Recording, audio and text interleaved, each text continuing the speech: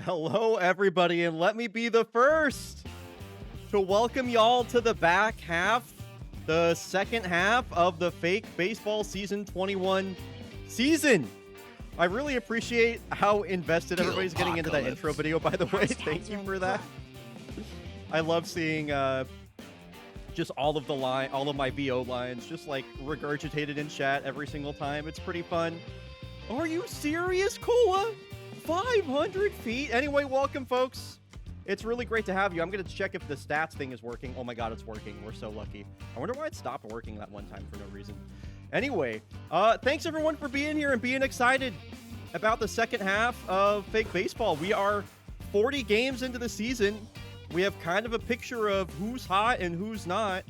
But still, with 40 games left to play, there are a ton of teams that are in the mix for the playoffs right now, so it is far from over. sweetpeebs will be joining us for the back half of the stream. That'll be a lot of fun. I think that's the first time a Fake Baseball player has ever also been in the booth, so if we end up seeing like a Blowfish game, I don't really know what's going to happen if Peebs appears on stream. Anyway, welcome in, everybody. Let's take a look at what the schedule is, what we got going on for the schedule today, and just kind of talk about the league at large. So let me hop on over to my monitor capture here. The Rebecca S. Peebers. In case you missed it, by the way, we did put out another episode of the Fake Baseball Fake podcast. This episode is really good. This episode is really, really good if you're wanting to get caught up on everything that happened in the first half of the season. Great video to check out. Anyway, the schedule. We are kicking things off with a huge matchup. The Dakar Yoff Mariners taking on Kyoto Baseball Club. If the Mariners lose, I hope Nerd Piggy will survive. We got the Santa Cruz Sawteeth coming to face the Kodiaks for the first time all year. They'll be playing the Yaks in a 2-game set in Cascadia Park. A couple of Chat's Choice games, one for Game 3 and then another one for the final game of the day. Of course, you can click on both these links at any time to check out the available games. Some pretty good matchups in both slates. No real complaints from me on a lot of these. Anyway, Game 5 is going to be Bryonato's game of the day. That'll be the first game that Peebs is joining us for. That'll be the Commies taking on the Heaters. Both teams really need a win. Voyagers taking on the Bombetos. We got a couple of Urban Atlantic versus Southern Heat matchups for you. Kodiak's headed to Melbourne to take on the Fighting Platypi. And then, of course, a ton of games available for this final Chat's Choice game of the day. So, anyway, I'm really excited. I hope y'all enjoyed the week off. I know I did. I needed that week off so bad. Chat, oh my god. I took the week off, but I literally just, worked the entire time. One of the things that I worked on is check out this Friday stream that we got planned. I am planning a little games list reveal stream. I've been saying that GDQ should do a games list reveal for a long time, and instead of waiting for people to listen to my ideas, I'm just doing it myself. So I'm not doing anything crazy. I'm just preparing a Google slideshow with some videos and everything like that. And I'm going to be showing off kind of a vertical slice of the games list and just talking about all of the games that I'm really excited about. So that'll be on Friday. Mark it.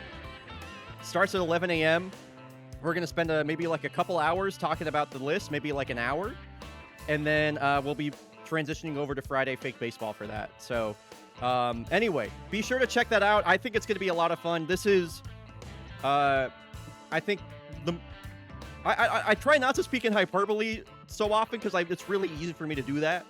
But I can't remember the last time I was this excited about a games list. And the last few games lists have been absolute fucking bangers. So anyway, Friday morning baseball? No, because we're talking about the games list first. So anyway, that's going to be a banger stream. I'm really looking forward to it.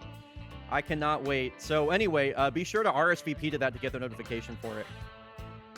Anyway, we're going to run 90 seconds of ads real quick before we get into this first game of the day. During those 90 seconds, I'm going to do a little deep dive on Ned Piggles Sr., by the way, since someone was asking about those. So I'm going to get this all prepped. Anyway, exclamation ad, skip to skip the ads, or consider subscribing for the ad-free viewing experience. Unsubbed people in chat, I see you. We'll be back in 90 seconds. Okay, so let's check out do a little deep dive on Ned Piggles Sr. This was one of the first players that was ever renamed in fake baseball, and of course, Nerd Piggy kind of has its fingerprints kind of all over a lot of players through fake baseball history. Ned Piggles. Ned Piggles, look at, an 18-season career. One of the all-time contact hitters, I would say, in fake baseball, especially like kind of early in their career. Season 4 was probably the best season of their career. Not a ton of career WAR, but always somebody that was around, that was on the platypi forever. It kind of bounced around a lot of teams toward the end of their career as well.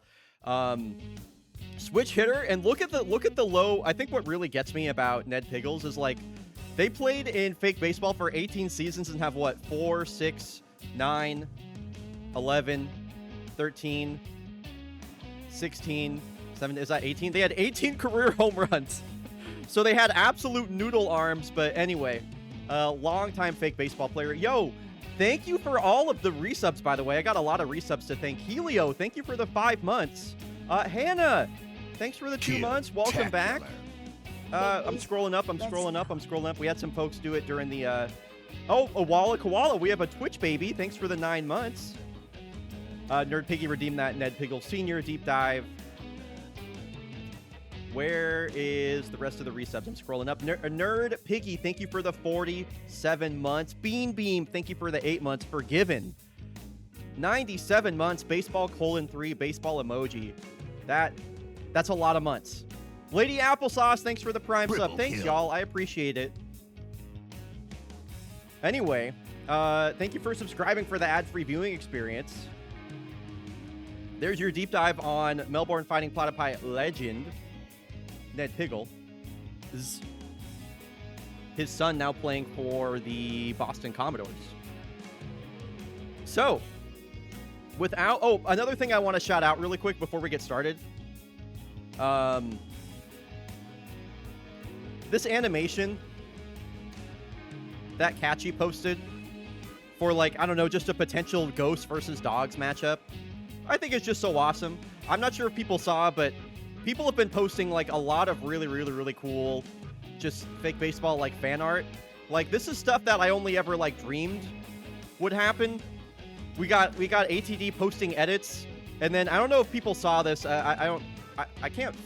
This fucking comic that Birdie created is just about and like it canonizing Jake Lake becoming Annie Scrambler. It's just, like, I used to daydream about this stuff. I used to, like, imagine. I used to just be like, boy, I wish people were, like, so obsessed with this that they would, like, make stuff like this like I am. And it's just so cool. So anyway, a lot of cool stuff happening over in the Discord. Fucking koalas dripped out. Dude, I have to get this hoodie. I don't know why I don't have this hoodie yet. It looks so fucking good. I have to get this hoodie. Join the Discord if you want to hang out with other cool fake baseballers.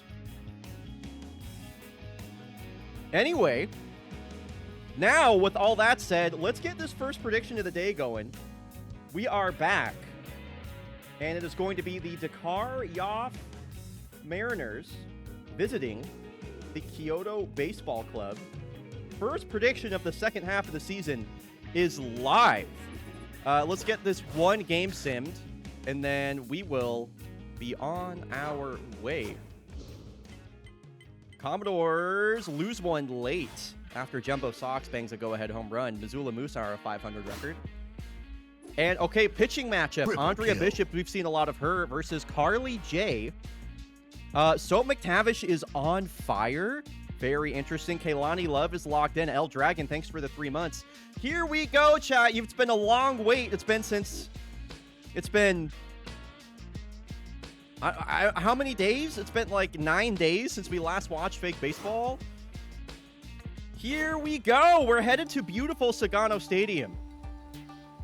If you're rooting for the Mariners, hashtag fish on. If you're rooting for Kyoto Baseball Club, you already know it's hashtag join the club. I want to hear from you in chat. Use the team hashtag to declare your allegiance. I'm really curious who's rooting for who. Dakar Yoff Mariners, one of the surprise teams. I would say the surprise team of this season so far, Commander Shepard, desperately needs to get her season on track, and that's been the craziest thing about these Mariners, is that they're performing this well with their 3 highest paid stars all underperforming Commander Shepard to swing at the first pitch. She will ground out. I'm really glad we've got to see so many games here in Sagano Stadium this season. Just one of the prettiest ballparks in baseball. Solomon Doinker is a bit of a longer at-bat than Commander Shepard's. A couple of switch hitters at the top of the lineup for these Mariners. I'm feeling jacked up today. I got a lot of energy for this right now. I'm feeling like I'm on my commentary game. Let's go. 2-2 count here to Doinkers. Fought off a couple of tough pitches. Breaks his bat. This one, a dribbler over to the first baseman, Dino Murphy. We'll be talking more about him, that's for sure. 2 outs, bases empty now for Soap McTavish. I'm juiced and on fire. It's true, I did just like chug a bunch of juice. It was more like a probiotic yogurt drink right before this, but you know.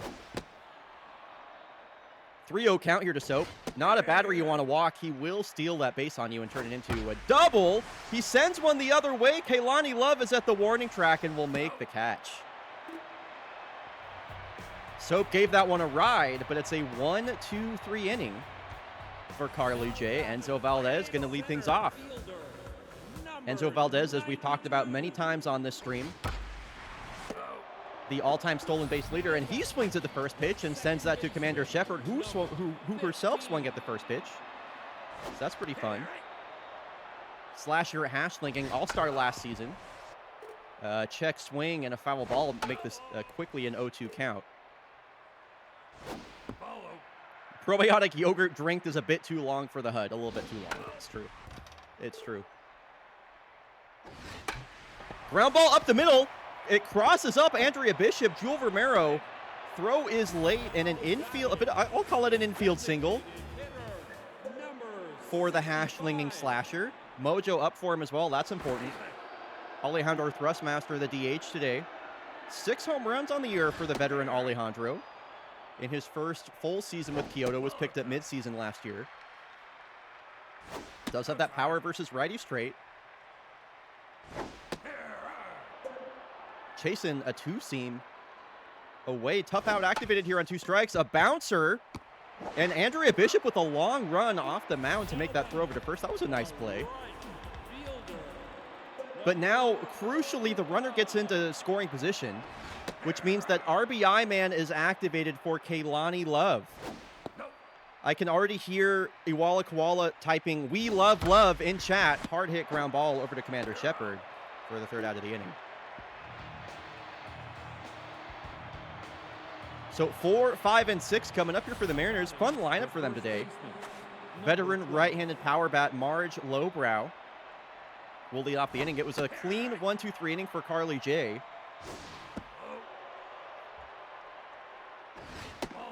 With a loud out from Soap McTavish to end the inning. And here's a 3-1 count to Marge. What's up, Birdie? I was just talking about you. How are you? Ground ball over to the shortstop, Patsy Traveler.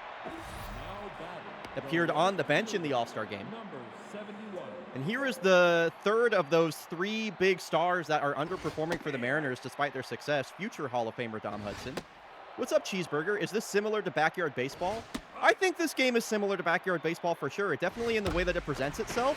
Here's a drive way out to the gap for Dom Hudson. He's got some speed as well. He'll get into second base. Valdez with the retrieval. Mojo down for him, by the way. It's got that cartoony appearance as well. But the game actually under the hood is a really, really deep baseball sim. But I always talk about this game as a game that was designed for people that grew up with the backyard baseball series. Anyway. Why were you talking about me? Because of the amazing webcomic that you made.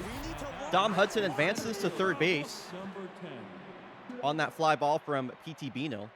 Motos. My man, thank you for the 5 gifted subs. Matt W, Duckies, Zeno. Oh, Zeno got one. That's really cool. Killjoy and the man from Acme. Congrats on your gift subs. Thanks for the 5 gift subs, Motos. I trained up to level 2. I appreciate that. Can Dom Hudson have a son named Perfection. Sub Hudson? Good afternoon, fake baseball fans. Oh, I get it. Dom and Sub. I get it. Whenever Dom Hudson retires, Sapphire, I would allow that. I would allow that. Fire Team, thank you for the tier 2 sub, the 68 months. Chaotic Good Jay, I see that 15 stream watch streak. Melavara, okay, much deserved. I was like, Birdie's unsub. Somebody give Birdie a sub. Melavara, thank you for that. Very well deserved. Anyway, Oscar Kubicek now an 0-2 count. As we're here in the bottom of the second inning. Woo, goes down looking. That kind of front door two-seam has been working for Andrea Bishop. She's stolen a couple of strikes with that. Now here's Dino Murphy, highest OPS on the team. Utility infielder, picked up mid-season in place of Tristan Benitez. And I'm singing this guy's praises right now, so he's going to strike out for sure. Or ground out to third base. I questioned the move at the time, cutting Tristan Benitez for Dino Murphy, but it's paid off so far as KBC finds himself in first place. Yo, 15 stream watch streak, Hannah. That is awesome. I think that's like every single fake baseball stream so far, is it not? So 8, 9, and 1 due up here for Carly J. Has she allowed a hit yet? No, she's allowed that double from Dom Hudson. I think that's the only hit in the ball game so far. 2-2 count here to Jewel. Hard hit. Slasher with a little leap and the grab. I'll call it a stolen hit on Jewel Romero. And now here is the catcher, Vidar Usted. Danish catcher for the Dakar Yoff Mariners. A flare out to center. And Valdez. Easy play for him. So Commander Shepard swung at the first pitch and grounded out to short her last time up. Mariners still believing in her in that leadoff spot despite her slump. She's a career 850 plus OPS hitter, so the thought is eventually she has to be better. 3-1 count here. She should get a pitch to hit.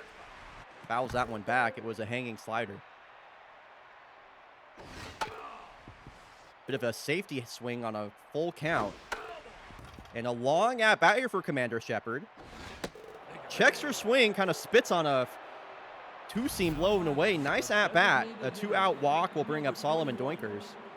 And while the Mariners lineup has a little bit of issues with the bottom half of the lineup, this top 4 or 5 is some of the best in baseball. So with 2 outs on the board, Mariners are not out of this one as Doinkers lifts this one out to left field. Oscar Kubicek is there for the play. We are all scoreless here in the bottom of the third. Only 2 hits between the two teams. As Patsy Traveler will lead off, like I mentioned earlier, appeared on the bench in the All-Star game. Had a red-hot start to the season. We saw him hit a pair of home runs in that game versus the Blowfish, which is highlighted on my YouTube. Should go check that game out. But has been in a pretty long slump since. And on a 0-2 count, he will fly out to the center fielder, Adeline Krause. Bottom of the lineup here for KBC. Goldie Legstrong, the backup catcher. Aylin Peters getting a day of rest.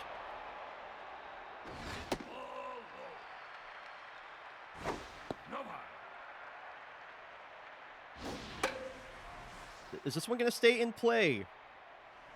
No, that will just barely graze off the foul line, or the foul fence there. As this is back-to-back pop-ups. This one easily playable for the shortstop Romero. You were expecting this game to be a slugfest. Interesting. I would say this game is playing out kind of as I've expected it so far. So Enzo Valdez, mojo down for him. He's had some brief, but he's had a good season overall, but I feel like whenever we're watching him on coverage, he's struggling to make things happen. He's had a little bit of success, but that's a ground out right there. So all tied up now, heading into the back half of this game. So McTavish going to lead off. He was just mojoed up on fire to start this game. Mojo down on the flyout back in the first inning. This is his second at-bat. A stat that Stats Guy Matthew shared in the Fake Baseball Fake podcast. Soap McTavish is batting over 400 in his last 12 games, so his season is definitely heating up. And he's got a full count here from the lefty Carly J. Here's the pitch. Big swing and fouled straight back. He just missed that. Gets jammed. Sends a ground ball over to Slasher Hashling for the first out. The $20 million star of the Mariners has been held quiet so far. One out now for Marge Lowbrow. who gives this ball a ride out to right center, and that one, whoa, is gone! The way that Kehlani Love was looking at it, I thought that was going to hang up, but no, it just kept carrying. I had that read as warning track fly out to me all the way. I mean, look at the way that Kehlani Love is setting up for this, and then it's just over the fence. It just never stopped going. The veteran Marge Lowbrow puts the Mariners in the lead. It is a 1-0 ball game. Number 71. Yeah, that was a long cast right there for the Fishers.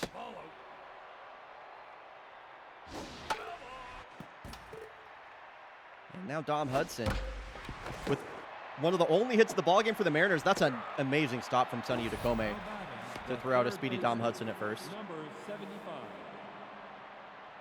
Yeah, really nice play over at the hot corner from Sonny Udakome. So now P.T. Bino, picked up midseason by these Mariners. Former Kodiak, by the way. Not a lot of power, great contact hitter. It gets under this one. Kubicek's been seeing a fair amount of action so far, and he will make the squeeze for out number 3. Mariners now with a 1-0 lead. Only one strikeout on the day for Andrea Bishop, but only one hit allowed as well to this guy right here, Slasher Hashlinging. I might have missed a stat from Stats Guy Matthew, or it might just be an unrelated ping. It is an unrelated ping. And Slasher with the only 2 hits on the day so far for KBC. So that's a leadoff hit now for Alejandro Thrustmaster. And like I mentioned earlier, does have that power versus righty straight. Quickly down 0-2, tough out activated.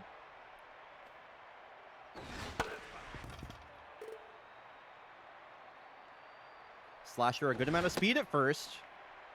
And Thrustmaster will get backed up here. Sends a line drive out to left. Dom Hudson makes the running catch. Nice play for the vet. They've been using Dom Hudson both at catcher and out in left field. I really like that, actually. So Kehlani Love, will this hang up? Wow, great play there from Madeline Prowse. Sliding stop for one of the unexpected stars of this Dakar team. Let's take another look at that one. That was a long run in for Adeline as well. Kind of a weak inside-out hit there for Kehlani and Adeline Prowse with a long run in and the slide. Full extension on the arm there. 91. I need water.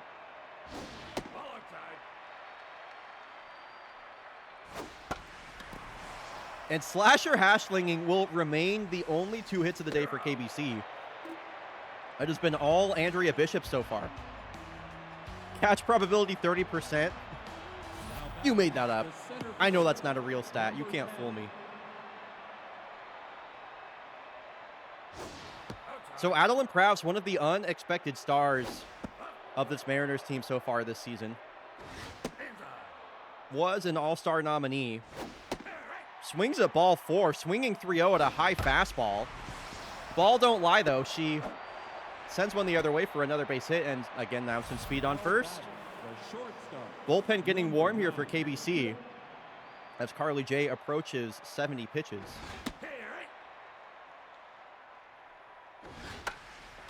This one popped up, and it will just barely leave the infield as Press retreats to first base. Now batting, the catcher, number 72. They're going to leave in Carly J to face the 9-hole batter, Vidar Usted, going left on left. Runner takes off, and that one is spoiled. I feel like this is probably the last batter they're going to let her face. I don't think they're going to let her go through third time through the order. Though with 2 outs and versus a scuffling Commander Shepard, just maybe, especially if she gets things started with a strikeout. What's the decision here? Nope, they are going to their bullpen. The right-hander Mitch Dawson is going to come in, is going to turn Commander Shepard around. She'll bat from the left side now. Commander Shepard, a couple of ground outs today. Or sorry, a ground out and a walk. Excuse me, did walk her last time up. And she might do it again. Here's the 3-0 from Mitch Dawson. Just clips the outside of the zone with that 3-0 changeup. And he's back in this count. Full count here to Commander Shepard. Did she swing the bat once? Now batting, That whole at bat? designated hitter, number 21. Another 2-out walk for Commander Shep will bring up Solomon Doinkers. And he's got a runner on second base now. Doinkers a line drive over to Murphy. Mariners will strand 2. That could be, that's one of those moments you're going to need to remember later in this game, especially if the Mariners are held to 1. That was a prime scoring opportunity right there, and there have been few of those so far this game. Andrea Bishop only at 50 pitches so far. She's been very efficient. This one down the third base line, but Beanel has a rocket arm, and wow, that is just late. Great play and good hustle from Oscar Kubicek. Let's take another look at that play. Beanel full extension, gets to her feet and fires, but Kubicek just a step ahead of that throw. That was a really, really nice play. And a good batter to reach ahead of Dino Murphy, batting .364. And Kubicek takes off. Here's the throw from Usted and guns him down. So that leadoff hit is quickly erased. And the runner at first base is just replaced as Dino Murphy will walk on a 3-1 count. More base runners here this inning for KBC ahead of Patsy Traveler. Pitch number 60 for Andrea. Not the first time we've seen her pitch deep into a game as Traveler goes down on strikes. Especially with her being locked in, I fully expect her to, you know, have a pretty good chance at finishing out the 6th inning. Diving stop here for Commander Shepard. Wow. Some really good defense on display from the Mariners so far this game. Kyoto's been blanked through 5 innings by Andrea Bishop, held to only 3 hits, and So McTavish is leading off. It's so infuriating to watch, isn't it, Motas? So frustrating to watch that as an outside viewer.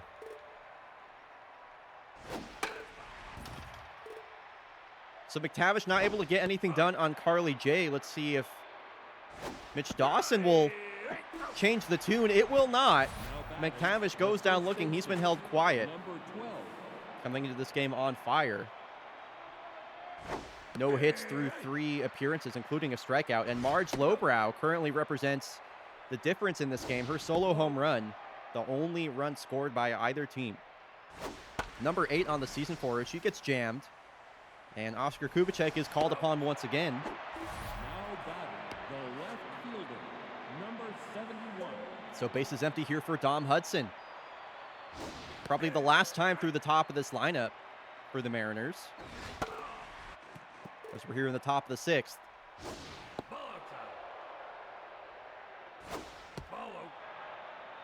Mitch Dawson going to that curveball a lot and swinging right through it is Dom Hudson. Time running out for KBC. They're going to try and set up the save opportunity here with the top of their lineup coming up here. They haven't had an answer for Andrea Bishop so far, but 3rd time through the lineup. That was a really nice play by Marge Lowbrow with Andrea Bishop covering first. Enzo Valdez, notably one of the fastest runners in the game, is thrown out at first.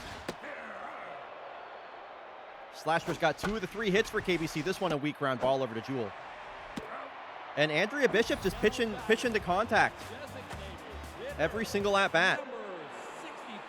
66 pitches. I mean, she's on pace for a fake baseball Maddox right now. As I say that, she walks Thrustmaster on 4 pitches, so maybe not, never mind.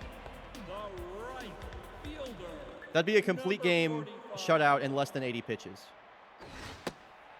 But now she's thrown 5 straight balls just as I started singing her praises, and Kaylani Love jumps over a get-me-over fastball down the middle of the plate. And KBC, kind of out of nowhere, has the tying run at second base. They're going to pinch run Wave Dash.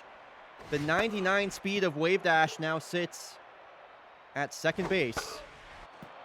And Utikome's down to his last strike. Wow, 3 pitches is all it takes to retire Sonny Utakome with runners on first and second. KBC might not get a better chance than that. The third baseman. It remains a 1-run ball game here in the 7th inning. An aggressive first pitch swing there from P.T. Beanel. This one is served out to the second baseman, Slasher. Out number 1. Now back, the center fielder, number 10. Loud chants from the Mariners fans in chat. Dudley Hoggins and Nebula Nova making their allegiance known. Ground ball over to Slasher. And that's a couple of quick outs. The shortstop, number 9. Not looking likely for the Mariners to turn up any insurance here as Jewel Romero will bat with the bases empty. This one's hard hit, backhanded by Patsy Traveler. Mojo down for Jewel. KBC, they need one swing of the bat to tie this game up. Left fielder, number 93. And this one is kind of popped back up the middle. Kubicek swings at the first pitch, and he's got his second hit of the ball game. Bishop not able to corral that one. I'm curious if they're going to leave in Andrea Bishop. They are going to leave her in a 1-run ball game. I thought Dino Murphy was about to jump on that first pitch fastball. That one is sent foul. Tying run sits at first base. The best hitter on the team right now at the plate. A big swing and a high fastball and fouled back. The 80th pitch of the game for Bishop. And the count evens. Dino Murphy, the 2-2, swung on and fouled. Oh my gosh, dude, I'm super tense right now. Dino is trying everything to put this ball in play. And this one splits the left side of the infield. Kubicek into second base. And Kyoto has something cooking right now. An excellent at-bat from the veteran Dino Murphy. It's going to give Patsy Traveler the opportunity to maybe even win the game for KBC, let alone tie it. A big hack at the first pitch as Barney Friedman comes into the game. A double play ball. Shepard, the underhand flip to Romero, who gets to first in time. Patsy Traveler injured himself on the run to first base. Kind of a triple whammy right there. Traveler pulls his hammy, and now the tying run sits on third base, but the last hope for KBC is the 9-hole batter, Goldie Legstrong. And she's down to her last strike. Mota says we can do it. Can we? No, we cannot. Kyoto is shut out in front of their home crowd. The Mariners come to town and pitch a combined shutout. They win on only 3 hits, a Marge Lowbrow home run, the only run of the ball game. Hashtag crying in the club is crazy. Great pitching matchup there. Andrea Bishop goes 6 strong innings, no runs allowed. Friedman with the save. That was a fun one. Yeah, good game. No, literally, that was a GG. That was a good game right there. I like that game. I almost picked KBC right there. I almost fucked that up royally. Yeah, great first game to kick off the second half of the season. And coming up after the break, we have the Santa Cruz Sawteeth coming to town to take on the Kodiaks.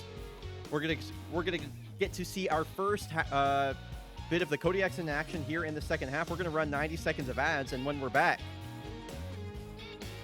Kodiaks coming on the stream. The baseball may be fake, but the anxiety for my team is real. So true. I know exactly what you mean.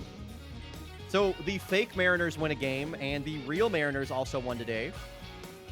They swept the St. Louis Cardinals in a 3-game series, so that was pretty cool. Toucans are still winning. We will be seeing the Toucans on Wednesday, by the way. Spoiler alert for Wednesday's broadcast. The schedule fucking rules. It's like maybe one of my favorite schedules that we put together so far. It's really good. Chat's Choice 1 has not been picked yet. So the Sawtooth coming to town, Jim Merriman was an all-star runner-up. He'll be on the mound versus Pascal Noir. Oh boy. Folks, it's a Pascal Noir start. It's a Pascal Noir start. And we never know what's going to happen with those.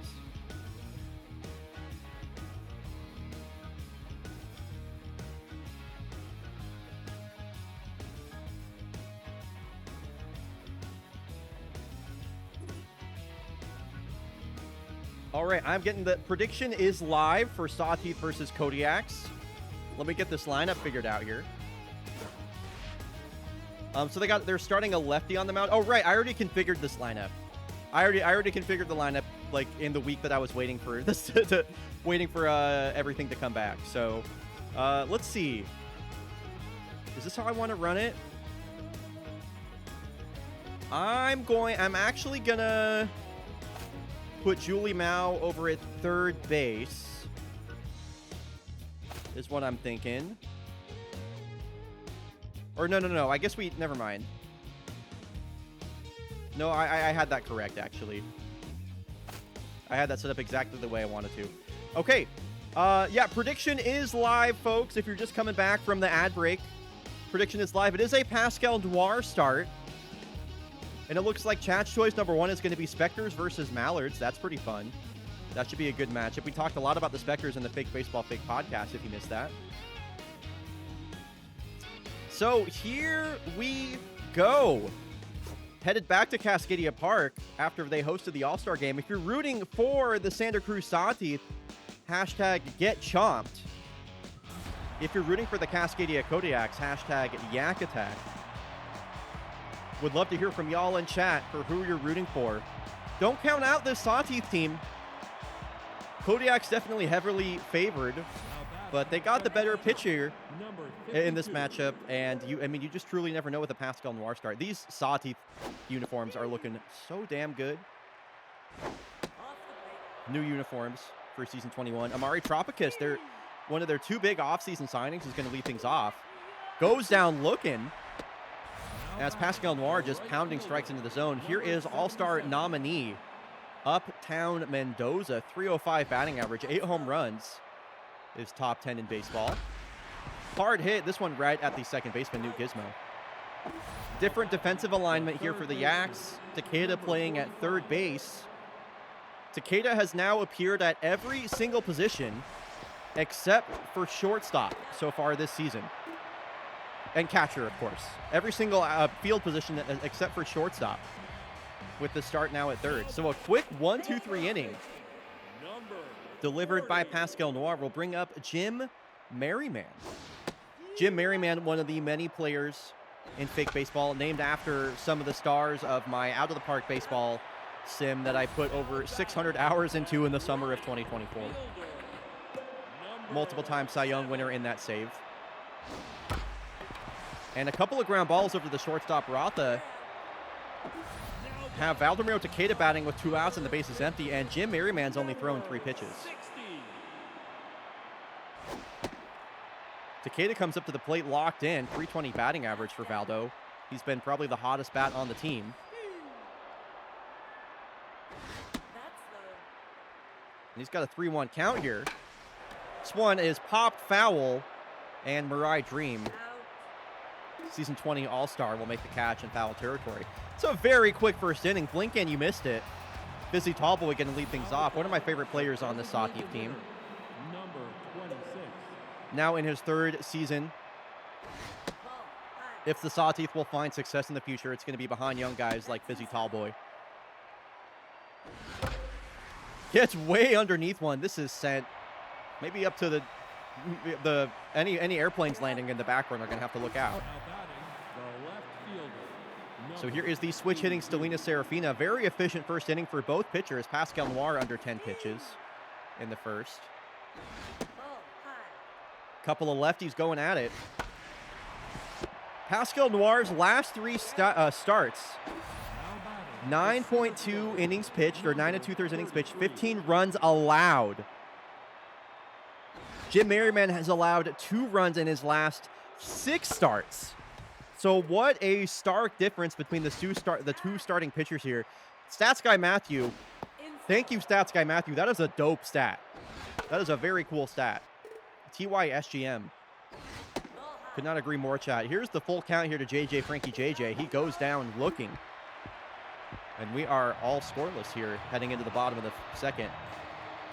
Far champ Zamboni moved up to the cleanup spot. Going left on left here versus Jim Merriman. Only 2 runs allowed in his last, was that 6 starts? That's just a crazy stat. And he dispatches Zamboni on 3 pitches.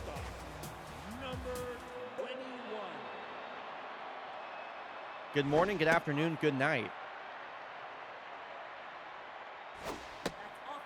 Looking like we could be in for another pitching duel here.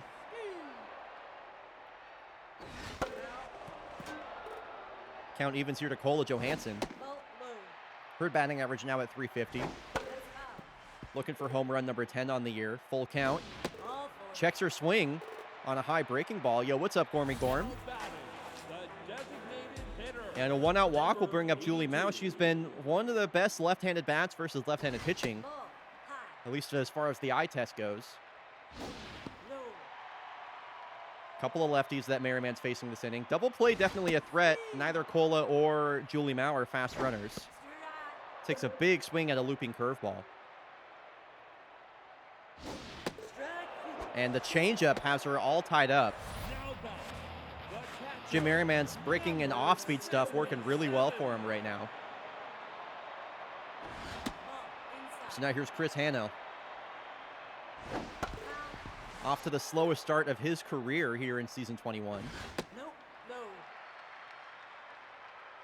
After the All-Star rosters was announced, the real Chris Hanel DM'd me and was like, snubbed, or something like that in all caps. And I was like, don't look up your stats for season 21. And he said, and the only response that he gave me was, oh no.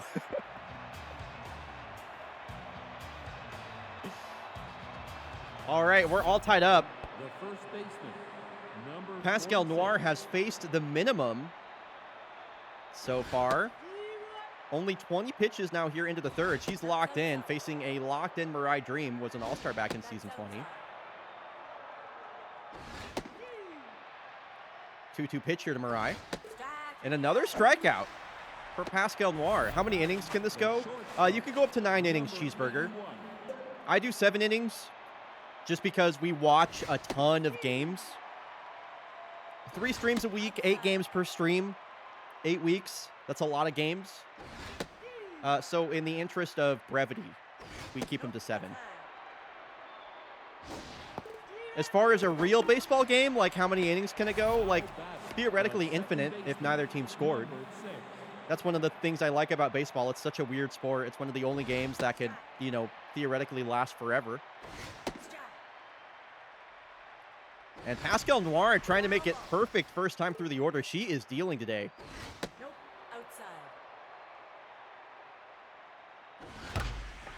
This one's driven out to left, but that will hook foul. Alabama swung on and missed. Pascal Noir has blanked the saw thief. There have been no hits in this game so far. Only a walk. 8, 9, and 1 coming up here for the Axe, and I expect Merriman to go right after these 8, 9, and 1 hitters. Newt Gizmo in the middle of a slump. She breaks her bat. For out number 1, Dave Blevins, veteran utility player. Only 1 hit so far this season. Thank you, Stats Guy Gormy. That's actually a pretty great stat. And like I expected, Merriman just going right after Gizmo and Dave Blevins. Mojo up for Jim. This is looking like a certified pitcher's duel right now, unless Lolo Dominguez has anything to say about that. Is there a chance for corked bats? Technically, no. You will sometimes. Here's the first hit of the ball game as Lola Dominguez, a drive all the way out to the wall. She's going to dig for 2, and she is in there safely. Good throw and tag from the Sawteeth, but Lola Dominguez with the 2-out double. And Katabura, a big swing at the first pitch. He was thinking 2-run home run over the Yak Attack bleachers. A couple of big swings from the big man. I'll get back to that question, Cheeseburger. Ball high. Nope, outside. Power versus power here. Jim Merriman versus Uday Katabura. A ground ball over to Kat Rotha. So, there are player development options you could do in this game, and one of them is called, like, bat corking or something. It's just kind of like a made-up thing to justify whatever stats you can adjust on your character. But what you will see sometimes, is players will be juiced. So that's like a callback to the steroid era of baseball, where like it's just a random chance and the player's stats will all be like hella buffed for that one specific game or something like that. So yeah, this game has kind of lots of, you know, little nods to various acts of cheating throughout fake baseball's history. It's a really cool game. I love Super Mega Baseball 3. This game rules. Neat. You're a neat, Cheeseburger. How about that? Number 45. So Pascal Noir trying to keep it perfect through 4 here. Rog Morgan, a first pitch swing right over to Takeda. That's an easy play for Valdo. We've seen 3.5 innings of play and only 1 hit. That being a Lola Dominguez 2-out double. Back-to-back pitchers duels here to kick off the second half of the year. Ball inside.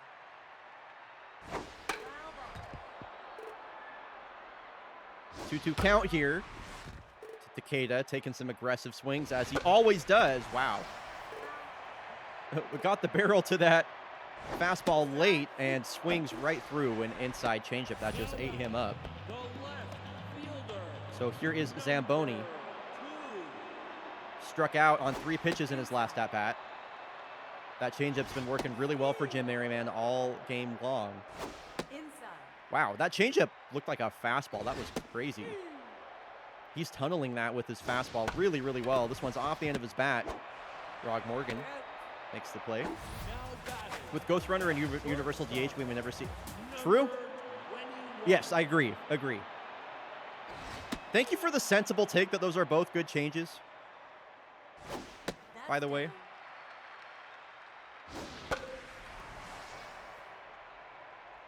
This one is popped way up, and that won't even leave the infield. We got both pitchers with no runs allowed, and Pascal Noir has struck out 6. She's officially got a perfect game going into the 5th inning. This wouldn't be the first time that Pascal Noir challenged for a perfect game. If anybody remembers, last season, she was 1 out away from a perfect game, got hit with a comebacker with 2 outs in the 6th inning, and was not able to finish the game. Perfect game bid is erased, as she'll issue a walk to Fizzy Tallboy. That's the first base runner of the day for the Santa Cruz Sawteeth. Nope, inside. Have we had a perfect game? There have been at least 5 perfect games that I have personally witnessed in fake baseball history. There have been a couple of them for the Kodiaks. Kira Chan, Grayson Church. Most recent perfect game was Satoshi Hanahata versus the Kodiaks.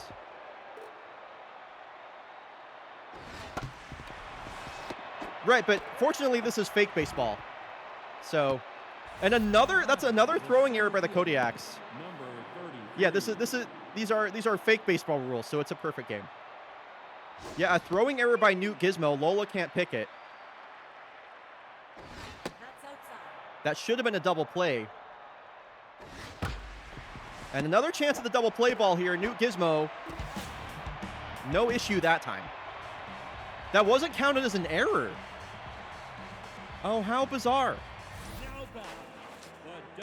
Okay. What's up, Makabudu? Inside. Good to see you again. Inside. Ball low. And Julie Mao's got a 3-0 count here. Nope. And that's feels like, maybe, is that only the second base runner of the day for the Kodiaks? I don't know if they've worked any other walks. Number Can't assume double play, so no error. Interesting. I guess that's just a kind of a nuanced rules thing. It feels like an error in my book.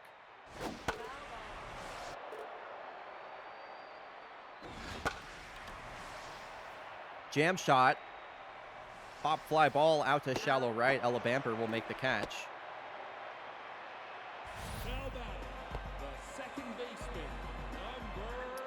So Newt Gizmo, her mojo is definitely thankful that that wasn't graded as an error. Looks at a first pitch fastball down the middle. This next strikeout would be Jim Merriman's 60th of the season. That's outside. Double play ball here. Kat Rotha, Ella Bamber over to first. Wow. And these two defenses and pitchers just keep going blow for blow. Only one hit through 5 innings. So bottom of the lineup now. Pascal Noir has faced the minimum through 5. Bottom of the lineup here. This one is scooped out to shallow right field, and Gizmo will make the catch. Now batting, the shortstop, number 81. And Pascal Noir now mojoed up to on fire. Off the plate. We see this time in like every so often from Pascal Noir, where she just shows up one day and decides that she remembers how to play baseball. As Kola Johansson, every good no-hitter needs at least one of those plays. Batting, number 13. And the Sawtooth are going to go to their bench here. They're going to pinch hit the veteran Claire South, who swings at the first pitch. Popped up. Foul. That's low. Sawtooth hunting for their first hit of the ball game. Strike. Woo! With Pascal Noir. Nobody's got an answer for her. Now batting, the And now Jim Merriman has to respond. He'll face number Goldsmith, 95. Dominguez, and Katabura this inning. Kodiak's going to their bench with one run, looking like it could be the winning run here. Antoine Goldsmith down to his last strike quickly. That's low. Got to put the ball in play on a pinch hit appearance, and he swings over the curveball. Dude, Jim Merriman's breaking stuff has looked unhittable. Doesn't matter if he's throwing the changeup. Doesn't matter if he's throwing the curveball. Doesn't matter if he's throwing the slider. He has been so good all game. Dominguez goes the other way for an Oppo Taco go-ahead blast. Lola Dominguez has done it once again. And once again, that's a career-high 11 home runs for Lola. She is so good at hitting it the other way. And that could be the winning run for the Kodiaks. That was all the way up to the upper deck. Her previous career high before this season was 8 home runs. That was number 11.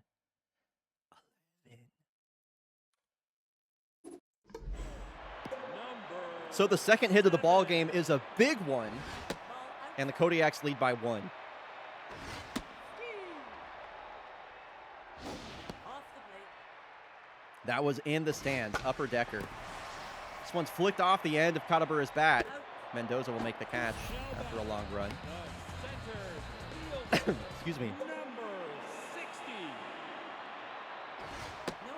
Low. That's down. Great clip title, Nerd Piggy. Take your base. And I'm wondering if Merriman has lost his touch a bit here. Fielder, now pitching, number He issues a 34. 2-out walk to the speedy Valdemiro Takeda, and he will take off. The closer, Yosef Papa, going to come in now to face the left-handed bat of far champ Zamboni. A ground out and a strikeout for Zambo. That's low. Takeda takes off. The throw is in the dirt, and another stolen base for Valdemiro Takeda. Forget what number that is for him on the season, but he's got a pretty good crop of it. Swinging through the slider there is Zamboni. And Pascal Noir Now batting, the catcher. has a chance for both a no-hitter and the first I've ever seen a fake baseball Maddox Nope. Outside. if she can keep this under 10 pitches. Ball. I don't think that's going to happen.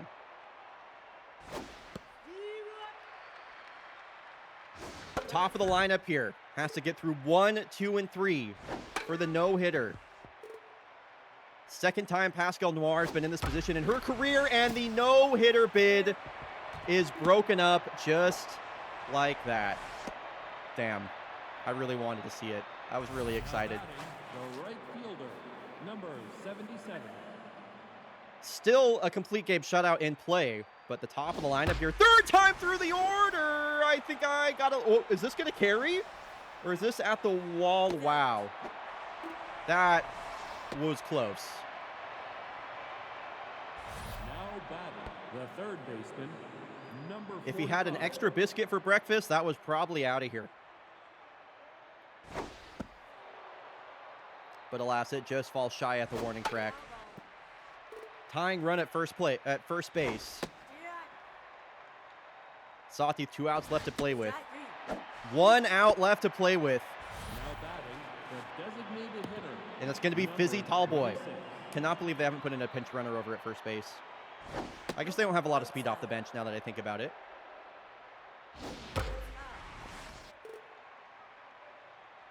ATD, I don't know if you could have butchered his name any further than that. Fuzzy and then space between Tallboy.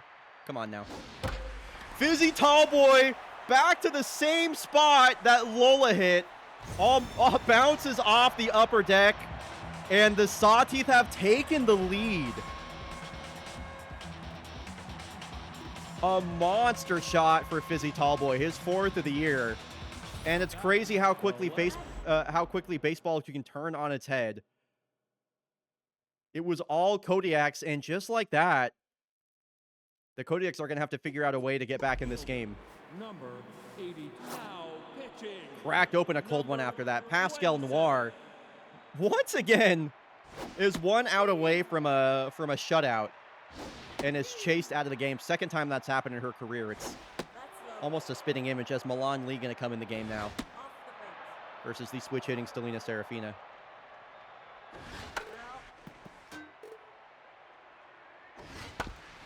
Ground ball up the middle. Milan Lee can't get his glove to it. Come on, man. Now batting, the center fielder. Come on, man. number 33. Field your position. Milan Lee, the newest addition to this Kodiaks roster. It's a ground ball over to Goldsmith in at third base now.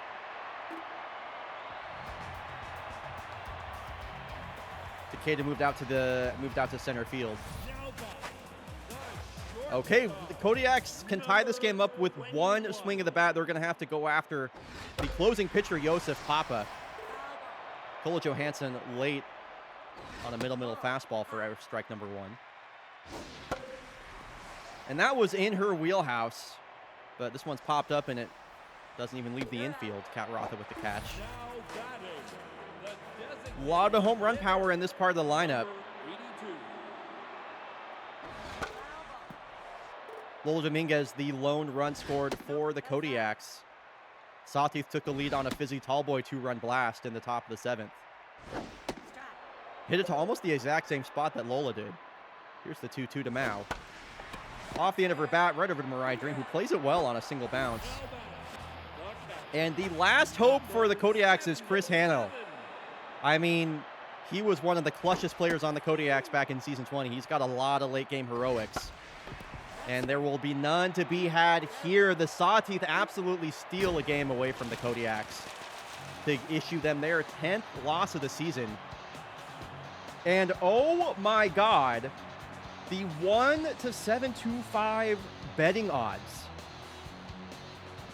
The 4 people that voted for the Sawteeth are about to get paid out. Yeah, that is, yeah, you won. Yeah, you won. Bet 4K 129, the rich get richer. Wow, couple of great pitching matchups so far to kick off this game. What? That's what I'm saying, Flying Marlin. That's what I'm saying. You literally don't tax me? That is true. All right, let's take a look at, okay, no development so far. Okay, coming up after the break, we have the first Chat's Choice game of the day. We are headed to the Haunting Grounds as this is like nuclear bomb versus coughing baby type matchup. Corey Greenman is going to be taking on Holden Harrison. Boy, that's coming up after the break. We'll be back in 90 seconds.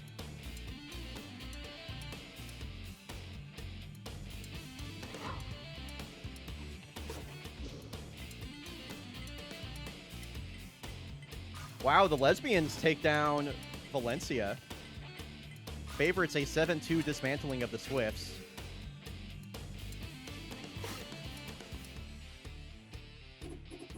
Yeah, Holden. Yeah, we got one of the greatest pitchers of all time versus the 7.58 ERA of a tense Holden Harrison.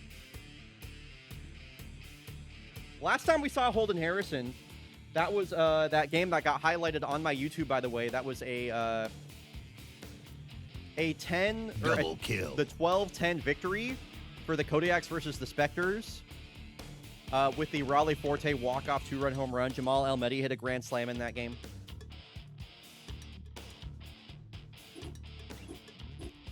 Anyway, we're going to do a bit of a different prediction for this one. We've actually done this before, but will Jamal Almedi hit a home run? We're playing in the Haunting Grounds. It's the smallest ballpark in baseball.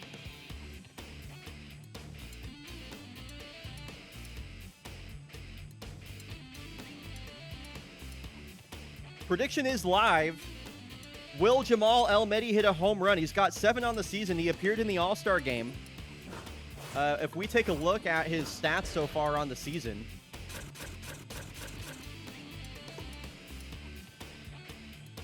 he's playing some of the best baseball he's played since he was on the Kodiaks. He's almost got a 1.1 OPS, 20 walks to his 20 strikeouts.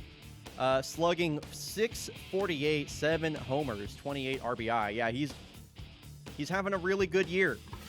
Having one of the best years of his career. Currently one of the MVP frontrunners, which I know that JJ's pretty excited about. Chaotica J, thanks for the Prime sub, dude. Appreciate the 2 months. Welcome back. Welcome back. Okay, prediction is live if you're just coming back from the break. Will Jamal Almedi hit a home run? Spectres, the home team, taking on the Dublin Mallards. A lot to be said about this Dublin Mallards team. They currently sit at 18-23, which is 8 games out of the lead. Not what I expected from the Mallards with all the changes they made. It's not really due to their offense, though. They have so much power on this lineup, y'all. Just kind of looking at the top, like, Can You Feel Me leads all of baseball with 14 home runs. Babu Salah, 921 OPS. Shinji Yuden, 0-1. Zaria Hale. They got a lot of power, a lot of home run hitting power. So I'm really curious how this is going to go. Mallard's definitely favored in the pitching matchup, but the Spectres lineup is just sluggers all the way up and down. A couple of MVP frontrunners on that team between Ferry Nuffers and Jamal Almedi. So Holden Harrison gets the start. Kodiaks tagged Holden Harrison for 7 runs. Who is Cedar Waxwing? A rookie. A rookie. Babu Salah going to lead things off. Former Kodiak, former Honolulu Yellowfin. Now a part of this new look Dublin Mallard squad. Prediction still live, by the way. I put 5 minutes on that Jamal Almedi prediction.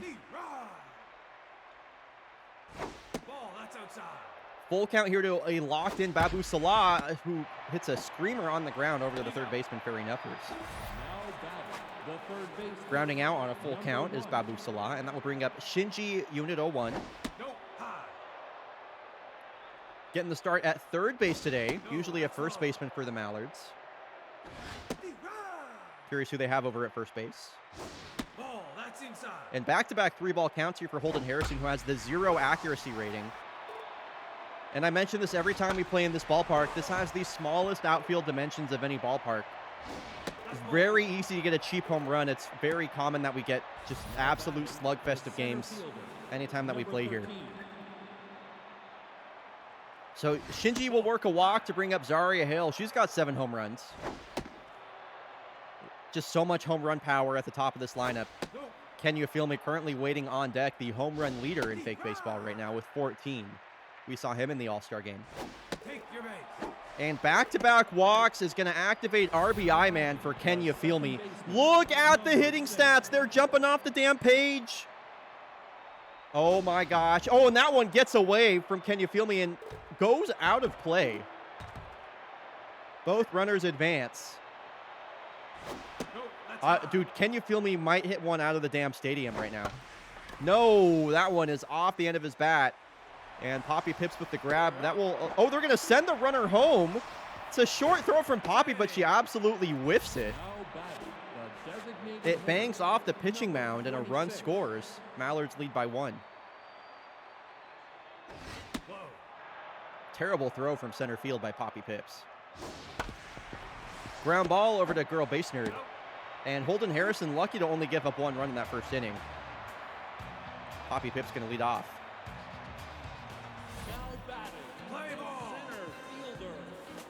Two really excellent offenses here.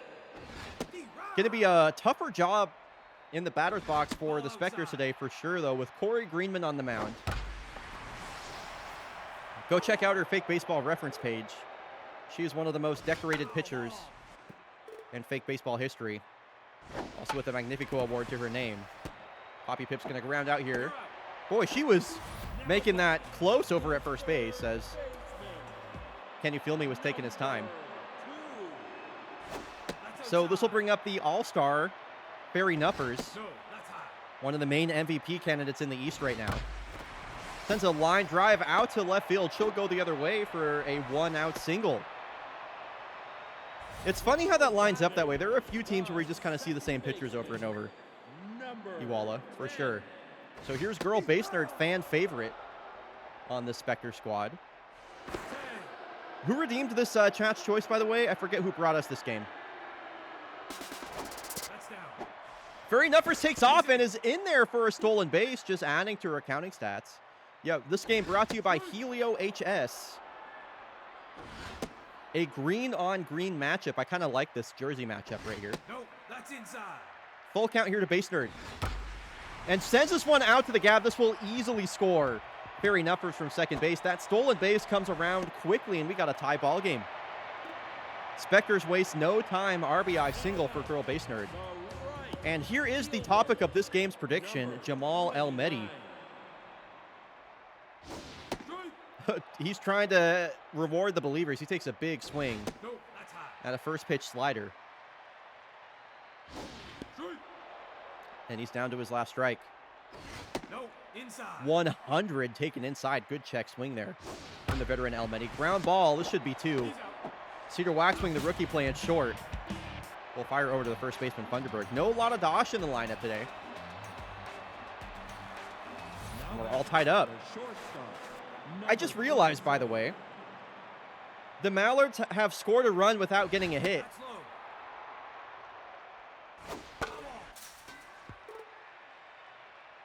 It was the walk, and then... Oh, this one is going to bang off the right field wall. Whoa, okay, it kind of drops over Jamal's head. And a stand-up double from the rookie Cedar Waxwing. What's up, Sorbet? Good to see you. Yeah, the rare hitless run. That's pretty funny. And a couple of hits to lead off this inning. Poppy Pips. That was another weak throw back in, but Cedar Waxwing going to hold up over there at third base. Runners on the corners, nobody out.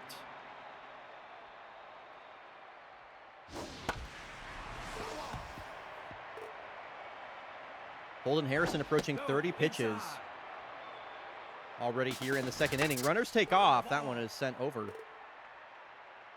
the Mallards dugout. What's up, Sproutella? Good to see you. First out of the inning is a Furby Funderburg strikeout. Babu Salah waiting on deck. Here's the 9-hole batter, former Kodiak, Roberto Plaza. Batting 148 coming into this appearance. He has had a really, really, really rough season. Debonair Chastain might have a play on this in foul territory. Whoa! Debonair Chastain, they're going to send the runner home. That's a wild sacrifice fly. That is one of the coolest plays that I've seen all season long. This one way out to foul territory. Debonair Chastain with the diving catch. maybe like a questionable catch there because it does allow a run to score on the Double sacrifice kill. fly. Bryo, Really cool, I heads love up base fake running by the baseball. Mallards. Fun to watch the ghosts too. Thanks at Helio_HS. Yo, Catchy, thank you for the 2 months. Appreciate the Prime sub. Outside. Fun to watch the Ghost too. Thanks, Helio HS. So I'll give you all a preview for the schedule for Wednesday. The Spectres will be hosting the New York Favorites in the Haunting Grounds in Seoul. And I'm expecting that game to be like a slugfest of all slugfests. That like spoiler alert, that's Bryonato's game of the day for Wednesday's broadcast. I'm really excited for that one. Don't miss it. Now batting, the designated hitter, number 34. Wild, thank you for clipping that. Always be clipping, y'all. Always be clipping. So Monster Launcher is going to lead things off. He's, wow, waves at a high fastball, a 3-pitch strikeout. Dealt by Corey Greenman. A lot of Ducks fans in chat. Oh yeah, I guess, can we get a roll call right now? We didn't actually do this at the start of the game. 2 fan favorite teams, who are we rooting for? If you're rooting for the Dublin Mallards, hashtag quack. If you're rooting for the Seoul Spectres, hashtag go Ghosts. Sound off in chat right now. I'm so curious who's rooting for who. I know tons of people love both these teams. Pretty even split so far. I know we got more than 6 people watching. Now batting, the third baseman, number 1. Here come the Ghost fans. Pretty cool. That's inside. Pretty cool. Ball inside. So Mallards lead by 1 after that sacrifice fly. Corey Greenman pitches a scoreless inning. The center fielder, number And Shinji is 38. going to lead off this frame with a lead-off single. Would be shocked to see the Mallards attempt any stolen bases today. Munko Griff has that 99 arm rating behind the plate. I don't know who I'm rooting for. Well, you voted for the Spectres, so maybe them. Ball that's low. Or you voted for Jim. Oh, never wait. Never mind. We did a different prediction. You voted for Jamal not to hit a home run. Now batting, So maybe the Mallards? second baseman, number 6. Now pitching. And Holden Harrison coming out of the game early. Seoul Spectres going right to their bullpen. Bijan Golzar going to come in to face Can You Feel Me? Ball. Can You Feel Me? Very familiar with the Seoul Spectres team. And is this home run number 15? This has carry. This is gone. A league-leading number 15 on the season for Can You Feel Me? He puts the Mallards up big. It is a 4-1 ball game. Now batting, the designated hitter, number 26. I really needed that. Thanks, Ken. He's just Ken. That's low.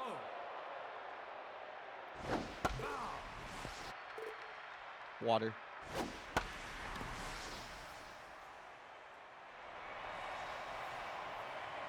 He's out. Now batting, the short. The ticket was free. It came with a box of Cracker Jacks. Wow. Peter Waxwing, a double off the right field wall her last time up. And Girl Base Nerd gonna prevent a 2-hit ball game for Cedar.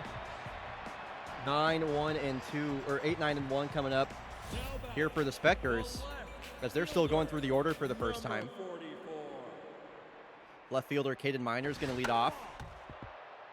And with a 3-run lead and Corey Greenman on the mound, I'm feeling pretty good if I'm a Mallards fan right now. She mojo's up after a 3-pitch strikeout to Caden Miners. Marigold Kelly is juiced, but her ratings still suck.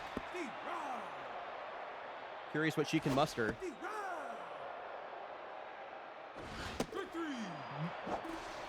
A couple of 3-pitch strikeouts, and Corey Greenman is on immaculate inning watch. Can't remember the last time I ever saw an immaculate inning in fake baseball. Come on, give her the immaculate inning. Give her the immaculate inning. Strike her out. Oh, no! Come on! That's a strike! That's a strike, Blue. Oh, man. Wow, she strikes out the side, but I don't know, man. I don't know, man. Just give her the strike on that pitch. That's all I'm saying. Dude, I think that's a strike. I think that's a damn strike. Yeah, I'm tapping the helmet as well. Bruh.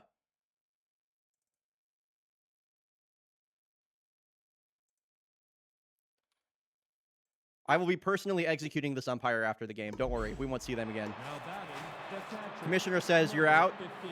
so we're going to take him out back. Old Yeller style.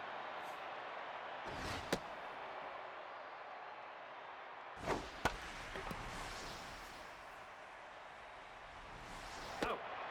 Now Maybe batting, SMB5 the will have third baseman, ABS. Number Maybe. 59. No, not the ump. Hey, chat, get a load of this guy. He likes umps.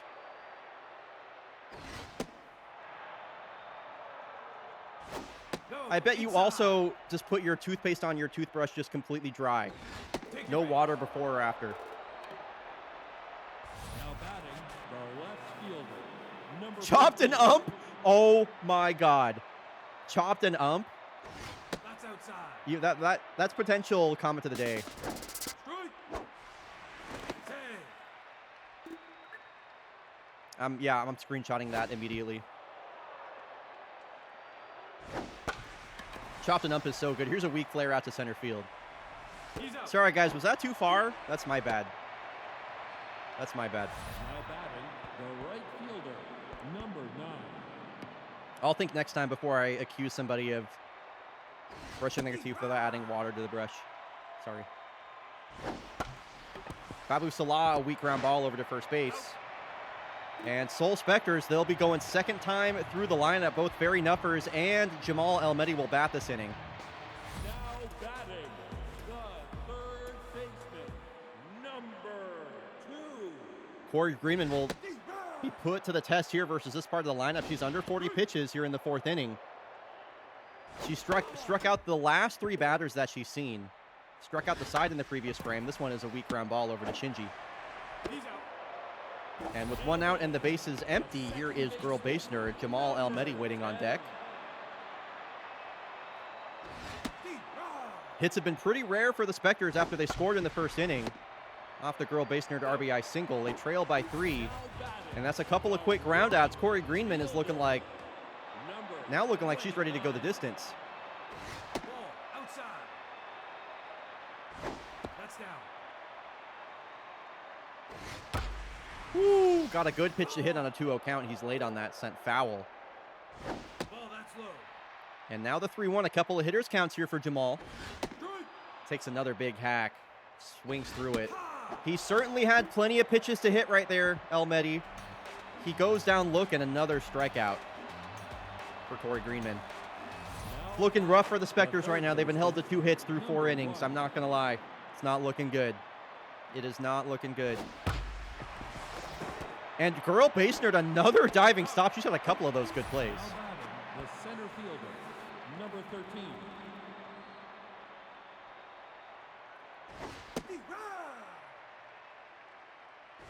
Go high. Ball By the way, that's folks, in case you missed it at the beginning of the stream, low. Ball that's the inside. one and only Sweet Peebs will be joining the broadcast after, not the end of this game, Ball 4. but after the next Kodiak's game. Now batting, the So pretty second exciting baseman, stuff. Number 6. Now Whoa, and Kenya Feel Me is on fire. So here comes Gertie Banks. We actually saw her appear in the All-Star game. A 1.75 ERA is among the best in baseball this season for either league. And Ken pops this one up, and it goes out of play.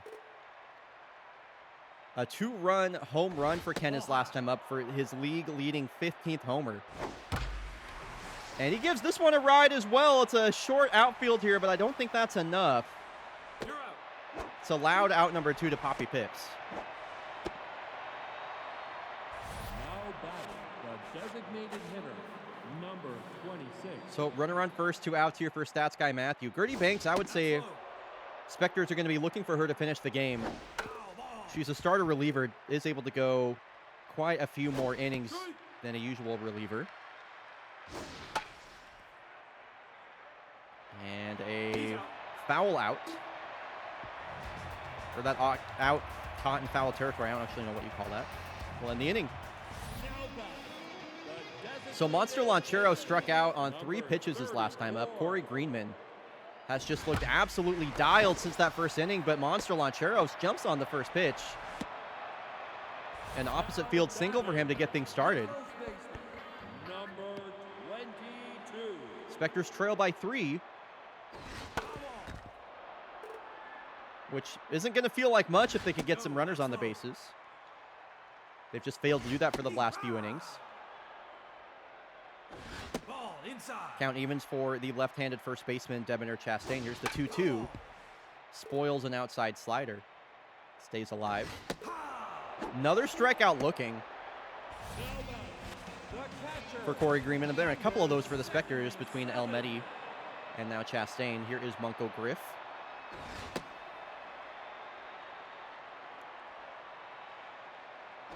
Ball high.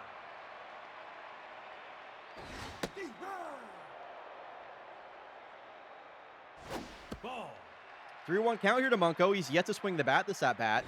Ball 4. And he'll walk, and the tying run is coming to the plate. Caden Miners struck out on 3 pitches his last time up, and they're going to pinch hit Archer Freehold. They absolutely love this old geezer, this Soul Specters ball club. They're always putting this guy in the lineup. Ball, that's outside. Yeah, pitch count over 60 now for Corey. And Archer Freehold on a pinch hit will get a base hit and load the bases for a juiced Marigold Kelly. And a back-to-back pinch hits here. Specters going to their bench twice. Bases are loaded. Outside. Adriano De Matteo, no home runs yet this season. And this one's poked up the middle past the dive of Cedar Waxwing. Zaria Hale, the throw home is late. Munko Griff scores. It's a 1-run ball game. And as quickly as they lost the lead, the Specters are back in this one. It's a 1-run ball game. Corey Greenman is approaching 70 pitches. Ball, that's low. Top of the lineup is up. There's still only 1 out. Runner in scoring position. Couple of weak ground balls have brought the Specters back in this game with Ferry Nuffers waiting on deck.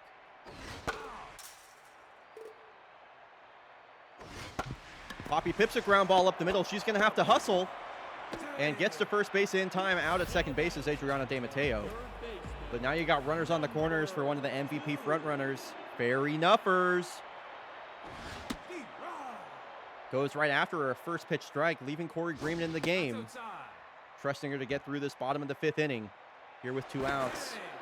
And yeah, Poppy Pips definitely a stolen base threat over at first base. And they're going to catch her stealing. Trying to take the double play out of the equation. Instead, they will leave. They take the... I can't believe you would take the bat out of your MVP frontrunner's hands in that situation. The shortstop, number 27, now in the game, number 88. Yeah, and I agreed, Matthew. Like, run home as well.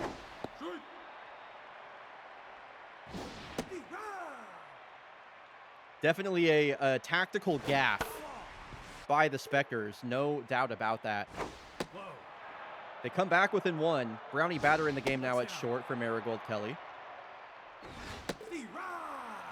Cedar Waxman goes down looking. That's 3 straight strikeouts looking for either team. Number 15.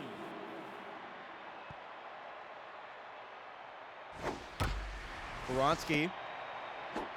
Ground ball over to girl base nerd. She's been staying busy over at second. Number 59. And it's a very quick 2 outs here for Gertie Banks. No, that's high.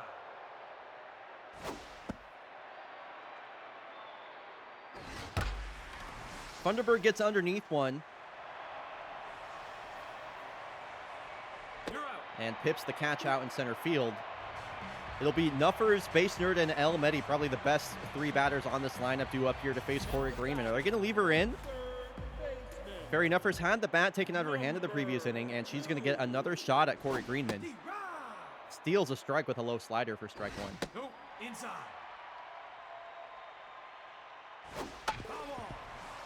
She's quickly down to her last strike here on that foul ball.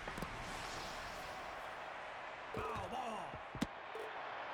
One swing of the bat is all the Spectres need to tie this one up, and home runs come easy here in the Haunting Grounds. That's low. Full count here to Fairy Nuffers with Girl Base Nerd on deck. Take your base. So Girl Base Nerd will come to the plate. The second baseman. That was weird. I had a weird audio issue just now. I don't know if anyone else heard that or if that was just me. And Fairy Nuffers is going to take off, and she is thrown out! Back-to-back runners caught stealing for the Spectres. Are y'all serious? Outside. Wow. Multiple outs just given up on the base paths here for the Spectres. Ball outside. That's ball 4. And a walk once again will bring up Jamal El-Mehdi. He mojoed down his last time up when he went down looking Now pitching, on the strikeout. number Baitsu 16. going to come in the game. 6.59 ERA, a 4-pitch mix, but unusual for a reliever. D-Rod.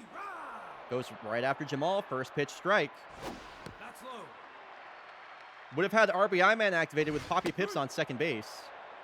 And he's once again quickly down to his last strike.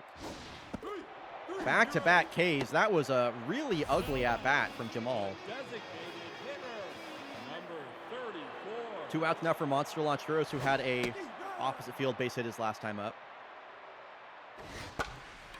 Foul ball. And he's quickly down to his last strike. Baitsu was locked in. Wow. The Spectres have just decided to stop playing, I guess. I mean, caught stealing in 2 of the ugliest strikeouts we've seen all game. As Roberto Plaza ambushes the first pitch. This one all the way out to the wall. Digging for 2, Poppy Pips.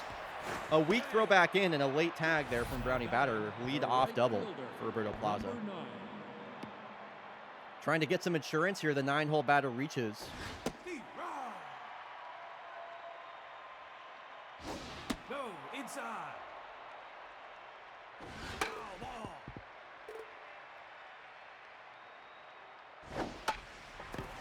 A jam shot out to short. Salah trying to leg that one out, but even though he's rattled, Brownie Batter makes the play. An insurance run, a crucial insurance run here for the Mallards on third base. Infield playing in. That's high. Nope, that's inside. Zaria Hale would bat next. And Shinji might not even get a pitch to hit. He swings 3-0 at ball 4. Take your base. No harm, no foul. He's walked on the next pitch. The center fielder, number Zaria 13. Hale's got a pair of walks today. And Jimmy Harada going to come in and locked in as well. He's going to be really buffed by the pressure rating. As Hale sends a line drive out to right field, caught by Jamal. He's not going to challenge the throw home. Run will score from third base. Now batting, Sacrifice the second fly baseman, for number Zaria Hale. 7. Mallards are up 2. High. Glad the Spectres have made this interesting, but the Mallards with a chance to put the Spectres to bed right here. Inside. Ken already with a home run this game.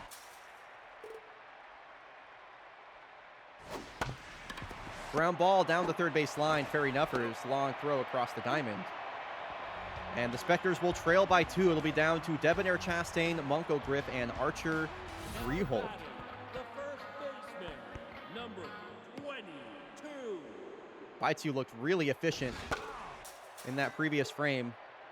Mojo definitely going to help. Ball, Trailing that's by 2 and inside. 2 caught stealing makes you think. That's what I'm saying. That's outside. That is what I am saying. Foul ball. Chastain goes down looking, another strikeout looking for these Spectres. The catcher, Their last 3 outs have all been strikeouts between Lancheros, El-Mehdi, and now Chastain. Ball, that's up. Uncle Griff, a weak ground ball over to the shortstop Waxwing, and now batting, Archer Freehold is the last hope for the Spectres. They need a bloop and a blast. 70. Stay alive in this game. Baitsu came into this game with a 6.59 ERA That's inside. and has looked amazing in this relief appearance. And Archer Freehold The old man is going to give the Spectres a chance. Oh, man, it's a rattled brownie batter. What a moment this would be if he finds his first home run of the season. Ball, that's outside. Rattled, batting under 200. No home runs, only 6 RBI. That's low. And he's got a 3-0 count. A walk would bring up Poppy Pips, and Poppy Pips will get a chance here. Yeah, nobody to pinch hit. They've used like the majority of their bench. So the tying run on first base, the winning run at the plate. Poppy Pips sends it out to center. Oh my God!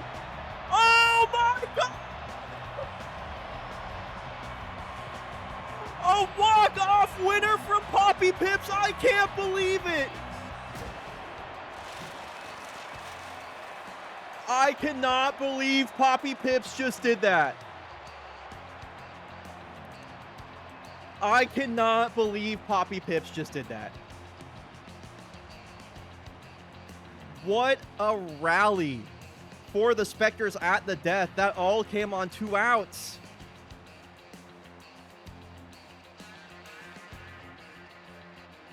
We talked about the Sawteeth stealing a win. The Spectres committed highway robbery on the Mallards. A 3-run bottom of the 7th. Poppy Pips with the walk-off winner. Jamal Elmedi did not hit a home run. It was Poppy Pips. Yo, what's up, TBCR? Dude, that was crazy. That's one of my favorite moments of the season right there.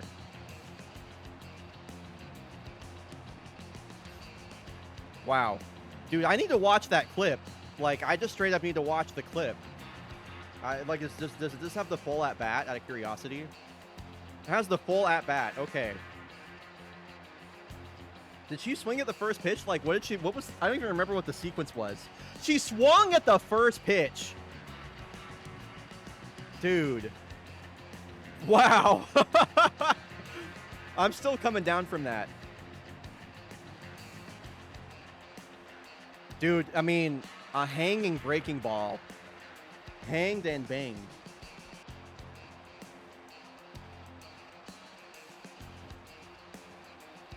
Dude, that was fucking awesome. What a finish.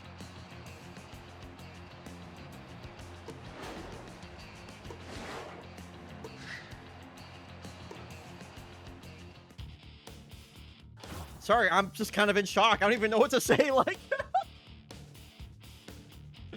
The dugout popping the fuck off, dude. That was crazy. I still can't believe the Spectres won that game. The Spectres won a game in which Holden Harrison squared off against Corey fucking Greenman. Wow. One of the moments of the season for sure. That's gonna end up in like this is gonna be a banger matchup. That's gonna end up in like the season trailer for season 22. Type shit. All right, folks. When we come back from the break, Sawteeth coming. Or we're going back to Cascadia Park. The Sawteeth have won the first game of this set. We'll be watching the second one coming up. Oh, it's all good. All good, Deep Blue Cat. We'll be back in 90 seconds. Let's get these games simmed up. Come on, Palermo. Man, they lose one to the Springboks. I don't like that. Voyagers 2-0 over the Knights. Late surge for the Grays. And they yoink one from the Reapers. Reapers are now a 500 ball club. Big win for the Jags. Love that. Heaters really need a win. Big win for the Moose, who have a 22-21 record now. Mallard's back in the win column, and KBC wins the second game of that set versus the Mariners.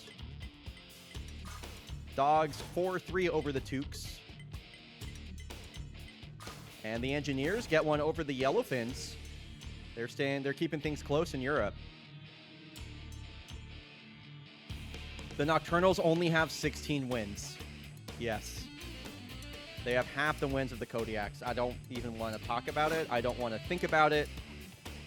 I'm going to close my ears. La, la, la, la, la, la, la.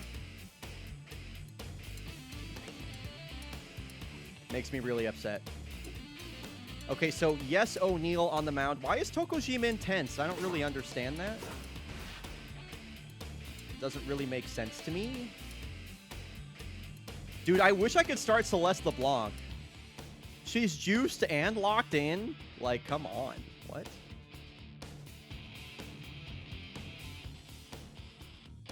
I don't really know how much stamina she would have, but it could be fun. It could be interesting. Like, Tokojimin is tense. I'm going to do it. I'm actually going to do that. I don't gaff. Sorry that I say gaff now. I kind of hate that. I'm, like, late to the party with that, too.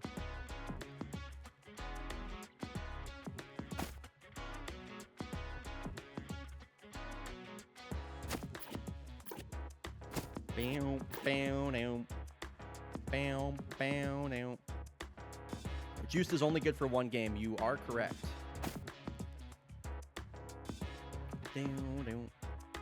Down, down, down.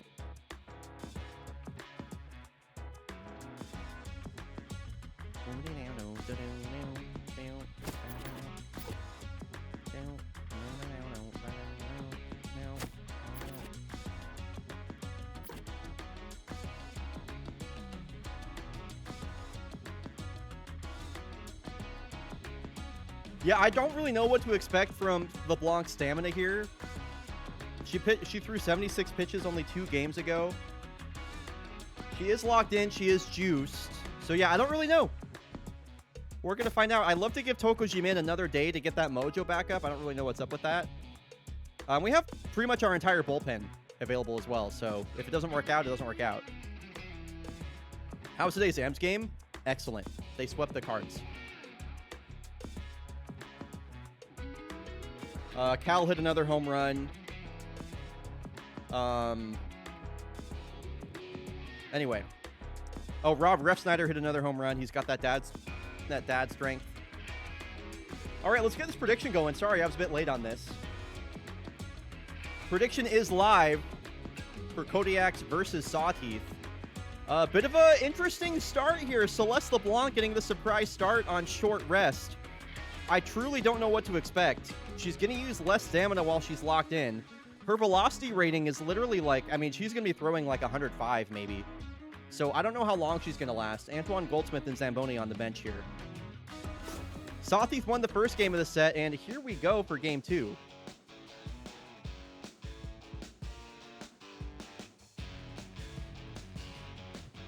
Going to make things interesting here with LeBlanc on the mound. It's not often I don't know what's going to happen in fake baseball. Looking like a pretty similar lineup here for the Sawteeth. Amari Tropic is in that leadoff spot again. Number 52. Sawteeth had a late 7th inning comeback to beat the Kodiaks 2-1 in game 1. 1-0-3 from LeBlanc first pitch. 84-mile-an-hour curveball. That's high. 90-mile-an-hour changeup.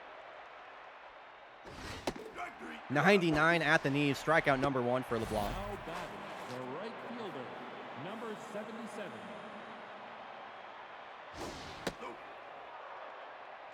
Not really sure how this messes up like my rotation as well. So Jimin will start next game, Now batting, and then the Buffalo center Boone fielder, will start, number and then 82. Pascal Noir will start, and then it'll be LeBlanc again. Okay. 103. 102. Oh my God. I can't believe he didn't swing at that 90-mile-an-hour changeup. My God. This is awesome. I'm so glad I did this. LeBlanc is just pumping straight gas, like 103, 102, 103, 103. I don't know what you're supposed to do. I don't know how you're supposed to hit that. So here is the veteran right-hander, Yes O'Neal. 4-seam, 2-seam, and a changeup. Not a lot of movement on her pitches. They pretty much all go in a straight line.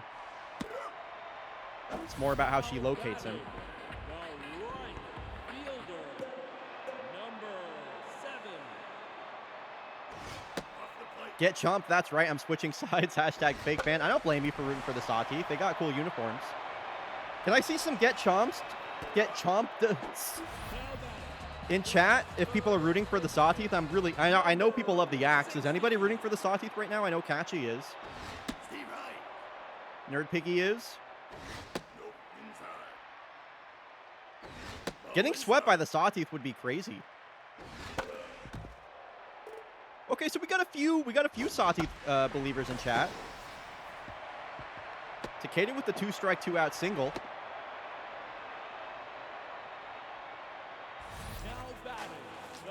It's going to bring up Julie Mao, moved up to the cleanup spot for the first time since what feels like the beginning of the year. Takeda over on first, has a stolen base in the previous game. Tropicus behind the dish, though, is going to make things difficult. One of the best catchers in the modern game. Julie Mao sends a deep drive. This one's out to right center. It is carrying, and that is gone. Julie Mao, the home runs for her come in bunches. 2-0 ball game immediately for the Kodiaks. Number 8 on the season for Julie. Moving her up to the cleanup spot paid off. That's for sure. Cole Johansson is going to make it back-to-back. Jumps on the first pitch for Yes O'Neal and says no. All right, we'll be taking that one out of here. Number 10 for Cola. Back-to-back jacks for the Yaks. Number 25. Cola and Julie team up. I feel like that's not the first time they've gone back-to-back, those Kodiak girlies. I appreciate your sacrifice, Iwala Koala. Thank you. It's important work, but somebody's got to do it. This is the 3rd straight extra base hit for the Kodiaks. This has been a huge 2-out rally, 4 straight hits. The second baseman, number Honest work I'm saying. So here's Newt Gizmo. Forte on second base. After this, folks, by the way, sweetpeebs coming on the broadcast. Sweetpeebs coming on the broadcast after this.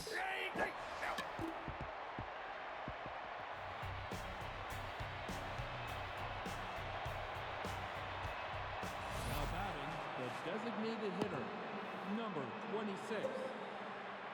So LeBlanc, 12 pitches in that first inning. I'm going to be really monitoring her pitch count here. I'm really curious how the juiced and locked in is going to affect her stats overall. Ah, man. Was hoping Cola would be able to get her glove to that, help out the pitcher. Busy Tallboy once again staying loud at the plate. He's got hits in back-to-back plate appearances, dating back to that 2-run homer he hit back in game 1 of this series.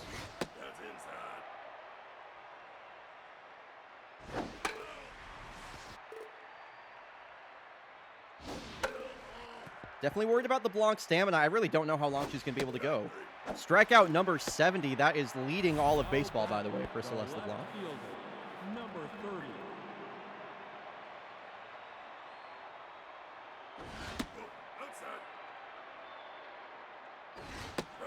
101.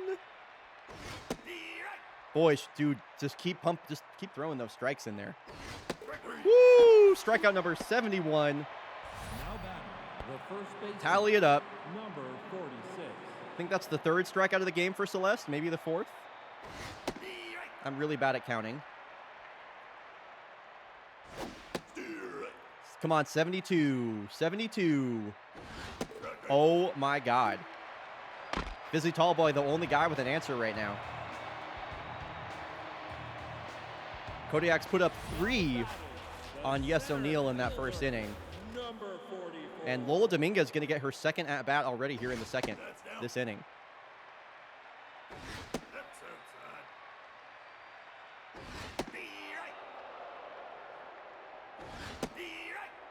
Jordan Pepper yet to swing the bat this at-bat. Sends one the other way, picked by Kat Roth in this play. Now batting, the left fielder, number 20. And here is the rookie Titanium Rod.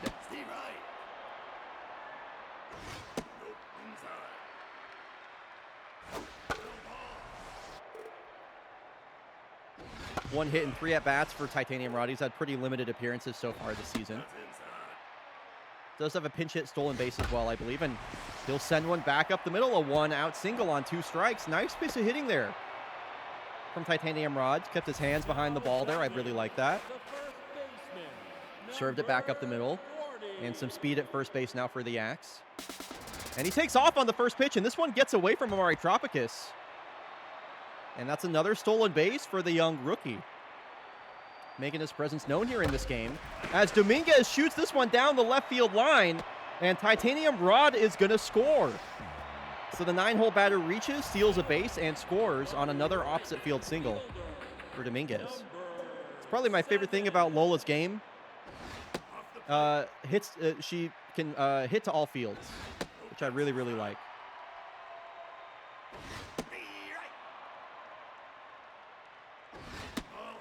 Three 3-1 count here to Katabura.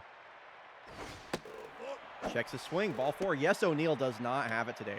Now batting, the third baseman, number 60. Oh, look out, Julie. Julie Mel almost got hit by a foul ball. I think she's fine. Nope, that's high.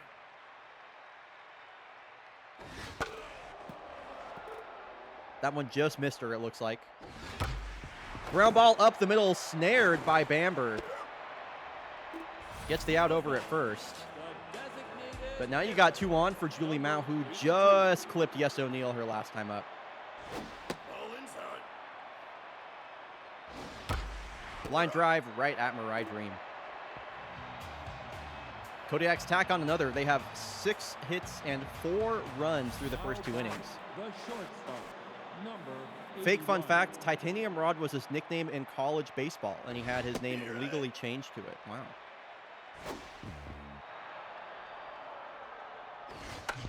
Yeah, this is where I get worried about Celeste LeBlanc now, with her stamina getting so low. She's still, I wish she would mojo up to on fire. She's got like 1 billion Second strikeouts. baseman, number 6.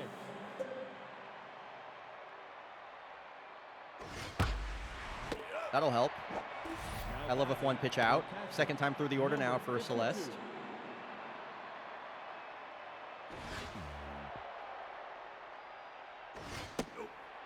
Falling behind in the count here. Definitely not looking as sharp as she did in the first. And on a 2-0 count, that is an easy base hit for the veteran Amari The Tropicus. right fielder, number 77. Come on, Celeste. 73 strikeouts on the year for the current MVP frontrunner in the West. Feels like that's only the second curveball we've seen from her so far. Ground ball over to Dominguez, and she will race Uptown Mendoza to the first base bag and win. 3 scoreless innings spun by LeBlanc. Not really sure how much left she has in the tank. Number 21. Johansson a home run her last time up. Nope, that's low. Went back-to-back with Julie Mao. Number 10 on the year for the young shortstop. It's a ground ball up the middle, much easier to play for Kat Rotha. Now back, the catcher, number 25. Nope, that's inside. Ball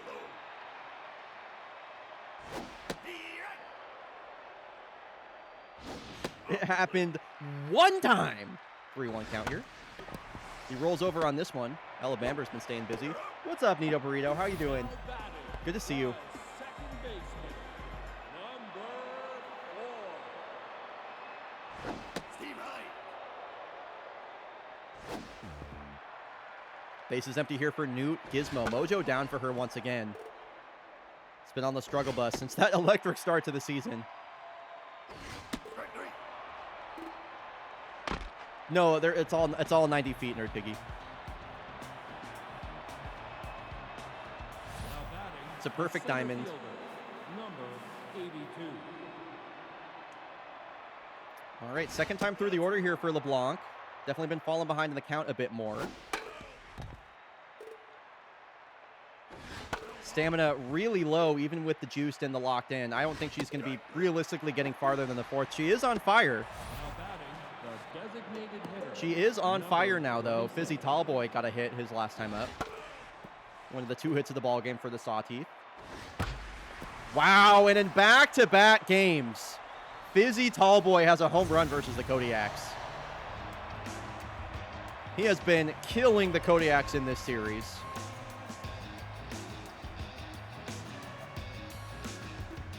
And he's got 2 hits on LeBlanc. That's going to mojo her right back down. Third baseman, number 45.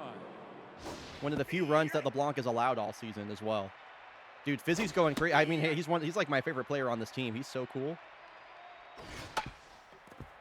Can LeBlanc make this play? Long run. Oh, she takes her time. Dials on it a little bit. The left fielder, number 30. Come on, LeBlanc. Make it through 4.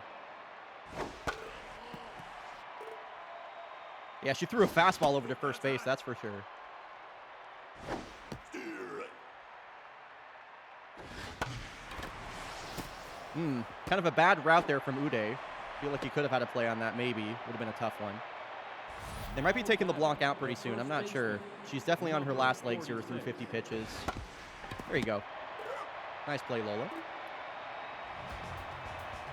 First baseman had to be like a catcher, literally.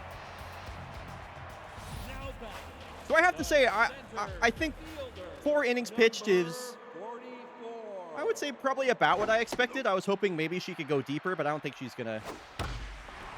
Jordan Pepper sends a deep drive out to right center. Nice catch there from Serafina. I got my Galadrina shirt in the mail last week. It looks funking fire. Yo, if you haven't yet, can you post a picture in Discord? I really would love to see how that hat looks. That shirt looks in person.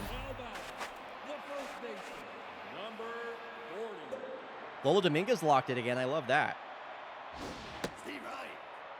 Zion Strudley in the game now was picked up mid-season by the Sawteeth. Has yet to allow a run in relief so far.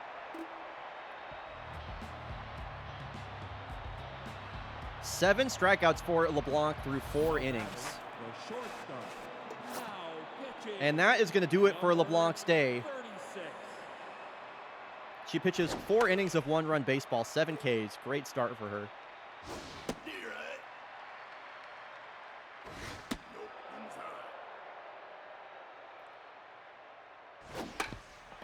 Crouch kick in the game now. Sidearm reliever. He's gotten a bit blown up his last 2 starts. ERA now up to 3.25. Whip is the halo number, though, so that's pretty cool. And then extended that bat here from Kat Rotha. They're definitely glad that LeBlanc's out of the game. Wow! And that was a fastball that just kept rising. Kat Rotha can't get the barrel to it. Number 6. And the first batter that crouch kick faces will end in a strikeout on a 9-pitch at bat, by the way. And CK will be grateful for this one. It's a first pitch out for out number 2. Wow, stealing a strike there on a cut fastball. Tropic is a base hitter last time up. And this one's popped up. Takeda coming in from third base to make the catch. Coming up after this game, folks, we have Bryonato's game of the day. Boston Commodores taking on the Mexico City Heaters, and Sweet Peebs, Rebecca S. Peebers, is jumping on the broadcast to do co-commentary for the back half of the stream. It should be a lot of fun. Tommy's trying to beat the Heat. It's true. Zion Strudley pitched last season on the Busan Blowfish.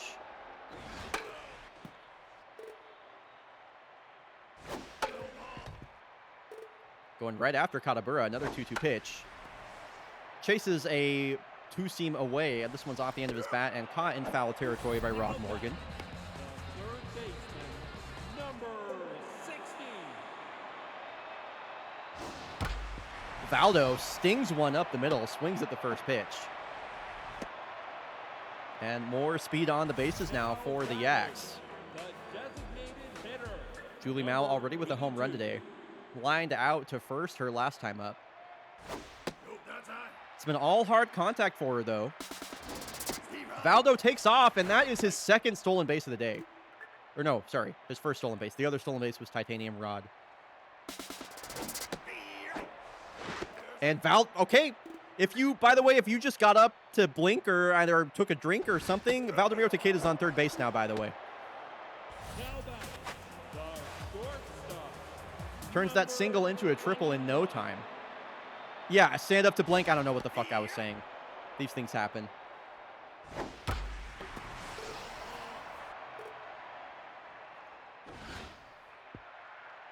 I want to see the ball get away from the catcher now and have Valdo steal home. Or he'll just get a free pass on. I thought that was another home run for Cola. That one bangs off the top of the wall, and she is in there for a stand-up double. Now batting, the catcher.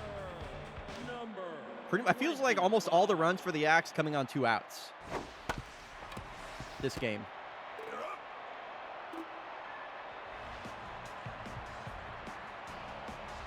Kodak's now lead by 4. Now batting, the right fielder. Number. They have 5 77. runs on 8 hits.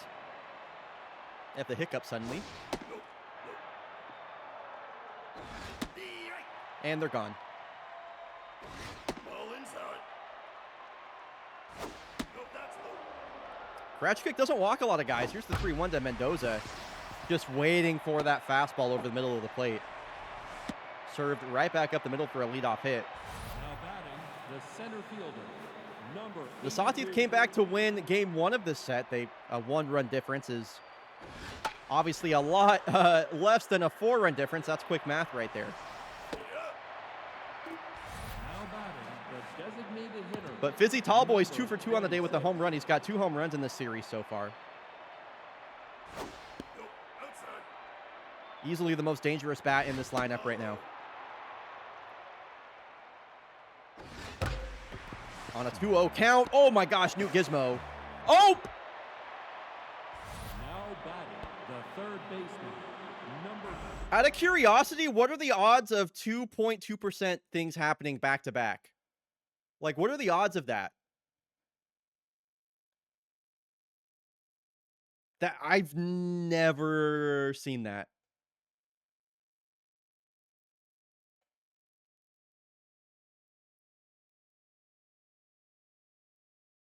Yeah, do any of the math gays out there have like a quick, like, that's a 1 in whatever chance of happening?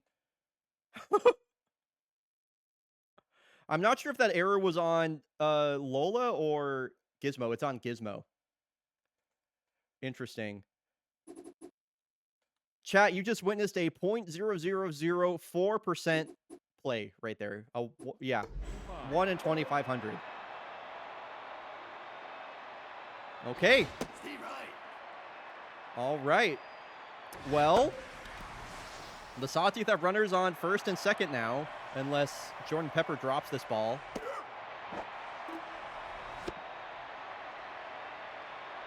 That's baseball, I guess. That's something. It's definitely something. Here's the left fielder, Petra Krossenberg. A home run would make this a 1-run ball game here. The right. That's down. Math gaze. That feels like that could be a fake baseball last name. I'm gonna put that in my notes app, I think. Okay, can you field that one, Newt Gizmo? Good job. Good job. Well done. Now batting, the second baseman. Number 4. I don't know what I'm gonna do for the first name yet, but that's going in the app, That's low. or in the notes, I should say.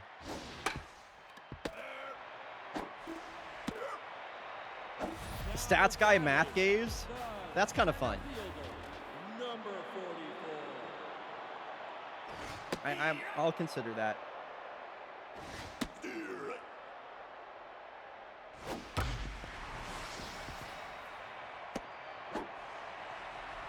Jordan Pepper gets another base hit. This one comes on 1 out. Now batting, the left fielder.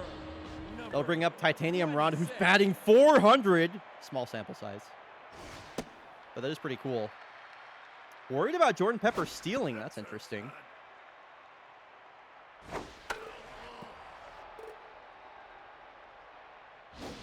He's definitely speedy. Here's the 3-1 to Titanium Rod already with the base hit today. Steve right. Full count now. Kodiak's trying to add to this lead. Yo, the bottom of the Kodiak's lineup is just killing right now, man.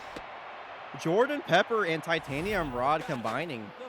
Runners on the corners now for Lola Dominguez, who batted in Titanium Rod her last time up. They're going to bring in the former Kodiak and left-handed pitcher Yaya Suba to go after the left-handed bat of Lola Dominguez. And this one is ricocheted. Did you see miss odds 100%? Miss odds 100%? What? I don't know that I've ever seen miss odds 100% on a diving play. That's crazy. The game said, no, fuck you. Like, what? No, literally. What the fuck? Off the plate. Foul low. Who's 3B? Rog Morgan, I believe. Yeah, for 100% miss odds, I guess the best thing you can do is, like, deflect it to your other, to, like, your fellow defender. Bases loaded for Valdo. I would love a Valdemiro Takeda grand slam right now. Oh, he's trying. Come on, Valdo. Ooh, a line drive out to right field. Well, it's not a grand slam, but it will score 2. And Takeda's into second base as Dominguez comes around to score behind Titanium Rod. Did anybody clip the 1 in 2,500? Not sure. Ball inside. I haven't seen anything in chat. 8-1 Kodiaks. This is the part where we start talking about pinball again.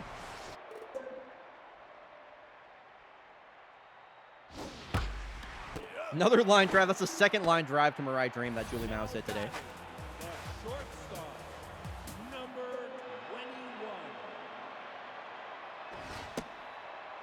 Surely you're not intentionally walking Kola Johansson. Y'all are down 8-1. Now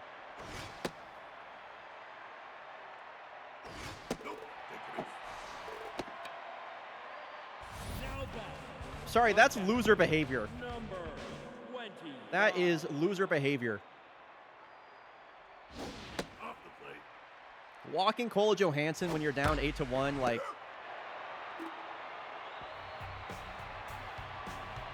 Every time we talk about pinball, I get that much closer to planning a Portland trip. Well, this last Thursday, I went and attended Howdy Partner over at Wedgehead. It's a co-op pinball tournament I've talked about on the stream before.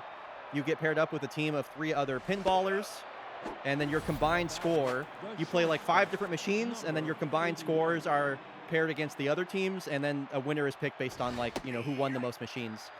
Our team... the first machine that we played was Creature of the Black Lagoon, or Creature from the Black Lagoon, which is an old Williams machine from, I want to say, 92 or 93. It's one of my favorites.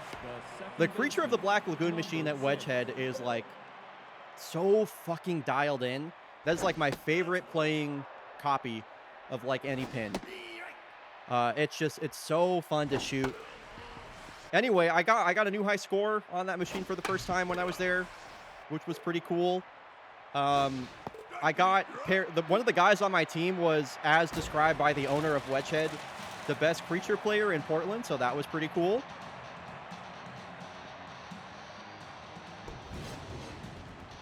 Anyway, it was a lot of fun. And I watched the guy that was the self-described best Creature player in Portland get the same amount of score that I got in my all-time high score in one ball.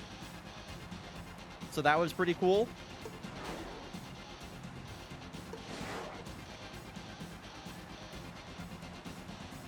But my track record at this point going to Howdy Partners is pretty good. The first time I ever went, it was kind of mid. Like, our team got middle of the pack. I won the second time that I went. The third time I went, I got second place. And then this last time I got third. So I'm 3 for 4 on podium finishes for my team, so that's pretty cool. Oh, by the way, we won Creature as well for that round. So that was nice. Okay. Well, anyway, folks, that was another Kodiak's blowout. When we come back, we got Bryonato's Game of the Day coming up, and the Boston Commodores are going to be taking on the Mexico City Heaters, and Sweet Peebs will be joining the broadcast. I'm going to go get that set up. We will be right back, and when we return, Sweet Peebs, Rebecca S. Peebers on the way. So, yeah, I'll get that set up. I will see y'all soon. Don't go anywhere.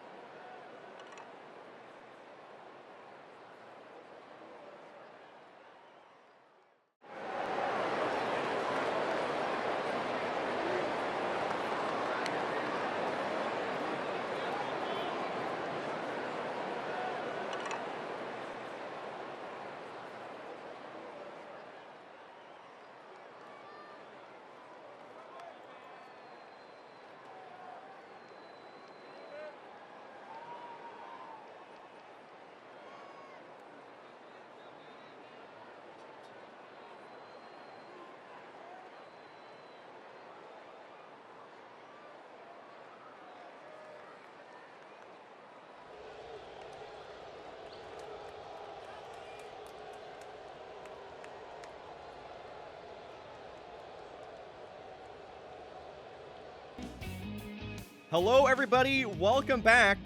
Thank you so much for being here. And we are going to be joined by the one and only Rebecca S. Peebs, who's kind of busy traveling with the Busan Blowfish right now, so they're joining us from the dugout. Peebs, are you there? Rebecca S. Peebs. Hello, yes, I am here live from the Busan Blowfish dugout, here to commentate with you from, again, the dugout. You can't see me, but my fingers are pressed against my ears, as all normal remote commentators are wont to do. Thank you so much for having me. This is my first season with the Blowfish. Thank you so much for having me, Brian. You're so welcome, Peebs. It's great to have you as well. Long overdue to have you here. I guess not. I was about to say in the commentary booth, but long overdue to have you on the broadcast with us. So, yes, that's right. I have been corrected. This is my second season with the Blowfish. Thank you. Someone yelled from the stands that information. Thank you so much, fan from the stands. It is in fact your second season with the Blowfish. Let's check in on how you're doing, by the way. I know last season off the bench you just had, wow, you've only appeared in 4 games so far this season, Peepers. They've only given you 9 at-bats. You only have 1 hit, which is strange. Sometimes 1 is all you need. Because when you look at how you did back in season 20, you appeared in 10 games off the bench, 25 hits for a 1200 OPS, which is, by the way, that's good. That's really good. Yes, I know. I'm a baseball player. Of course, and I would always expect you to know that. I would have never guessed that you wouldn't know that. Of course. So, this is pretty cool. I'm glad you're picking a pretty good time to join the broadcast, Peebs. Actually, before I do all that song and dance, let's get the game simmed up. We got Bryonato's Game of the Day coming up. It'll be the Boston Commodores taking on the Mexico City Heaters. The Heaters versus the Commies. Peebs, I'm so curious to get a player's perspective. How do you feel about either? Like, do you have any thoughts on either of these teams in particular? Me encanta Mexico! Viva Mexico! I love visiting the Ciudad de Mexico on my off-season time. It is a wonderful city. The people are lovely, muy hermoso. So of course, I support them. I mean, I love it. It's a bucket list for me to go to Mexico City sometime, so I'm glad to hear such a glowing endorsement from a player that is there quite often, traveling around the world playing fake baseball. That's pretty awesome, I gotta say. So, it is time for Bryonato's Game of the Day, and it being time for Bryonato's Game of the Day means that it is time for Bryonato's Game of the Day! Bryonato's Game of the Day. Boop, boop. Boop, boop. Bryonato's Game of the Day is coming at you. Rebecca S. Peebs in the booth. First time we've ever had a fake baseballer actually... Oh, did I not complete the prediction last time? Oh, that's my bad, y'all. First time we've ever had a fake baseballer in the booth with us. Damn, Colin McRowley is on fire. Eustace Wink is on fire. The Heaters... Someone better set him out. Put him out. That is pretty cool. We got a couple of Heaters on fire. As far as the matchup for these two teams goes, both teams in desperate need of a win. The Heaters currently sitting at the bottom of the barrel in Southern Heat, but I wouldn't quite count them out. That division is always such a toss-up. Their pitching's been really letting them down, and their offense has actually been there. And then the Boston Commodores sit 2 games back of the Urban Atlantic lead, so two teams that really just need a W. And let me get the prediction set up. Prediction is live for who do you think will win between the Boston Commodores and the Heaters CDMX. And so, Rebecca, you are going for you're picking the Heaters here. Am I wrong? You are not wrong. You are in fact correct. And folks who win channel points when you make the correct prediction of the Mexico City Heaters, please make sure you send a little bit of that my way, because I'm on a meter out in the parking lot. So I really need some help paying for that. I've been here for a while. The Blowfish don't like validate your parking or something? No. It was that or room service, a per diem. So I of course chose the per diem. Yeah, the Blowfish don't have a team bus. I'm just confused. Interesting. Well, yeah, send some of that Peeber's way. Here we go. Mexico City Heaters taking on the Boston Commodores. We got a couple of Southern Heat versus Urban Atlantic matchups coming up here. This is a great red versus blue matchup, I must say. Oh, Scrambler's in the lineup? Let's go. We love to see Annie Scrambler in the lineup. I cannot believe Madeline Ingram is batting leadoff. She's batting a $134. These commies have been doing some really weird stuff with their lineup all season long as Tyler Brandt will strike her out looking.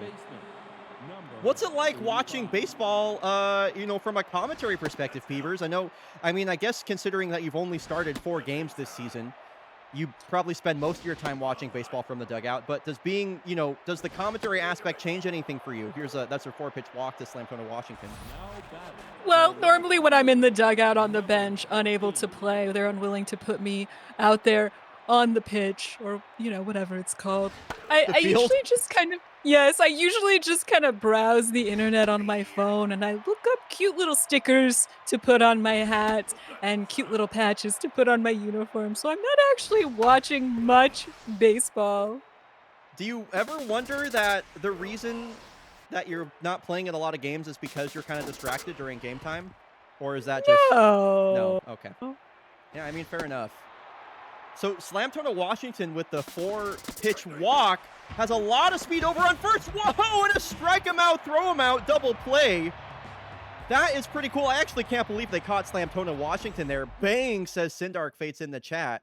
I think that's Branson Richard behind the dish. He's got a pretty decent arm, but damn. It's a good tag from Silvio Muramasa, and a strike him out, throw him out, double play will give us a scoreless top of the first inning. And I gotta say, Colin McRally, one of my favorite young players in the game, and I'm really excited that he's having like a breakout season right now. On fire, batting .293. I hope nobody puts this fire out. I think this dude's awesome. Okay, and he strikes out. This is a thing that happens every single time I'm singing praises about a player. They're guaranteed to something's gonna go wrong with them. They cave under the pressure. And actually, I did, it wasn't a lie, it was more of a forgetful Franny moment. But last game, I did watch A League of Their Own while in the dugout.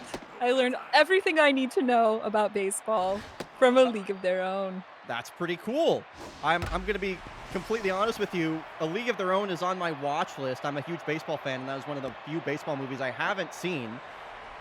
Silvio Muramasa thought about...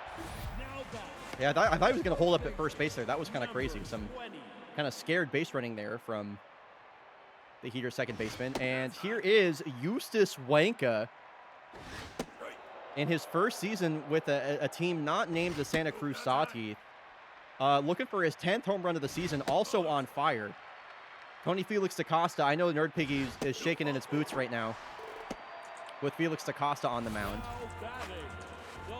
We've seen him get blown up so many times. I love blowing up.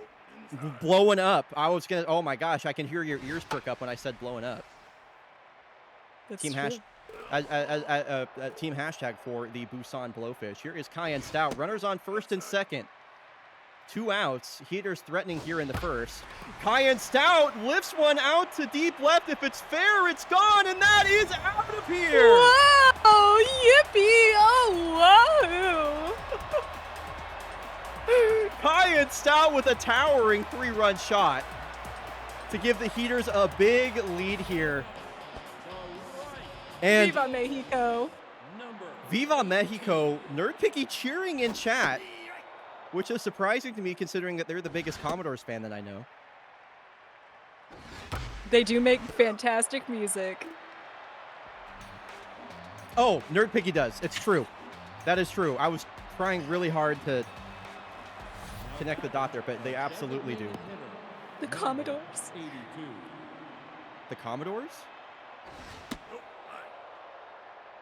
Let's move on. I clearly missed something there. But yeah, if you didn't know, like if that wasn't a joke about Nerd Picky, like making music, like they compose stuff for video games all the time, and it's a Commodore, I don't know. Anyway, yeah, we're moving on. So Aloha Odubal getting the start once again. for the Commodores. And I can see why they're giving him starts. That's another home run. That one got out of here quick. Oh, still Wahoo, but it's a much more reserved Wahoo.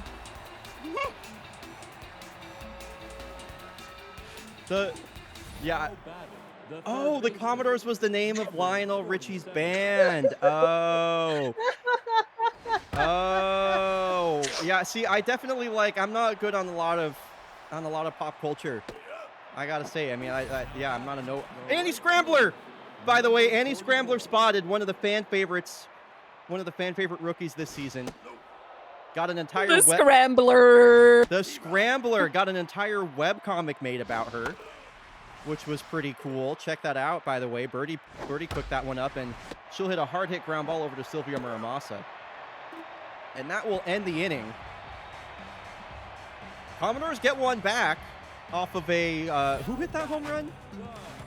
Oh, Aloha Odubal home run to cut it to 2. Bottom of the lineup to appear for Tony Felix DaCosta. Man, I didn't know. This whole time, I just had no idea the Commodores were the name of a band. It's a cool name, though. It's very cool. Cortez, is this going to stay fair? Wow, that lands on the line. I kind of had that as a foul ball off the rip, but that lands fair. Andy Scrambler retrieves that over in the corner. And here is the catcher, Branson Richard, with a runner on second base. Heaters, I mentioned it's been all their offense, and Branson Richard sends a drive out to the gap. And that is back-to-back doubles quickly for the Heaters. Yeah, Andy Scrambler getting her steps in out there in right field.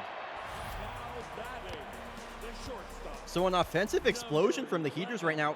Whenever I watch this team play, I'm just like, how is this team 18-24?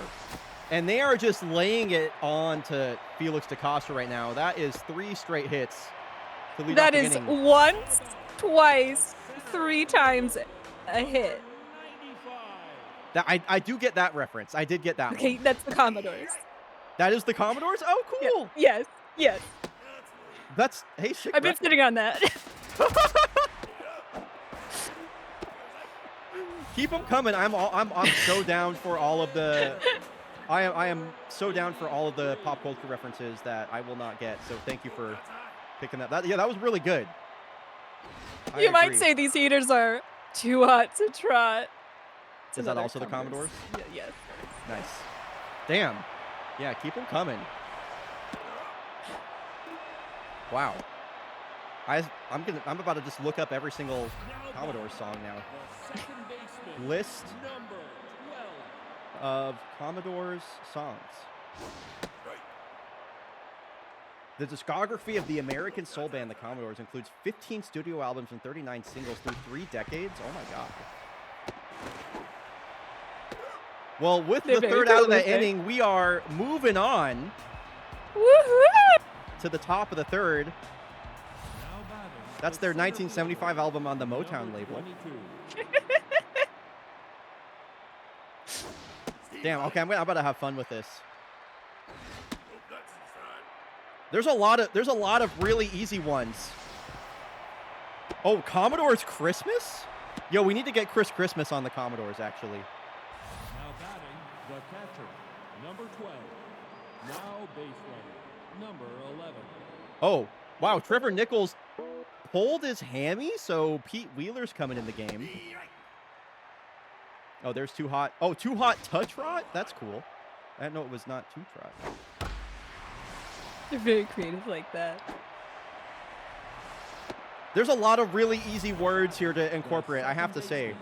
Number 5. But only for the duration of this game. Seriously, only for the duration of this game. So lineup turns over. Here is Madeline Ingram. 2 out, or 2 on, nobody out. And Madeline Ingram sends a deep drive to the deepest part of the ballpark. Colin McRowley is at the wall, and that's gone. Madeline Ingram. I thought it was going to break the screen back there. Madeline Ingram, 427 feet, her first home run of the year. What is happening? She's batting under a $140, and she hit a 3-run home run. This is a crazy game right now, peeps. Take it from me. I am. That was another one. You know, That's Next week, Heliocentric Orbital and I are going to be watching Bull Durham together on the bench. Oh yeah, tell me about Heliocentric Orbital, actually. I mean, he's such an interesting character. What's it like, you know, traveling the world with him, being in the dugout day in, day out? I'll be with you in just a moment. Oh, okay. Now batting, the left fielder. And that All was right. that was an easy, that's another one, base hit for Slamtona Washington. And they already caught him stealing once. They're worried about it again. There's the pitch out from Tyler Brandt. J-Zax Taylor a drive out to left. You know, ever since Heliocentric Orbital got hit in the head a few seasons ago Uh-huh. Now batting, the and stole all those paychecks. number 88. Yes, I remember. Yes, I do as well. I remember, of course. And I'm not... I don't also have an earwig in my ear. Are you Because this okay is over very- there? Like, just checking in like you're doing it My like... protein shake went down the wrong hole. Oh, no! I was like, are you under duress in the dugout right now? Like, Ball inside. So our plans are, of course, to watch Bull Durham, perhaps the finest sports movie of all time. You've seen that one, though, of course, right? I have not seen Bull Durham. Number 61. I have not seen Bull Durham. Come to the dugout and watch it with us. I need to go hang out with you and Heliocentric Orbital and watch some movies, apparently. This one is off the glove of Silvio Muramasa over at second. And we got a tie ball game here in the top of the third. The Commodores have kind of come out of nowhere and put up a 4 spot. Now for Aloha Odoball, who hit a home run his last time up. And we are seeing the very best of... That's a compilation album for the Commodores. Of the Commodores right now. Now batting, the third baseman. I know that was kind of a gimme, but... Number 47. And Aloha Odoball has 2 hits on the day. 2 on, only 1 out. Tyler Brandt getting kind of blown up here in the third inning. You haven't seen Bull Durham? There's a lot of movies out there, y'all. A lot of movies. I gotta put it on the like my Letterboxd watch list is huge. It's massive. Let's discuss your Letterboxd watch list. Okay. Bull Durham, to start. Oh, Bull Durham. I mean, I'm adding it right now, as we speak. It has been added now. Peeps, you're on Letterboxd, aren't you? My cousin sweetpeebs. The other sweetpeebs is. Oh, I thought you were the same. I thought you and sweetpeebs were the same person. Common mistake. I'm the baseball player. She's the unemployed Twitch streamer. Right, of course. Common My bad. mistake. My bad. Eustace Wanka will work a walk on a full count. The left fielder, number 60. And I gotta say, we're 5-5 here in the bottom of the third. This game has been like a machine gun so far. Just rapid fire runs. That's another one, by the way. Kyan Stout, a home run his last time up. This one will be a double play as the leadoff walk is erased. Base is empty now for Bakelo Max. 18. Another line drive. This one over the head of Odoball, all the way out to the wall, out in center. Bakelo's going to turn for 3, and this is a 2-out triple.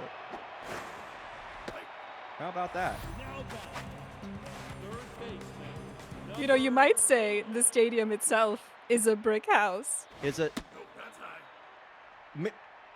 There are, maybe not this one, but I see where you're going with that. There are actual stadiums that have brick in them, but not this one. So I don't know. appreciate the attempt there. I appreciate Thank the you. attempt. Thank you. So Bakelo Max stranded at third after the 2-out triple, and that is going to bring up a rattled Pete Wheeler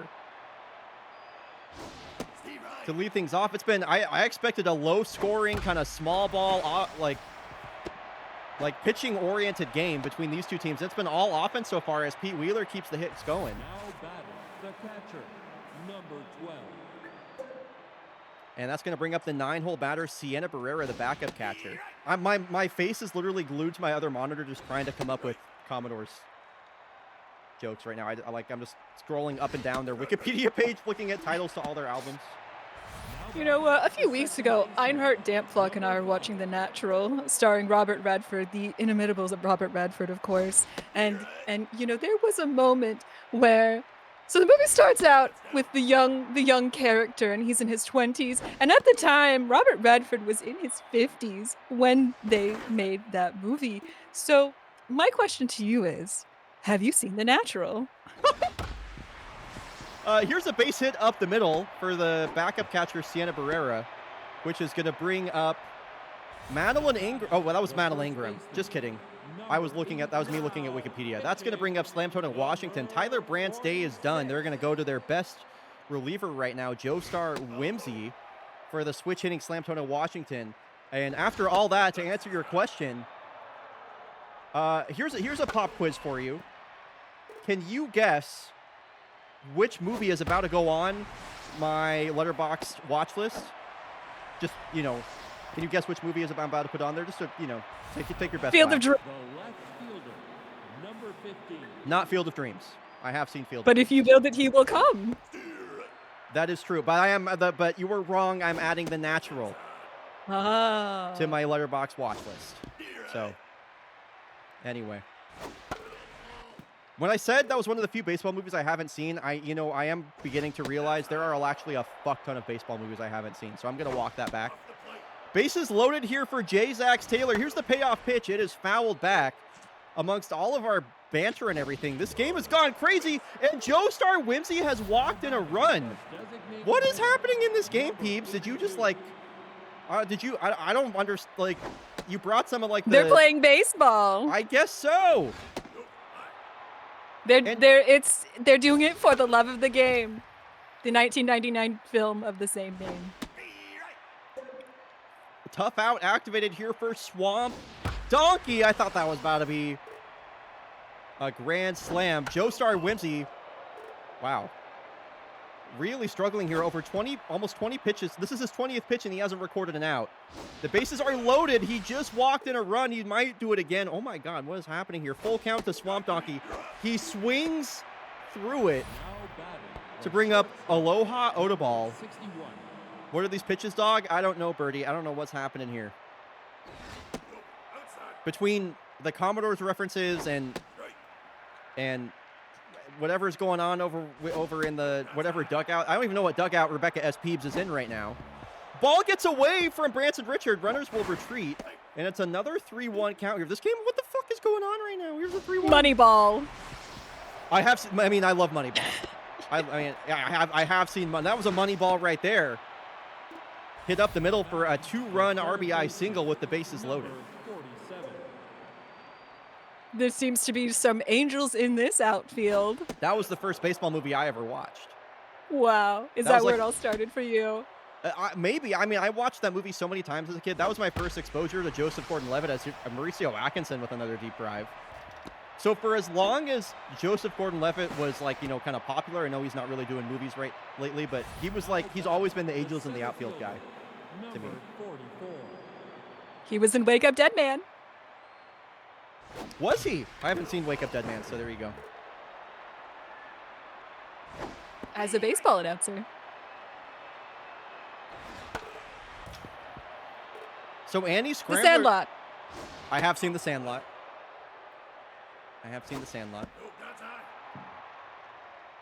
How many runs have the Commodores put up this inning at this point? Andy Scrambler might have a chance at an infield single. No, Josiah May. Too quick there. 9 runs in the last 3 innings for the Commodores. I don't know where this offense has been for them all season long. I mentioned that it's been the Heaters pitching letting them down, and there is great evidence of it. So Branson Richard going to lead things off. 14 runs between these two teams, and we're only in the bottom of the 4th inning. Peeps. Crazy. I'm a little disappointed that my Heaters are cooling off a little bit. Is Fever Pitch the rom-com? With, Yes. yeah, so fun fact about Fever Pitch. I have seen that one. That was, I think... So when I was in 6th grade, I was like dating somebody like you do in 6th grade, like whatever dating means in 6th grade. And both of our parents took us on a chaperone date to go see Fever Pitch in theaters. So that was... So there's some bryonato lore for you. So I have seen... I'm Fever writing Pitch. it down. Yeah. I'm putting it in the PowerPoint. Thank you. Thank you. I appreciate that. Yeah. Not the parent chaperone date. Yep. Mm-hmm. Which, by the way, I don't have that rated on Letterboxd, so I need to do that because I have seen that movie. Now back, the designated hitter, number 83. Not to be confused, I actually confuse Pitch Perfect and Fever Pitch all the time.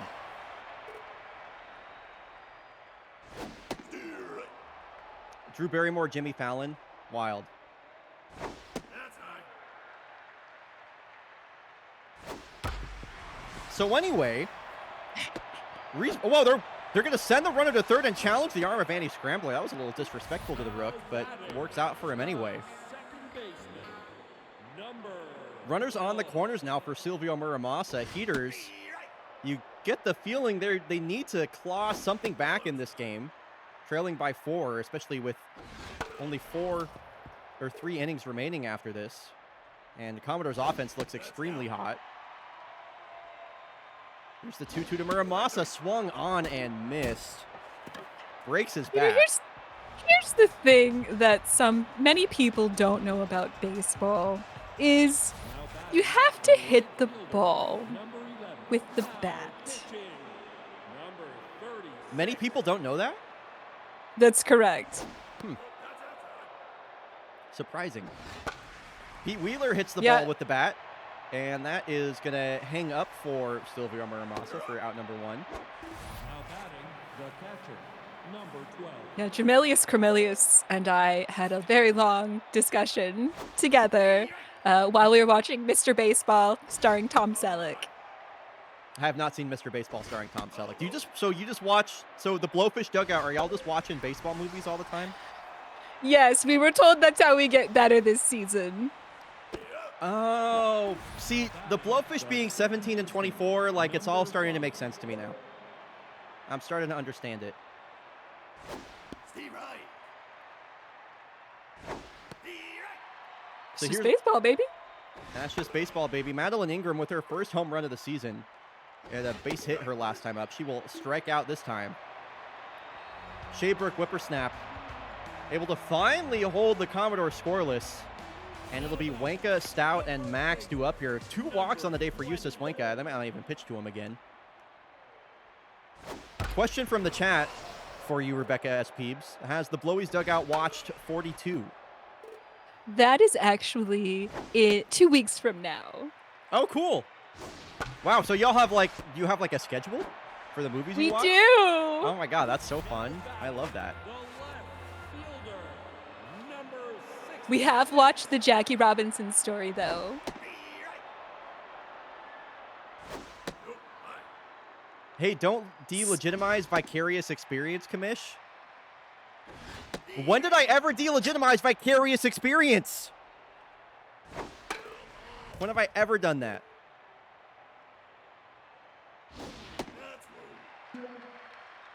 I'm reading chat. We didn't have Minecraft when I was a child. Same, actually. Yeah, Minecraft was not a strike, by the way. Minecraft wasn't really a thing till I was out of high school. Yeah. Number 18. It's a strike to me. Is that you behind the plate, Nerd Piggy? Here's another 2-out single for the Heaters. Bakelo Max will keep the inning going. Malachi Cortez, his first time up, had a double down the right field line, and they're going to turn to their rookie reliever, Taylor Hebert.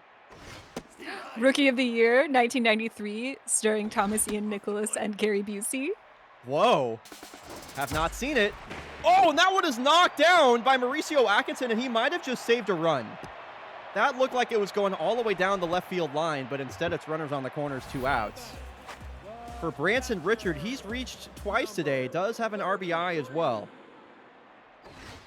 Swings at the first pitch, and this one It's going to roll softly to Madeline Ingram. Heaters strand another 2. They've had plenty of chances. They've been blanked through the last 3 innings.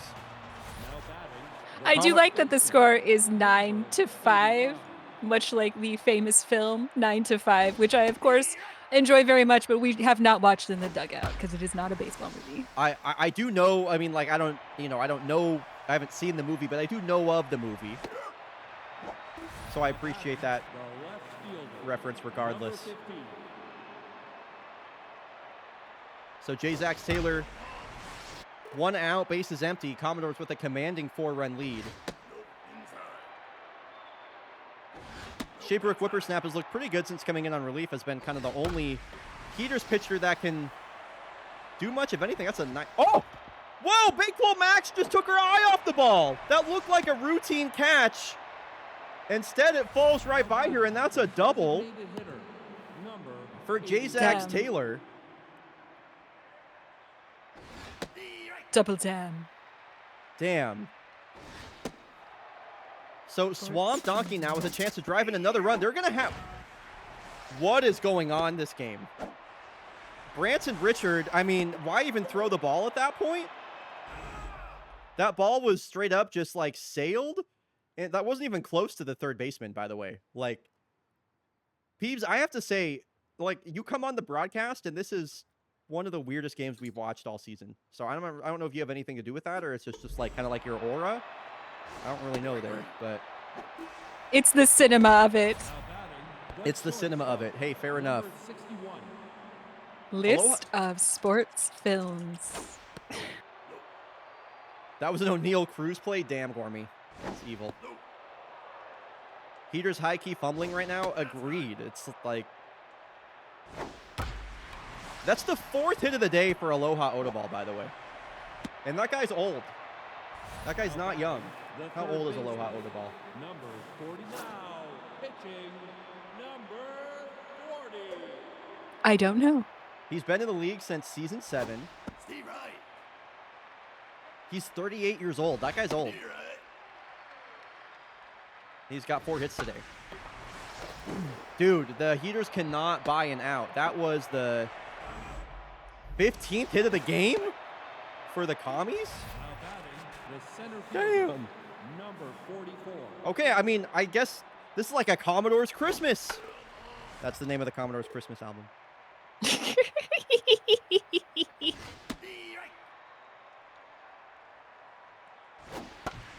This one poked down the third base line. Malachi Cortez with the diving stop and the play in time. Wow.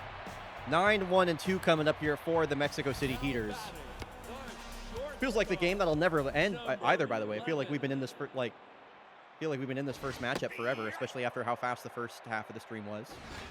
We have seen Andy Scrambler successfully get a hit. Yes.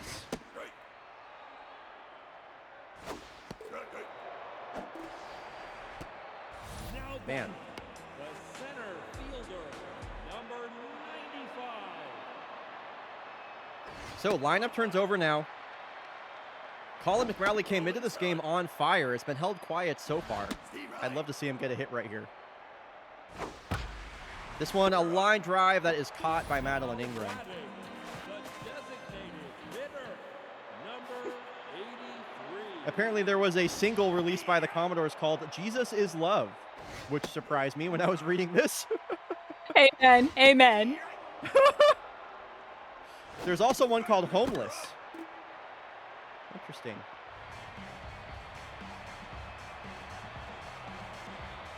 So, I mean, these Commodores are flying high right now. Did we already make that one? I forget. They have a 10. Or they I have don't think so. They have a 5-run lead. Pete Wheeler going to lead off the inning. But, I mean, this one's looking a little bit cooked if you ask me. It seems like I've passed my yips onto the Heaters. I'm so sorry, Heaters. Lo siento mucho. Qué lástima. But we can come back from this. Can we, Heaters? What's the hashtag for the Heaters? Queso Alto. Queso alto. Steve Wright. Harry Woodpecker with the 6.66 ERA. That's pretty cool. Yeah, I mean, we've seen a pretty incredible comeback in the bottom of the 7th already this stream. So maybe there's another one here. A 5-run 7th inning would be truly something. Peepers, you got fans in chat. Thank you so much to all of my adoring fans out there. You know, I couldn't do it without you.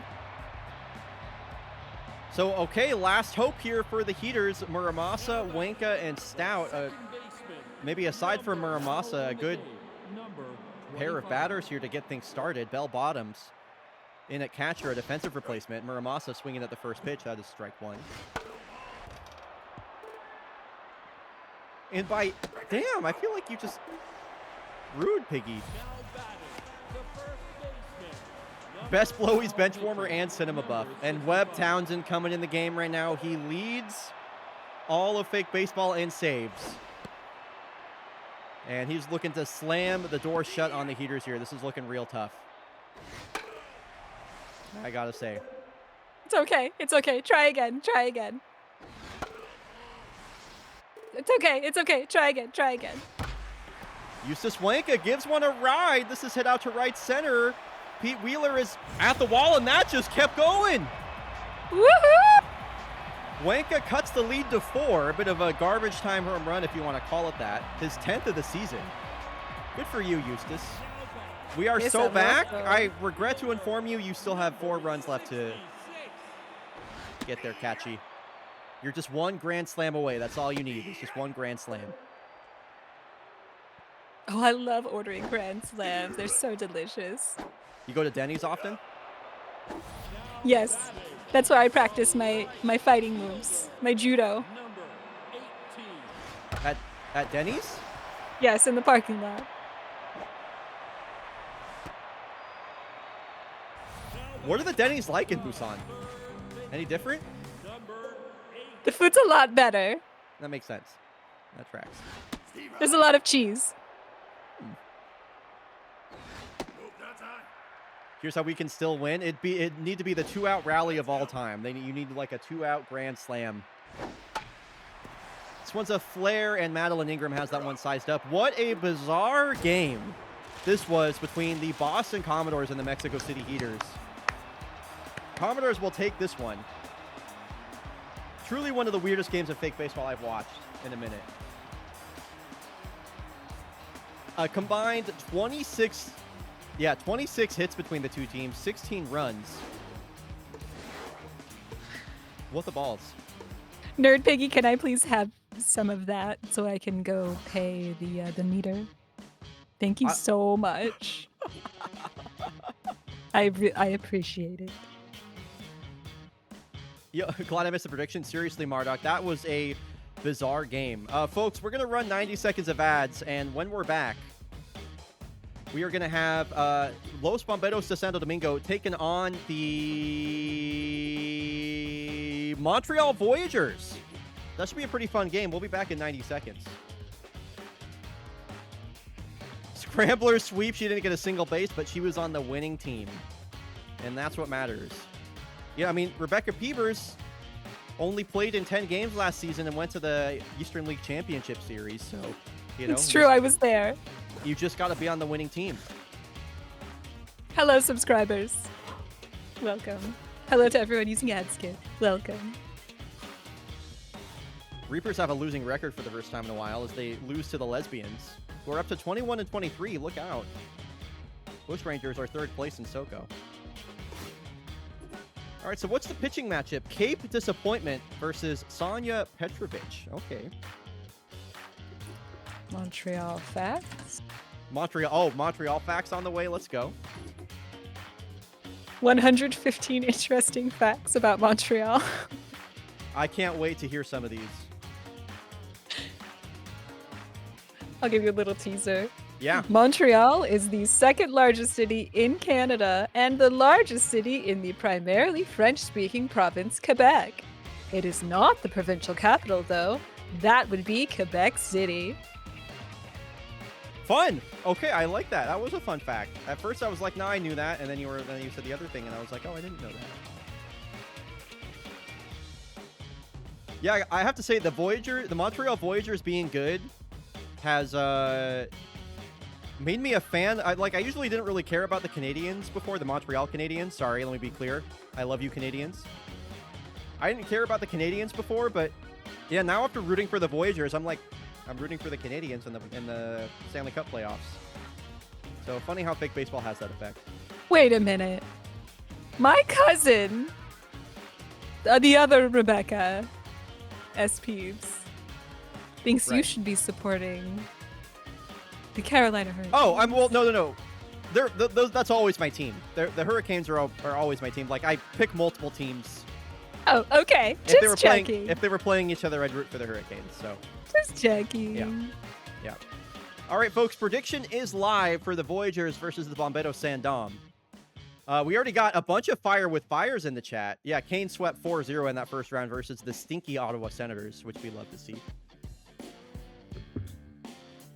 So, You know, my favorite fun fact is, of course, Alley Cat Crunchwrap, my dear friend, used to be a Montreal Voyageurs player. that is true. Yeah. Did Alley Cat ever tell you why he got cut mid-season last season? Let me go ask. Oh, I mean, because I could tell you. Now batting, the left Oh, you can tell me, yes. You know, I usually prefer to hear it from the source, but of course, you know, hearsay and you know, that sort of thing. Of course, tell me. He got caught sleeping with the owner's wife. Yeah. He never told me that. Yeah, it doesn't We were surprise me. snuggling up watching the Mighty Ducks, and he never mentioned it. You were wait. You were snuggling up with Alley Cat Crunchwrap? Well, of course, it was very tame. It was very innocent. We were sharing a snuggie. Whoa. Damn, the Blowfish, y'all really run that ball club in a way that I never expected. We have, well, I wouldn't say fun is the right word, but we certainly try.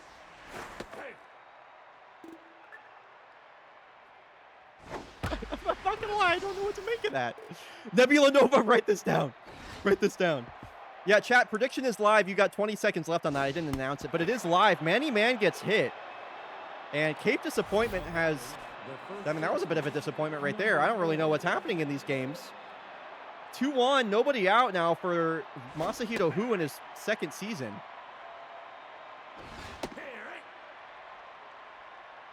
Dude, sorry, I'm just... Alley Cat Crunchwrap, what an enigma. What a character. What an interesting guy. It's very odd. You know, you'd think a man such named as such would love eating Crunchwraps. However, when I offered him one, he thought I was making fun of him. But really, I had just ordered a second one on accident. I mean, maybe at this point it's one of those things where it's a joke that's been played out so many times that he, you know, gets kind of... Like, I would imagine that's probably run its course. I can only imagine, like, Alley Cat Crunchwrap, you know, flipping through his highlights and hearing me call a home run from him like a Crunchwrap Supreme a bunch of times. Like, I bet he's sick of it. I bet he's absolutely sick of it, so can't really blame him for that. Sleep McDyke. He's nodding his head. He's nodding his head. Wait, Alley Cat Crunchwrap's with you right now? Well, he's over on the other side, and I pulled out my earbud for just a moment to kind of, you know, massage my ear because it was aching a little bit, and it seems like he heard that. Wow, I've never had the opportunity to talk directly to Alley Cat before. Or I guess still through like a surrogate, but like. Oh, come here, come over. Guys, Alley Cat. What? Is this Alley Cat? Hey. Yeah, no, it's me, Alley Cat Crunchwrap. Alley Cat, I never thought you sounded like this. Why do you sound like that? I'm sorry, I got in a really bad accident, and then my lungs got all burned up. But I'm okay to play baseball. Wow. Alley Cat, what's your take on the Blowfish sucking this season? What's up with that? You know, sometimes you win, you lose, and you lose some more. And sometimes it just be like, you know, it be like that sometimes on this bitch of an earth.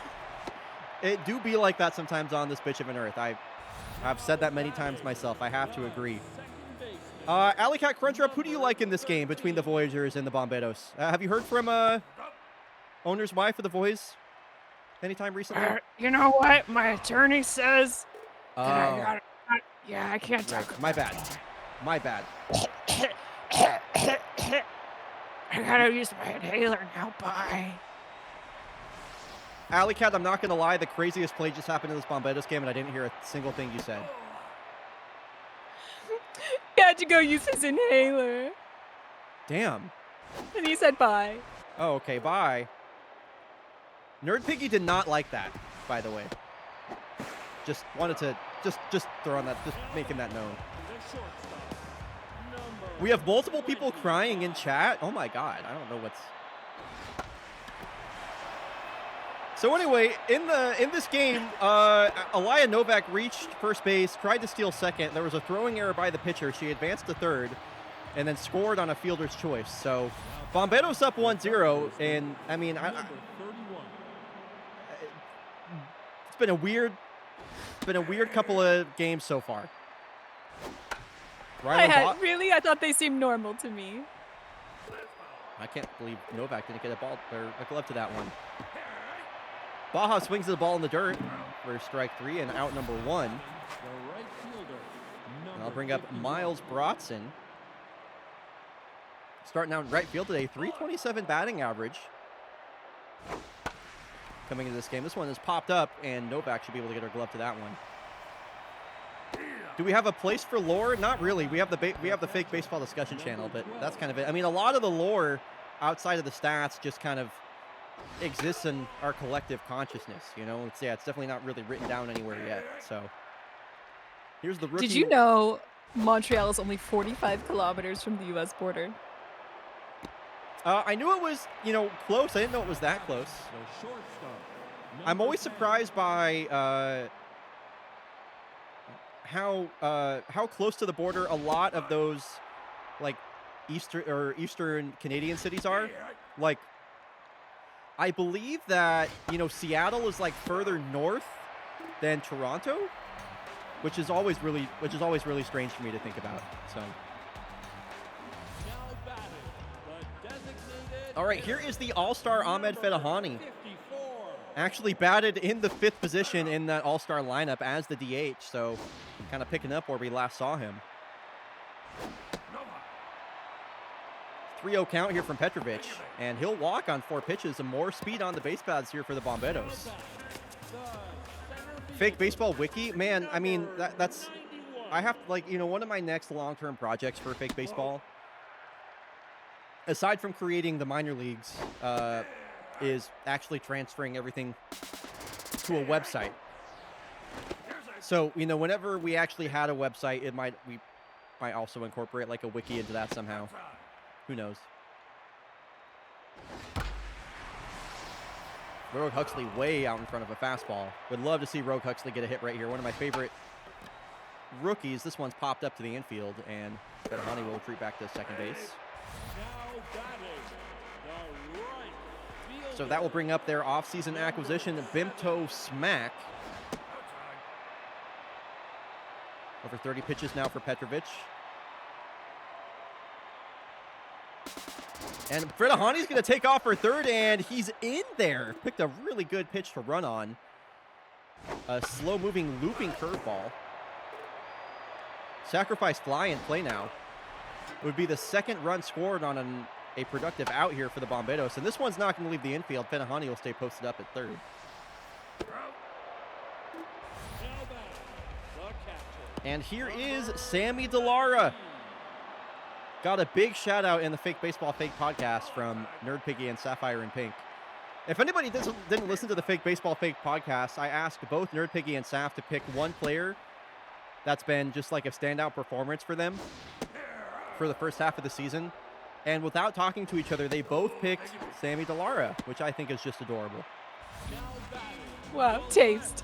fielder, number So he'll work a walk, and that's going to bring up Liz Mutton. Runners on the corners, 2 outs.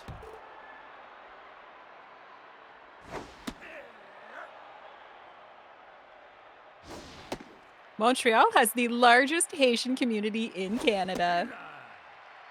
That's awesome, actually. I want to go to Montreal so bad. Like, one of my most What am I trying to say? One of the cities I want to visit most in North America that I haven't been to yet. Now batting. Do you know any Second French? baseman, number Not 21. really, unfortunately, no. I wouldn't be surprised if you did, though. Je suis désolé, je ne parle pas français. Fromage. Fromage. Fromage. Omelette du fromage. I never guessed that Rebecca S. Peebers would be trilingual. That's pretty cool. Full count here to Valentino Rosebud, who lifts one out to deep left. Long run for Liz Mutton. That will land on the warning track. That is a great at-bat from Valentino Rosebud. Mojo up for him. A lead-off double. Fielder. And now the tying run is at second base for the top of the lineup. Here is a locked-in Pavo Iokela.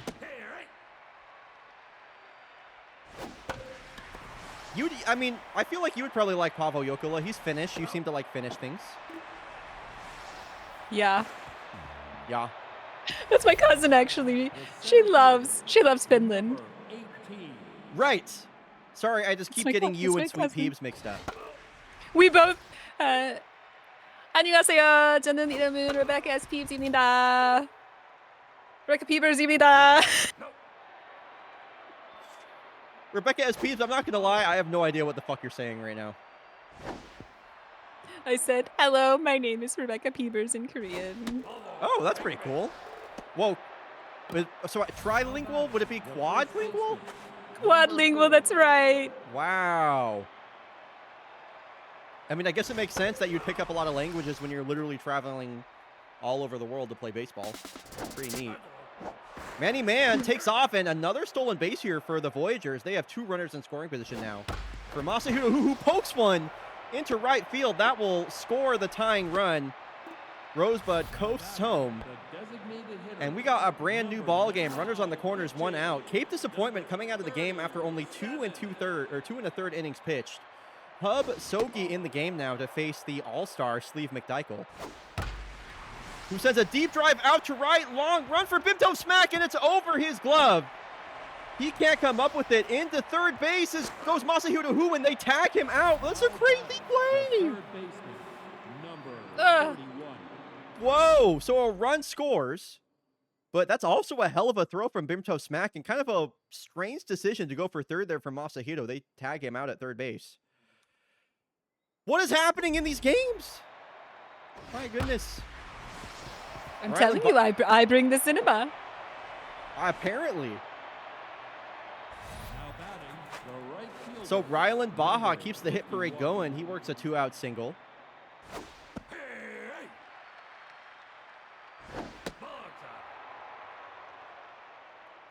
2 on, 2 out here for Miles Brodson. Voyagers have taken the lead here in the third. They came into the inning trailing by 1. Here's the 2-2 from Sogi. Fly ball, center field, and Rogue Huxley has this one measured and will make this catch. Crooked number here for the boys in the top of the third. And it'll be the top of the Bombados lineup coming up here. Now batting, They've been seeing Petrovic well so far. number Zaylee Garrett has a penchant for hitting home runs on coverage. Question from the chat here. Rebecca Peebers, what is your favorite pitch to hit? I'll have to consult my notes.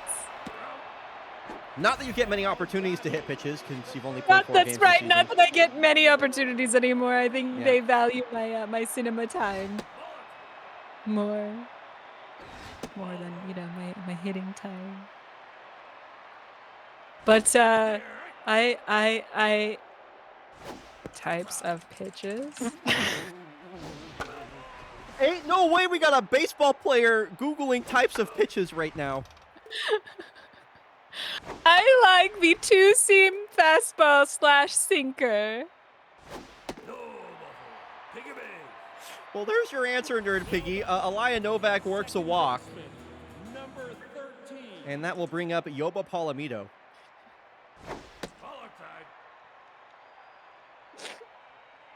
Dog, you're talking to a player who's watching movies in the dugout. That is true. I kind of forgot about that. Palomito. It's like Cirque du Soleil, which is based in Montreal. Oh, that's pretty cool. I didn't know that, actually. Novak takes off, and another stolen base for her. Her second of the game. And a walk to Palomito. 2 on, 1 out here for Dave Barnett, who's on fire. Look at his hitting ratings right now. Number 53. Between RBI Man and the Mojo Buff, he is going bonkers. And that is going to bring up Abram Lovebright, also an all-star. A lot of all-stars on these two teams. Out in front of a high curveball right there. Big scoring opportunity for the Bomberos here in front of their home crowd. And back-to-back 3-ball counts here. Here's the 3-1 to Dave Barnett. Should get a pitch to hit. Taken outside, not a competitive pitch, and the bases are loaded. The bags are packed with Bomberos for Ahmed Fedahani. It's all-star on all-star right now. 2 of the game's best going at it. And Fedahani's down to his last strike quickly. Lovebright back in the zone. Checks his swing on a high fastball. Count evens the 2-2.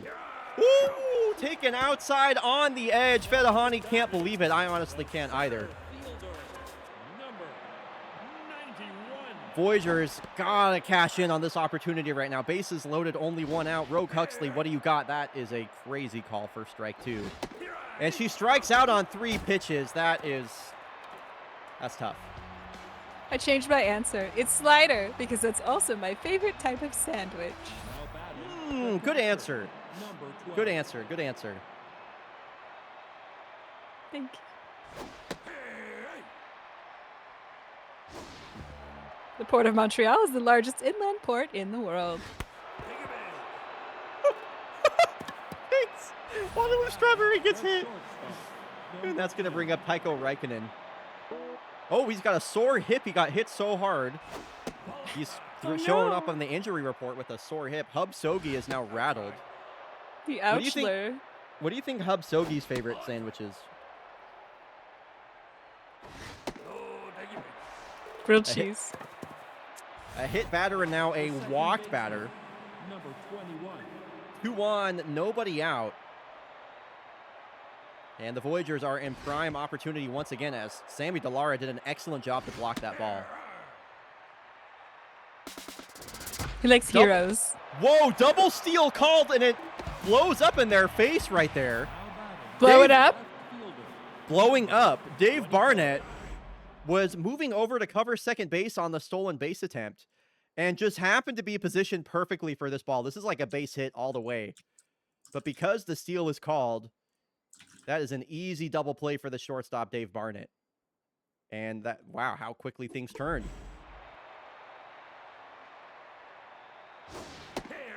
So top of the lineup now, Pavlo Jokela has Waterloo Strawberry over on third. Hub Sogi with a chance to get out of this inning clean. Tough out will be activated for Jokela. And he swings right through a curveball. Wow. I mean, I thought for sure Voyagers were going to put up another run right there. They will leave Strawberry stranded on third, and bottom of the lineup coming up here for the Bomberos. 7.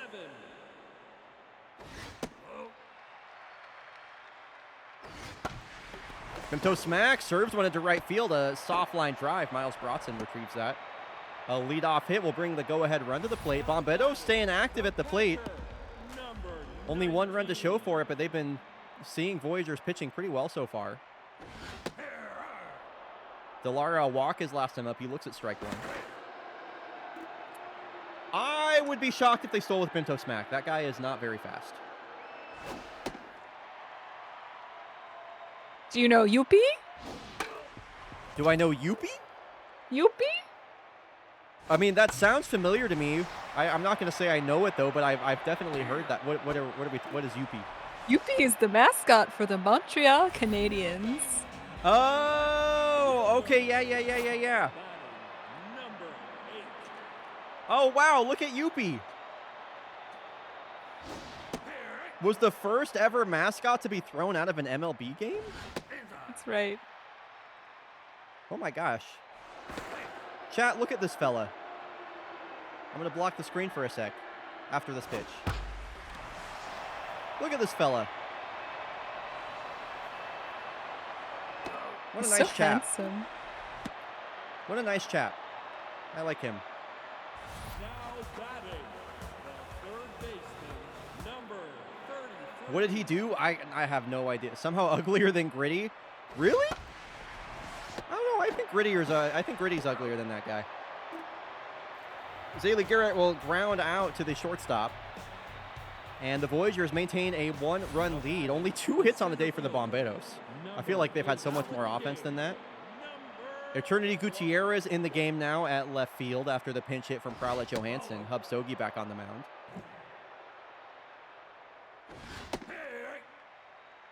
For some reason, I'm hungry. Literally me too. I'm freaking starving Marvin over here right now. Coming up after this game, folks, we have here's a line drive out to the gap. Manny Man stays hot. There's a leadoff hit. After this game, folks, we have the Kodiaks taking on the Melbourne Fighting Platypi. That'll be in Melbourne. That should be a lot of fun. And then final game of the day will be, I really have no idea what to expect from this one. Oh, Manny Man taking off, going for third, is in there safely. It'll be Golondrinas Valencia taking on the Blowfish. So I can only imagine what commentary is going to be like with Rebecca S. Peebers literally in the dugout for that game. Mm-hmm. This one is served out to right field. Manny Man get a tag up and no, yeah, not challenging the arm of Bimtov Smack. That guy's got a cannon out in right field. Designated hitter, number 94. Voyagers trying to cash in this run on third base. Amelie Frumello has not allowed a run all season long. That runner on third base would not be charged to her, by the way. That'd be charged to Hub Sogi as this ball gets away from Sammy Delara and Manny Man scoring easily on the wild pitch. Thank you, mate. And it's a walk issued to Sleeve McDykel, so just more traffic on the base paths here for the Voyagers. Number 31. And now you have power versus LHP versus left-handed pitching activated here for Rylan Baja, batting from the right side now.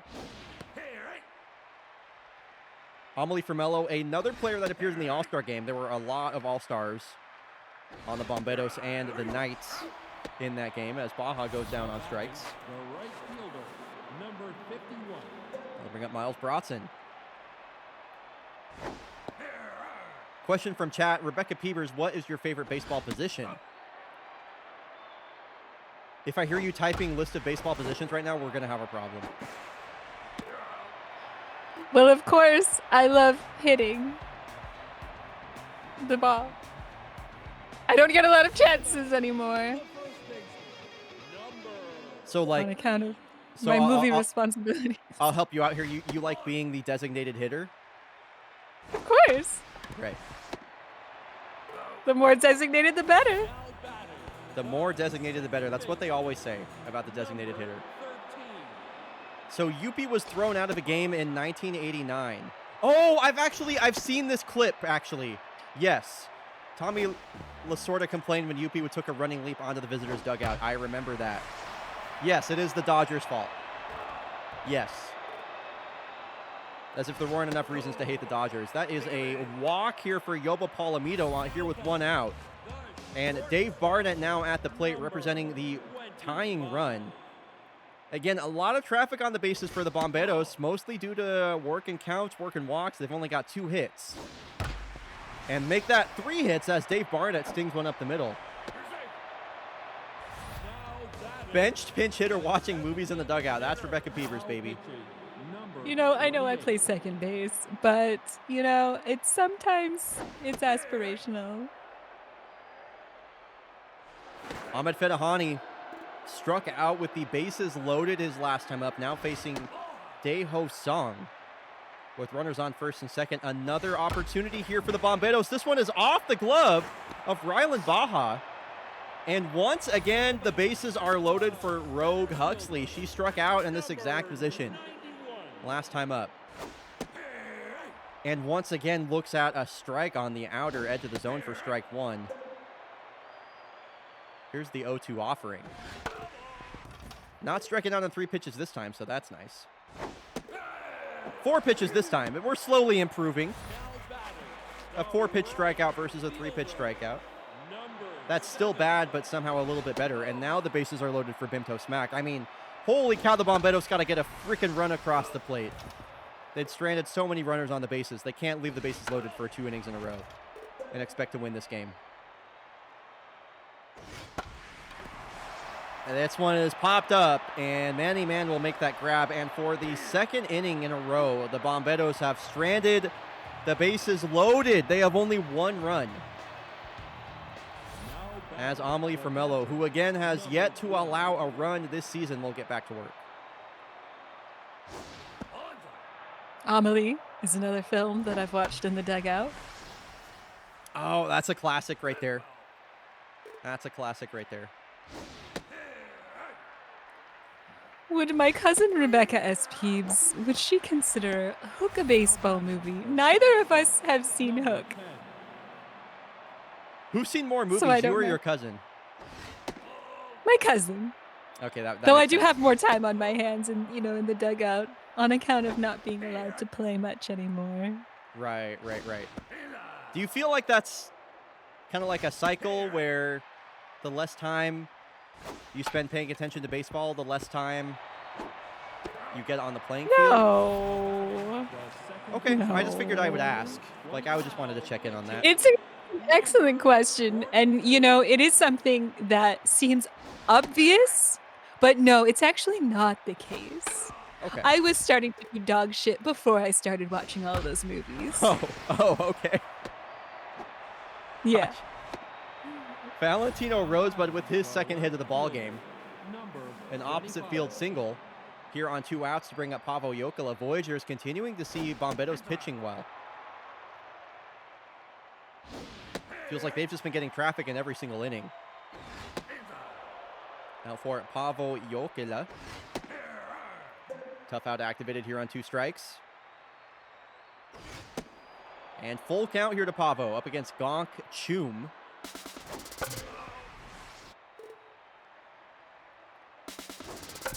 Bless you. Weak ground ball over to Zaylee Garrett, who fires across the diamond in time. So it's well documented that your cousin's favorite game is Alan Wake, or at least any game made by Remedy. What's your favorite Yes. video game, Rebecca S. Peebs? I love Minesweeper. Minesweeper. Yes. What is it about Minesweeper that you love? And Solitaire. And Solid. Oh, are these? Yes. Have you They're only? have you- the have- default games on a Windows PC. I was about to ask, like, do you only play default games on Windows PCs? Yes. Yeah, sure. I leave the also ga- play a lot of Snake on my Nokia. That's pretty cool that you still own a Nokia. Things like a relic. Well, yes. I mean, they took my iPhone when I started playing like dog shit. They grounded you? They took away your Yes. privileges? Yes. Well, Bruh, yes. the Blowfish are crazy. What? That is y'all got a wild ball club over there. Let me tell you.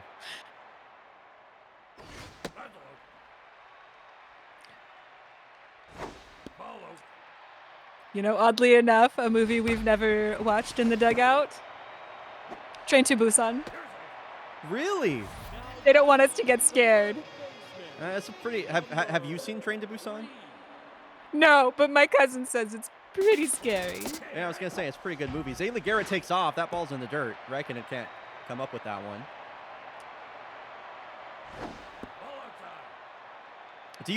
If your phone's taken away, do you have to like get somebody else to lend you their laptop or something? Like, how do y'all prefer to watch movies usually? I have one of those Windows laptop tablets, the ones that run really hot and the fan goes. Yeah. So it's equally as loud as the movie. Right. I'm familiar with that experience for sure. Number 13. Do you think the Blowfish let players have words on stream iPad baby time? Ooh, that's a great question. If we win the next game, they will let us have that again. That's great. Here's the 2-1 count here to Yoba. Checks a swing, 3-1 pitch, tying run at second base. He should get a pitch to hit after that Elia Novak RBI double. Full count here to Yoba. And he works another walk. My God, the Bomberos have multiple runners on the bases once again for Dave Barnett. And they're going to go to their closer, Spindell Hampton, bringing out the lefty specialist to face the lefty Dave Barnett, who takes a big hack at a first pitch. That one's fouled straight back. Spindell Hampton, former teammate of yours, Rebecca S. Peebs. Not that you would remember that, given how much attention we've discovered that you don't pay to the game, but did play on the Blowfish alongside you last season. No, I remember. Oh, okay, cool. That's We great. once got takoyaki together. Oh, I love takoyaki. One of my favorite foods. So the Bombettos cut the lead to 1. They still trail by 1, and with all the runners they've left on the bases, man, this game has felt so winnable for them. We're here in the final inning. Gong Chum on the mound here versus Manny Man. Batting average over 300 for now for Manny Man as he strikes out. Now batting, the first baseman, number 4. Boy, Manny Man being an impact player on this team makes such a difference for them. Like, he's already like the most elite center fielder that there is out there. So him having a bat is just really dangerous. Masahiro Hu with a base hit, and now who's on first? The designated hitter, number 94. I don't believe that's the case. Yeah, who's on first?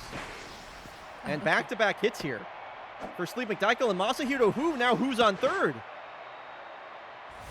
batting, Runners third on the baseman, corners number 31. for Ryland Baja. Former Cascadia Kodiak. He Oh, pops he's this one up. blasting it out of there. No, he's not. I guess he's not. Just kidding. Sorry. It's okay.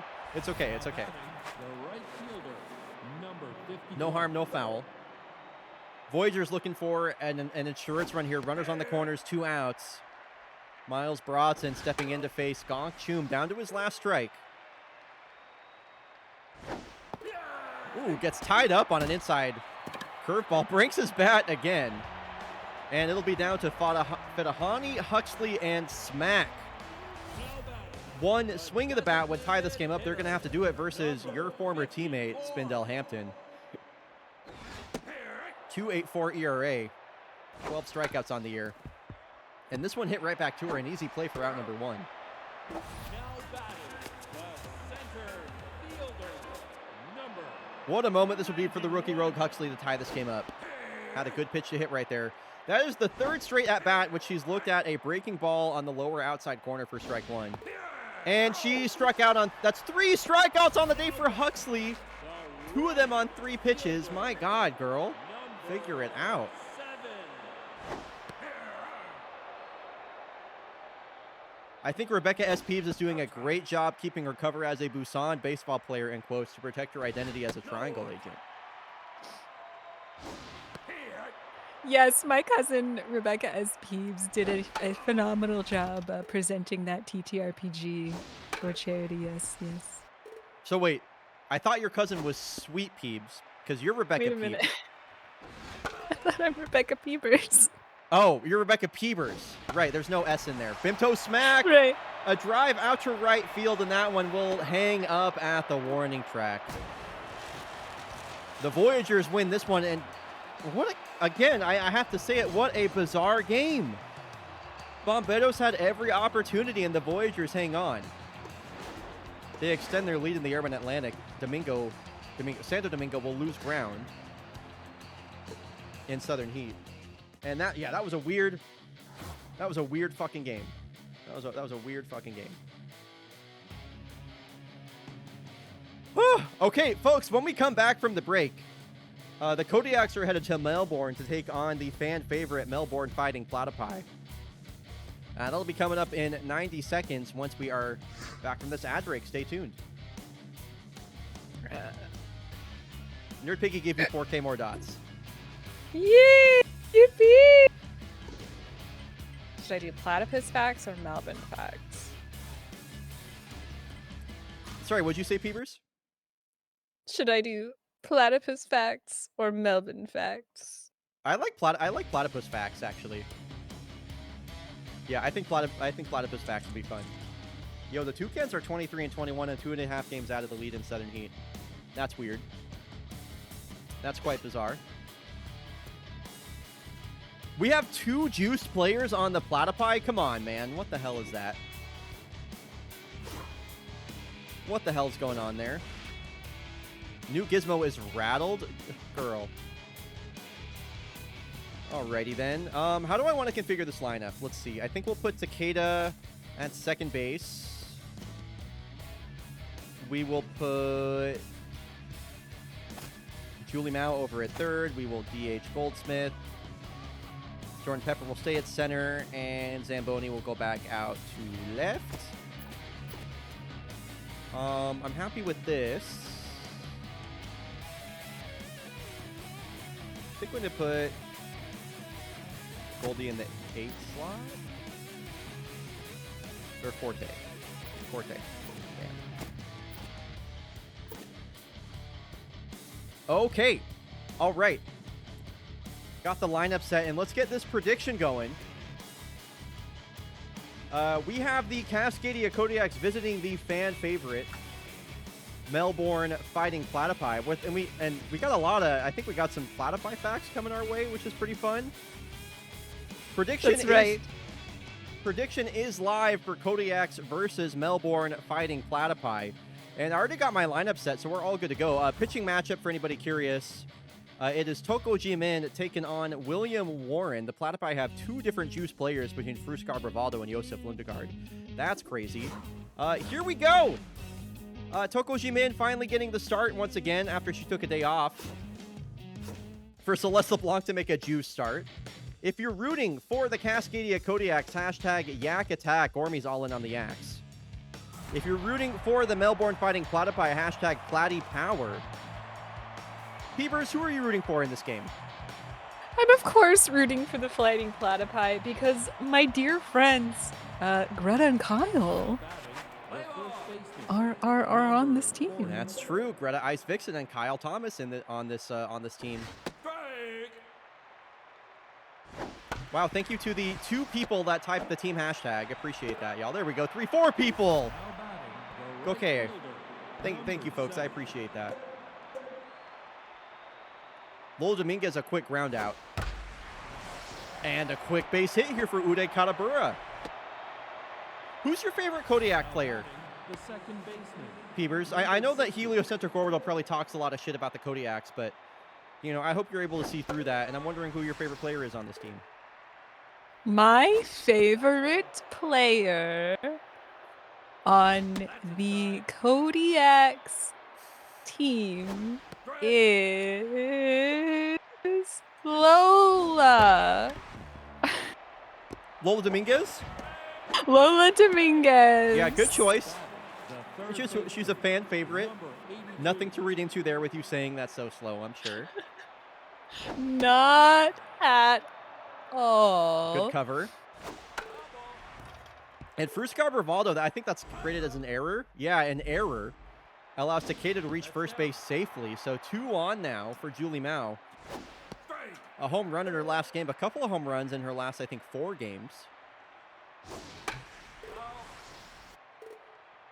Trying to battle here on 2 strikes with tough out activated. Low fastball, spoiled foul. Kodiaks with an opportunity to score here early, as we see so often. That one is driven down the first base line, just foul. What a long at-bat here for Julie Mao. Count works full. We've seen a lot of at-bats like this from Julie this season. Here's the full count. Driven out to right, and that is a foul ball. Wow, she put a good tag on that, but it just goes foul. This one's lifted high out to center. Former Kodiak Seppo Heikkinen will make the grab. Advancing to third base is Uday Katabura. It's a great at-bat from Julie. Came up just a bit short on that. Nothing wrong with that at-bat, though. Runners on the corners now for Kola Johansson, also with a home run in her last game. An 8-1 dismantling of the Santa Cruz Sawteeth. And another 3-ball count here. Runners go, and the bases are loaded. Bags are packed with Yaks here in the first. Back in the lineup today, Antoine Goldsmith DHing. Julie Mao starting at third. Any Platypi fun facts to help them get out of this bases loaded jam? Yes, the scientific name is the Ornithorhynchus anatinus. Oh, that's cool. The fighting Ornithorhynchus anatychuses And yeah, close enough. Yeah. Induce a ground ball. I mean, it works. You got a ground ball at a Goldsmith. Kodiaks leave him loaded. And the Fighting Platypi will get to work. Last time we saw these Platypi, they beat Corsa Palermo. I think that was a score of 9-2, if I recall. Both of these offenses very proficient. Lots of home run power on both squads. Seppo Heikkinen, of course, multiple World Series champ with the Kodiaks back in seasons 10 and 12. He'll work a leadoff walk here. Fuscar Rivaldo steps up to the plate. He's juiced, but Mojo down for him due to that fielding error he had back in the top of the first. Dear comrade, your audio's crunchy. Like my voice? Yes. Okay, I'm just going to unplug and replug in the microphone, I guess.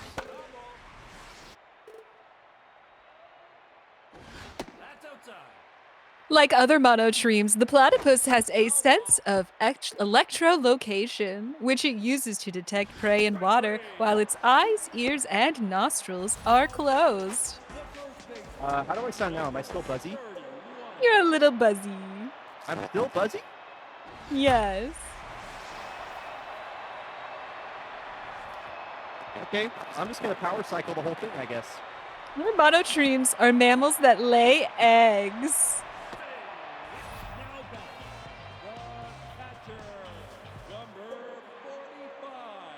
Yes, while Bry is traveling on the Terror trying to find the Northwest Passage, let me tell you about the platypus. It is one of the few species of venomous mammals, as the male platypus has a spur on each hind foot that delivers an extremely painful venom. Now batting, the left fielder, number 51. Am I still buzzy? Hello, Unbuzzy Bee. You are not stung anymore. I'm all better now? Cool. You're all better now. Dude, I'm not that annoyed by that. I've been, audio's given me much bigger trouble before, but I fucking hate when my shit is just breaks for no reason. Like, what the hell was that? Anyway, power cycling, it worked. What happened there just now? What? How did we not turn an out right there? I don't know. How did we not get an out right there? Okay, so Greta Ice Vixen hits a ball out to Takeda, who tries to go the short way to second. Dude, just get the out at first. Wow. That's not an error, but that's definitely a gaffe by the Kodiaks. There'll be a base hit for Greta Ice Vixen, and now here is the all-star, Paloma Monte Carlo. Platypi have taken an early 2-0 lead here versus Toku Jimin. Her ERA now above 4.24. By the way, peeps, thanks for all those fun facts about the Platypi. You're so welcome. Monte Carlo, a deep drive out to the gap, and that is going to probably clear the bases. Yeah, Greta Ice Vixen being waved home into third base goes Monte Carlo, and a 2-run triple. That's something I think about with the Platypi all the time, is like they have like the poison stinger or whatever. That's right. I heard from my friend Kyle Thomas, who is a member of the Melbourne Platypi team, that when you are signed to the team, they actually sew in a little spur on your heels. Oh, I thought I was expecting that to be so much worse. I thought you were gonna say, like, as like an initiation ritual, like they make you get stung by a platypus or something. No, they turn you basically into one. Not really. It's just the spur on your heel. That's kind of cool. I'm not really sure if that's like legal for baseball, but kind of neat. Well, my friend Kyle says it's great, so you know. Right. You see, yeah. Can't rave enough about it. Yeah, you seem to be really chummy with a lot of like fake baseball players, which makes sense as a fellow player. So right. I think that's, for all your lack of playing time, you seem to know a lot of players around the league, and I think that's cool. Yeah, it's I don't have a lot of time playing. I have a lot of time for socializing and watching movies in the dugout. That's true. Have you ever watched a movie in the dugout with Kyle Thomas? Number 25. Yes. Oh, cool. We watched A Miracle starring Kurt Russell. Shout out Kurt Russell. You know, Kurt Russell is going to be in Portland for a 35mm screening of The Thing, which is pretty cool. There are so many guys in that movie. Sometimes I watch it and I can't remember how many guys are in there. Oh And my every God, time there I are watch, so I many go, guys in that movie. Whoa, there's 12 guys in this movie. Where'd they come from? Number 44. So Forte strikes out after the leadoff hit, or maybe it was a walk. I don't remember. I'm kind of blacking out a lot this stream. And here's a 2-0 count to Jordan Pepper, a double play ball. He's going to hustle to first. Wow, that's a great pick by Lundegaard over at first base. Kodiak's grounded into a double play, and it's all Platypi so far. They have a commanding 5-0 lead. And when you think about the Kodiaks leaving the bases loaded back in the first, man, what a missed opportunity that was. And immediately Toko Jimin is back out on the mound. That's inside. That's up. There were no women on the crew either. Damn, that was just all dudes? Take your base. That's what my cousin Sweet Peebs says. Wow. Number 3. That's cool that your cousin... John Carpenter said it helped with the atmosphere. Ball inside. That's cool that your cousin Sweet Peebs is in the chat and then you're here in the... Man, how... Ball inside. I know. We're truly blessed.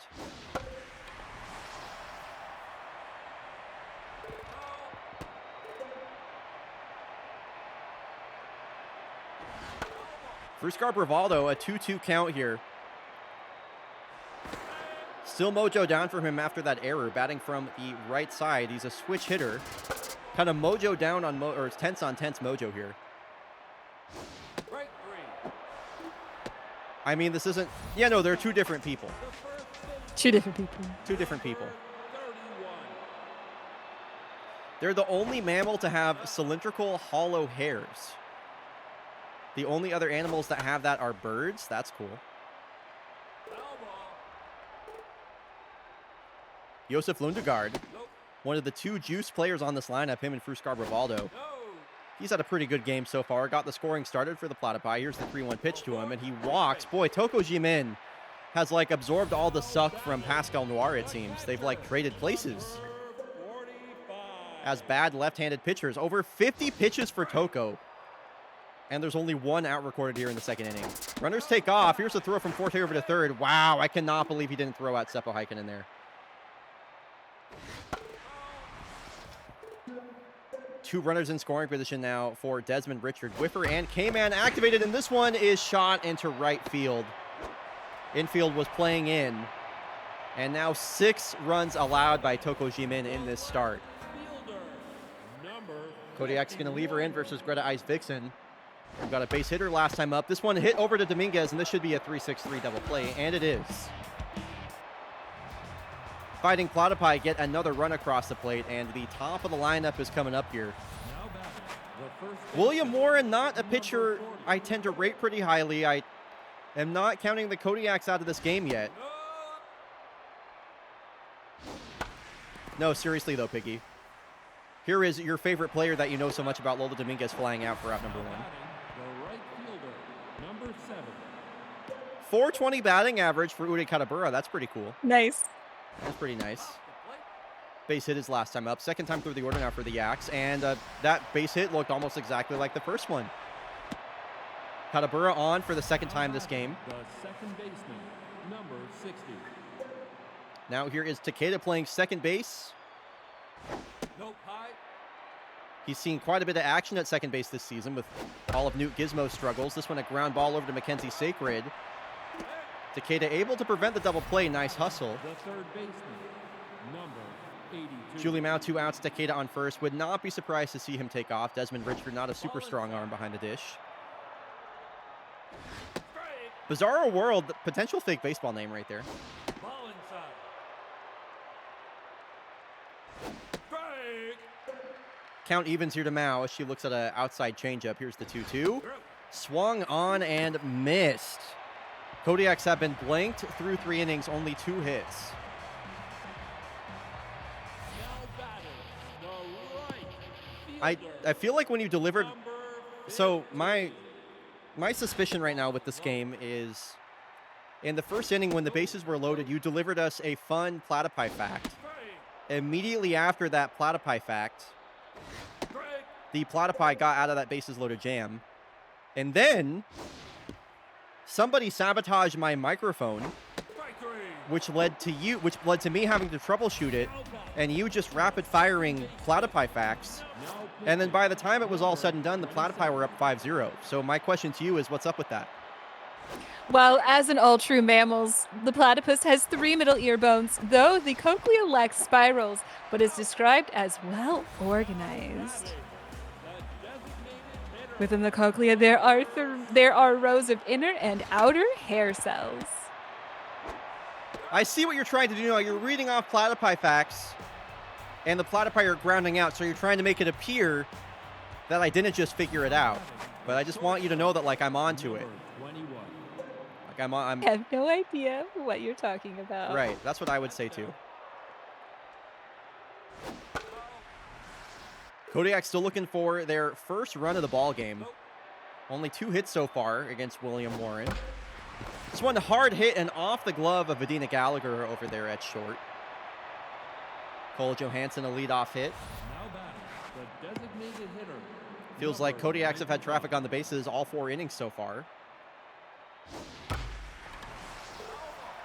That's what I'm saying, Nerd Piggy. The more facts that are given, the more they platy power up. Well, the platypus is native to the freshwaters of eastern Australia, from Queensland to Tasmania, including King Island, but not the Furneaux group. But not the what? The Furneaux group, that is a group of approximately 100 islands located at the eastern end of the Bass Strait between Victoria and Tasmania. Oh, that's cool. Wow, what a place to visit that would be. 100 individual islands. I can only imagine what that's like. Man, the world is so cool. With the balls. 2 on, nobody out here for Far Champ Zamboni, and he's got a 2-0 count.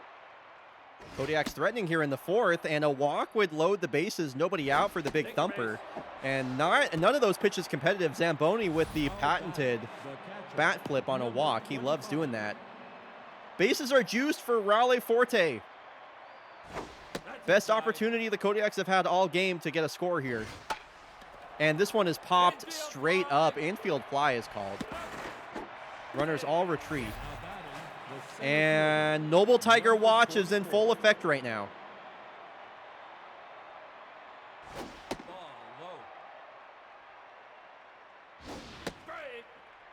A ground ball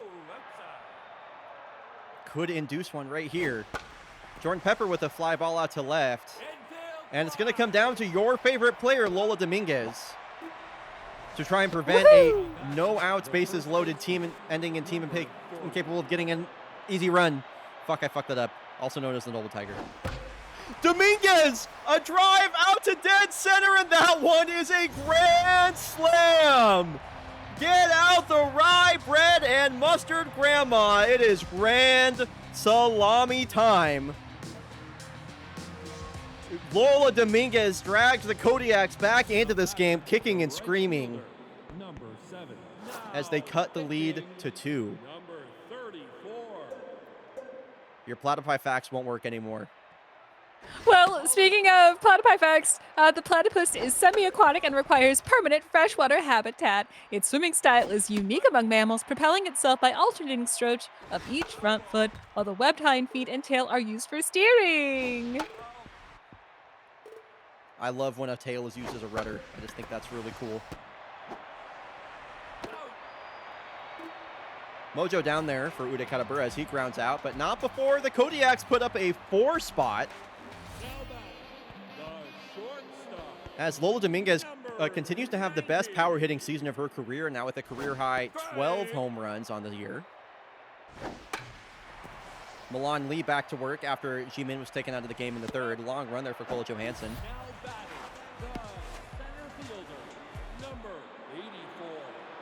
They produce milk without having teats. No other animal does that. Where do they produce the milk from? If not their teats. Well, with no teat, the milk is released through pores in the skin, from which the young lap it up in the fur. Milk is sweat? Whoa. That's crazy. That's really cool, actually. What the freak? Wow. Milan Lee, what are we doing? Takeda. Guys! These Kodiaks are pissing me off, Rebecca S. Peebs. I gotta say. Runner takes off. You're going Here's to the have throw a from Forte. stern talking to with them. I'm going to have yeah.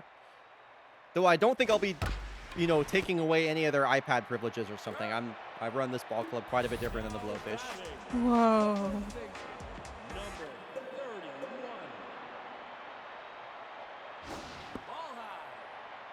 So here is Josef Lundegaard, runner on third base.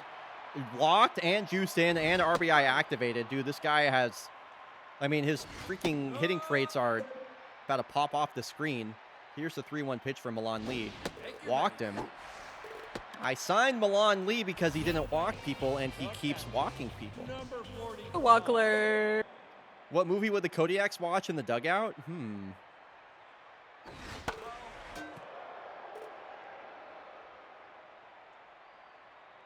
That's not a question I can answer. I'm trying to think of a movie that, gets me fired up. Now batting, the second baseman, number 60. I don't know. I wish we didn't have to watch so many sports movies. I'd love to watch Autumn Sonata sometime. Autumn Sonata. Tell me about that movie. It's an Ingmar Bergman picture. It's what? Ingmar Bergman? Ah, fuck. Sorry, I just dropped my phone on my keyboard. Third baseman, I'm looking up this movie to add to my watch list as we speak.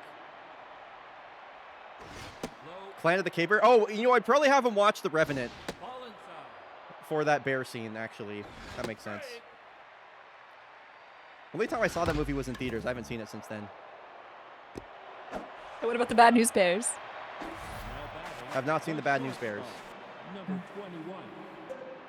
Autumn Sonata. Break. 1976, Ingmar Bergman. Oh, I don't want to watch the HD trailer. Nope, I'm good.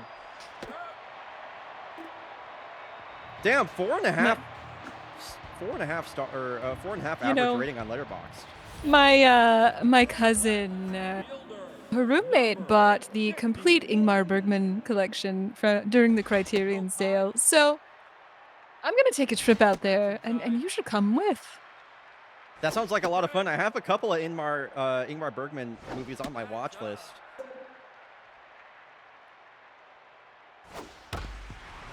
This one hard hit up the middle. Platypi continue to tack on to the hit column. Lead off single there for Greta Ice Vixen to bring up Paloma Monte Carlo, who hit a triple this game. Greta and I once went to Denny's. We didn't fight though. We did have a nice meal together. Monte Carlo could have made it a double right there. A bit of a scared base running, I have to say. I don't like that. So runners on the corners, nobody out. Platypi threatening a very good Kodiaks team once again. Runners take off. Here's the throw from Forte, and that one is in time. If you wanted second base, Paloma Monte Carlo, you should have just ran there on the hit. Now you're thrown out. Made to look a fool. Here's the 1-2 pitch from Milan Lee. Sacred spits on the forkball. Now the 2-2. Was a strike, but umpire behind the plate thinks differently. Now the full count. And I cannot believe she got her bat to that. Chases a ball out of the zone. And infield playing in. That ball gets through. So it is 7-4. Number 34. Platypi extend that lead back to 3 runs. And now Dirt Clod has to come out of the pen. And we're only here in the bottom of the 5th. Still a lot of game left to play.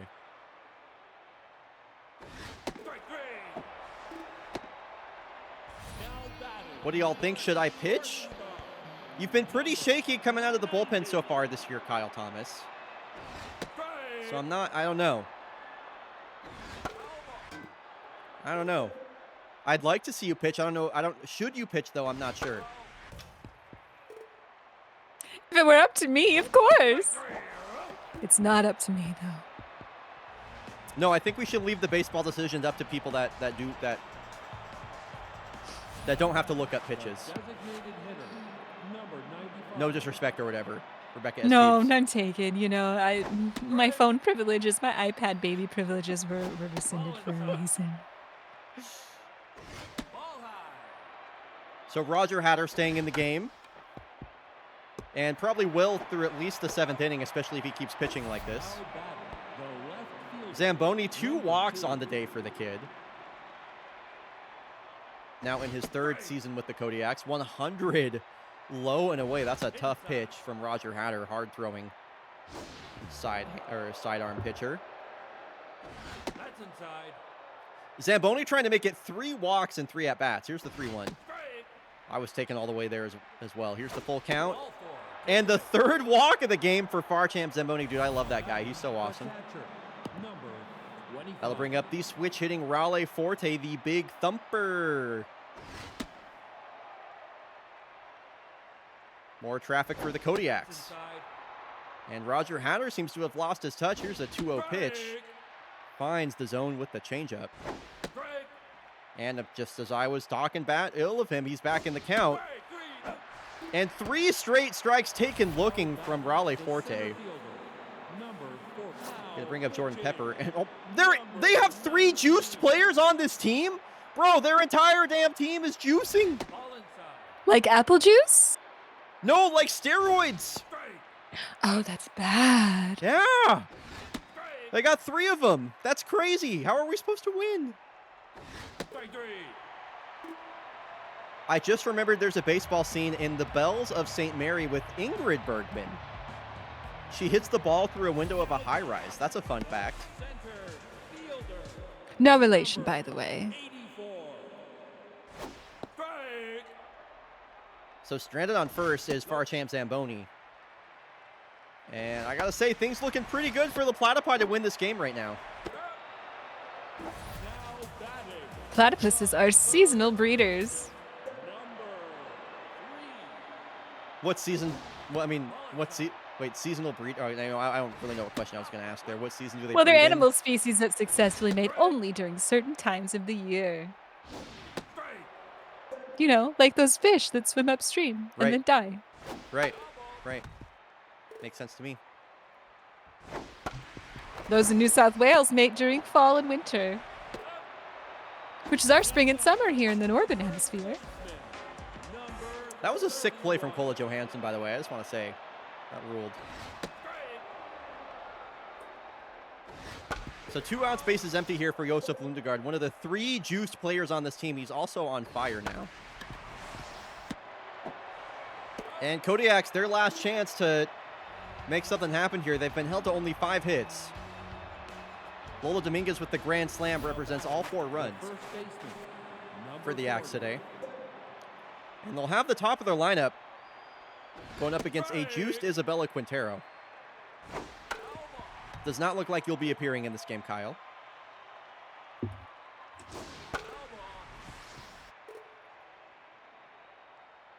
Dominguez trying to battle here on 2 strikes. Wow, I thought that was strike 3. She takes an inside fastball for ball 1. Jam shot out to short. Gallagher plays out of bounds. Now batting, the For out right number 1. fielder, Was that just a number 7. full Dominguez mojo down when she's hit a grand slam? Wait, was that chat? Was that real? Now it's outside. Off the plate.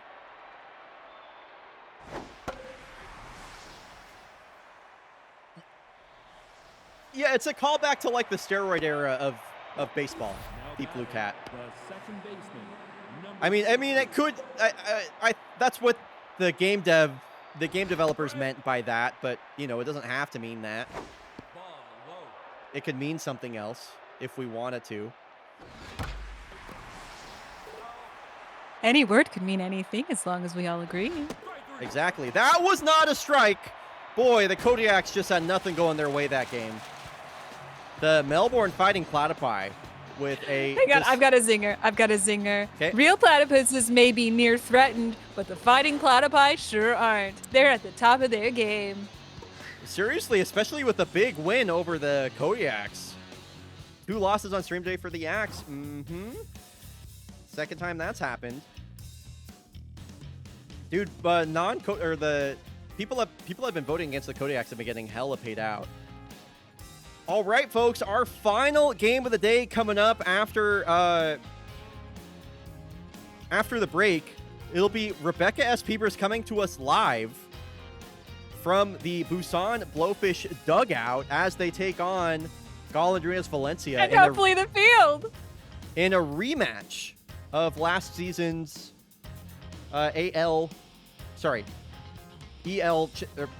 Eastern League Championship Series. Dude, it's really hard to talk. So we'll be back in 90 seconds.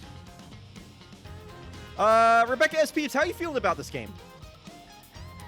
You know, I'm very excited for my team and myself to win big tonight. You know, we haven't been doing so well, but I think tonight, the blowies are gonna blowing up. Hashtag blowing up, blowies. Great job. I Great need to job. go. I need to go pay the meter. I'll be right back. Okay. Okay, I'm back. Oh. Wow. Okay. Welcome back. Okay. Chris Trevino. What's your read on this guy? What's the vibe you get from him as a starting pitcher? He will not let me borrow his shampoo when I forget mine. He says he buys it special from Italy and he won't let anyone borrow it. I mean, kind of rude, but also I'm looking at his hair and I'm like, you know, fair enough, man. Like, clearly it's working. I don't know. It is. I can't really blame him It for that. really is. I bet it's really nice shampoo as well. It smells so good. Yeah, I bet it's really, really good shampoo. All right, folks. Final game of the day is coming at you. The last time we saw these two teams face, does anybody remember who won? Oh, it was the Blowfish. The Blowfish with that dramatic 7th inning comeback. Now, Peebs, I really hope you're in the lineup because that would be awesome to hear you like talk to us live from the field. We are headed to Valencia, to Aviary Park for this ELCS rematch. Okay, the next home run, Peebs, we have to call it... Dang, you're not in the lineup. The next home run, Peebs, we have to call it a Peebers Piss Missile, by the way. So don't let me forget that. Now batting, the center fielder. I'll make sure my cousin doesn't forget. But you're in the booth right now, so you have to not forget. That's right. Well, she sent me a text on my Nokia. Oh, okay. Now batting, Gotcha. the right fielder. Oh, here's Einhard Damflock. What movie were y'all just watching together? Remind me, was it Angels in the Outfield? We were watching A League of Their Own. A League of Their Own. Right. Next up is Bull Durham. That was an interesting visual bug.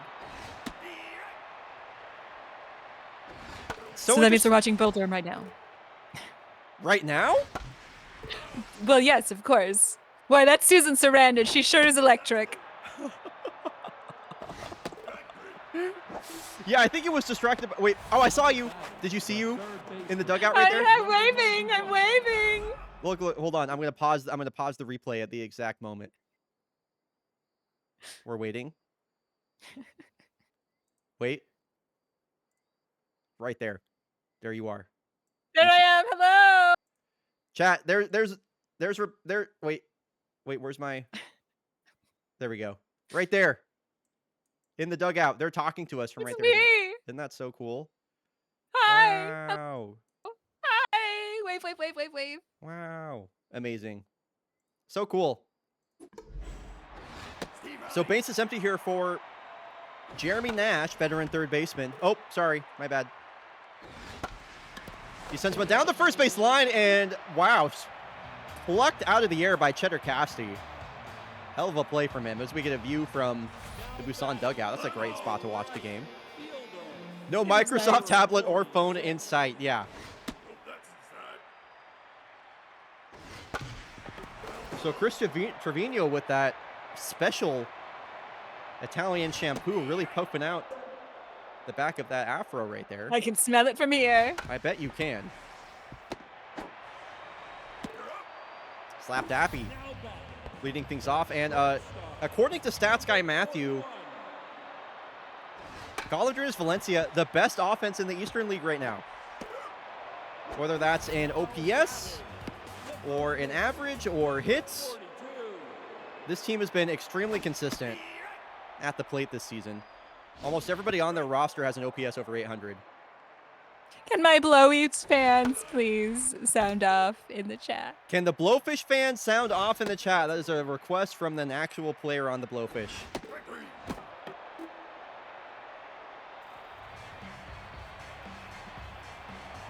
A 1-2-3 inning from Chris Trevino. And heliocentric orbital going to lead things off. Peepers watching from the top step of the dugout.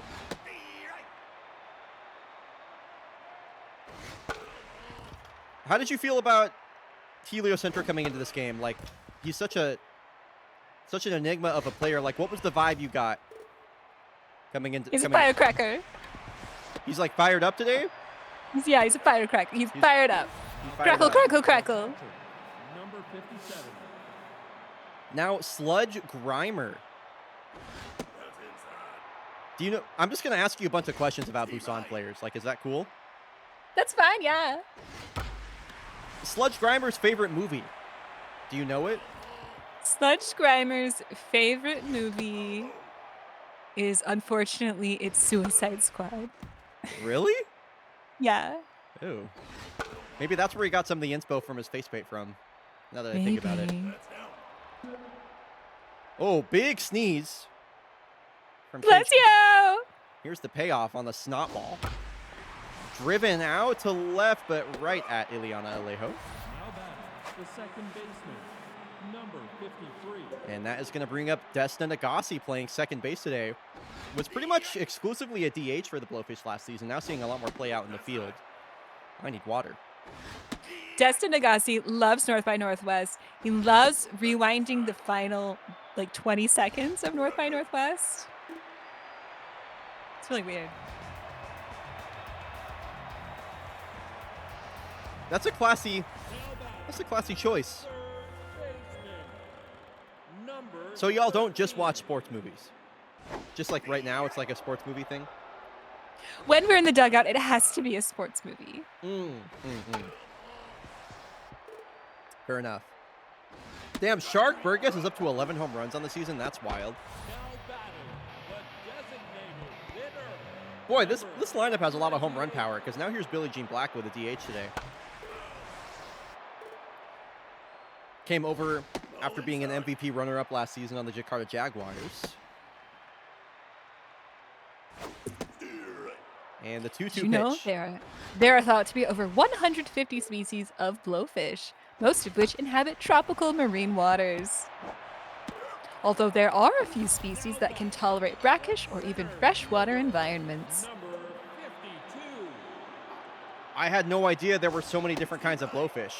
I didn't either until I joined the team. There's an info session. I missed a stat from Stats Guy Matthew, by the way. Here is a stat from Stats Guy Matthew that it's going to say it's from me, but it's from Stats Guy Matthew. Gollandrinas Valencia are first in runs scored in the Eastern League, second in all of baseball, while the Busan Blowfish are first in runs allowed. I've talked about how bad the Blowfish's pitching has been. Holy cow! Nobody has allowed more runs than them. So this is going to be a tough hill to We're climb. very permissive. What do you say, Peeps? We're very permissive. Oh, we have word from Alicat Crunchtrap. Hey! Game on the field! Now batting, the Hey! first baseman, number 35. Wow! You can almost hear him over there at first base. Yeah! Hey! Why the fuck does he sound like that, dog? Oh my god! Alicat, are you gonna steal a base? Sebastian! Are you gonna steal a base? I'm trying! Oh! Alley Cat, you got thrown out! The left fielder, number 27.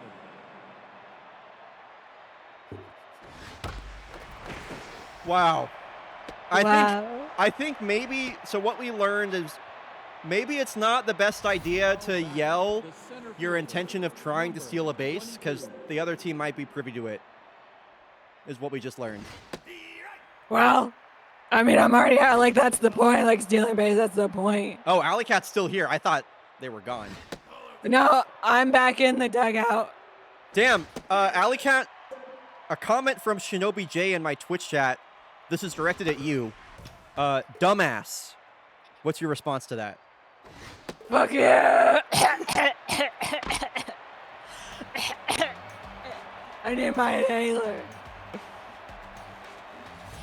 batting, the second base Well, anyway. Okay. number Anyway, yeah. Let me take the microphone back. Yeah, get No. get that guy out of here. No. Let's get him a glass of water. It sounds like his voice hurts or something. Like, there's the first hit of the ball game for Valencia. Harrison Sierra with a ground ball back up the middle. the left fielder. Now we'll bring up Ileana Alejo, 290 batting average coming into this boy. She's been such a fun player to watch for 2 seasons now, and a couple of hits. Have two runners on the bases here for Valencia. The backup catcher, Yambag Jones, up at the plate. 2 on, nobody out. She's trying to ambush a first pitch fastball. Steve Wright. First Trevino trying to go right at the 9-hole batter. Here's a pop fly ball out to shallow center. Nagasi with the grab. Top of the lineup now. The right fielder. And a dangerous spot here for Chris Trevino. This one's driven on a line out to left field. Tillamook, a long run in, will make the catch. And now Chris is one I out love away their cheese. Shortstop, number 40. It's really good cheese. You know, fake baseball reporter Nebula Nova was just at the Tillamook factory recently. Whoa. I'm jealous. It's where Darragwell Tillamook was born. This is pretty cool. Here's the all-star Bertrand Renaudin, who hasn't really made any new fans since he hit Celeste LeBlanc with a comebacker in the all-star game. He'll work a walk. And that's going to bring up an on-fire Cheddar Cassidy. 270 batting average, 5 home runs, 20 RBI. Holy moly.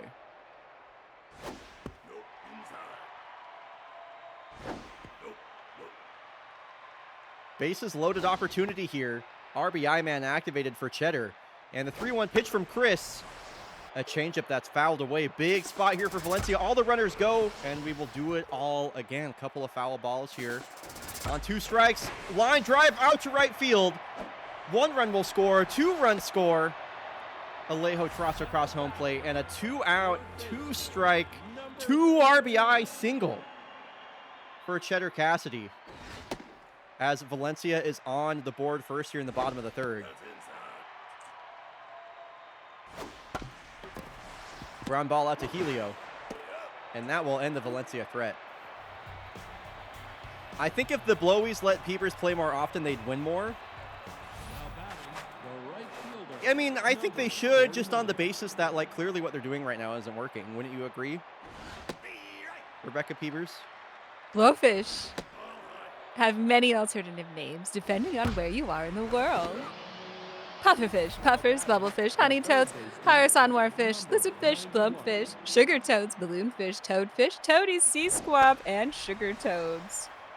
In Japan, the blowfish is also called fugu when it appears on a restaurant menu. Wow. Chat, I don't think Rebecca Peepers is listening to me. I think they're just talking about blowfish now. Now batting, the It's amazing the websites you can access on a Nokia phone. Yeah, I didn't even think phones had internet back when those were around.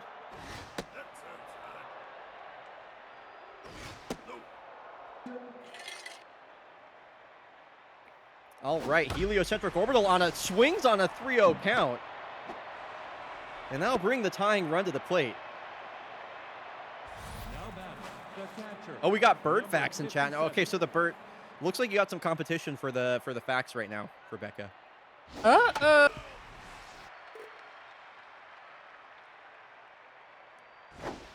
Who else remembers buying ringtones on a flip phone and having to wait for them to download? Yes. I never had to buy ringtones because I was on My Exertones, which you can like upload your parts of your own songs and turn them into ringtones. It was pretty amazing. I had the coolest ringtones. Just saying. Sludge Grimer actually smells pretty good. He smells like honeysuckle. Oh, that's pretty sweet. Yeah. I like that. Here's the full count here to the honeysuckle. Checks his swing. Okay, and that's going to bring the go-ahead run to the plate. Now here comes Destin Agassi. Out comes Sage Cower. In comes Cha-Cha Booger. Oh boy, dude. We've seen Cha-Cha Booger appear twice this year, and both times he's got hit with a comebacker, so I greatly fear for his safety right now.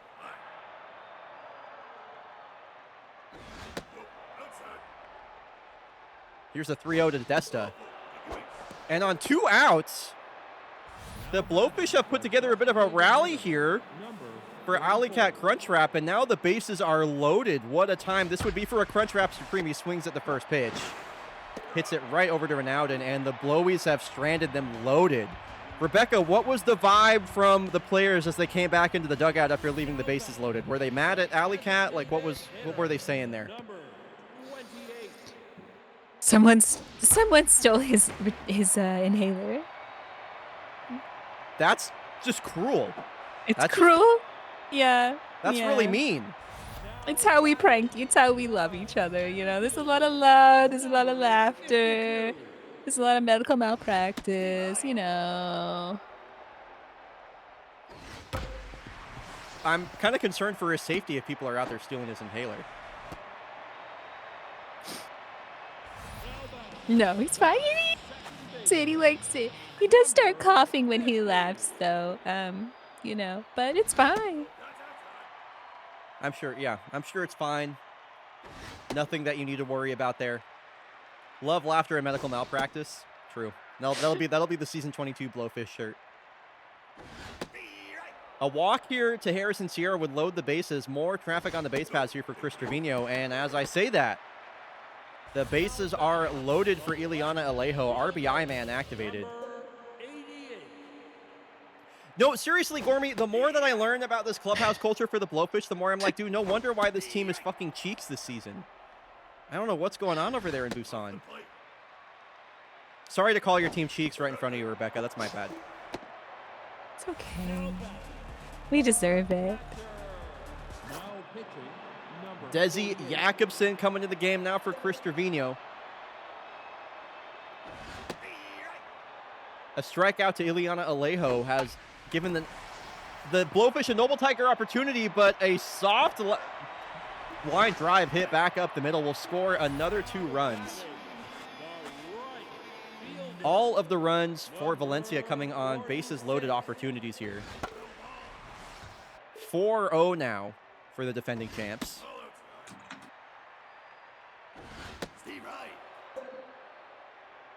Tough out activated here for Slap Dappy.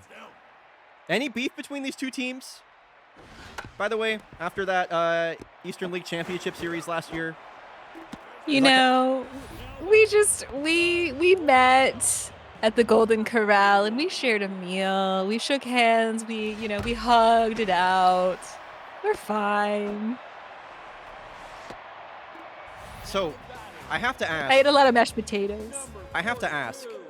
If Valencia is from Spain and, Busan is in Korea, where are y'all going to Golden Corral?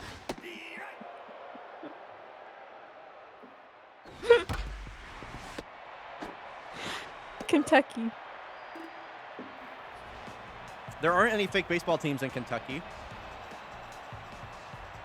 Our bus broke down. The first baseman, number 35. Why would you be taking a bus through Kentucky? Rebecca S. Peebers! You're not making any sense right now.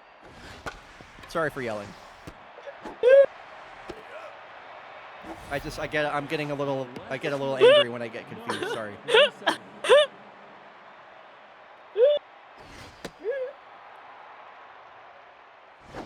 Why don't you believe her in all caps? It's so funny. Darryl Tillamook with a slicing drive out into foul territory and right. That'll be a 2-out double. Now batting, the center fielder. number We were on our way to Montreal to go to the Cirque du Soleil. And we were diverted into Kentucky. Of course. Right. So Hudson Dakota with a runner on second sends a drive out to center. Junior Sarsaparilla will make the catch. Now batting, the right I could, fielder, you know, I could also see a number future where there's just like a 49. Golden Corral in Korea or something, you know, like I could see that. Because at this point in fake baseball lore, we are like, what, 20 years in the future or something? 21 years in the future. Einhart Damflock, a deep drive way out to left center that bangs off the wall. That'll be the first run of the ball game for the Blowfish. A 2-out RBI double for the German, Einhart Damflock. Now batting, the third baseman. Busan keeps the line moving. Now pitching, number 53. And no cheers from Rebecca Peebers in the over commentary. I think, were you on your phone?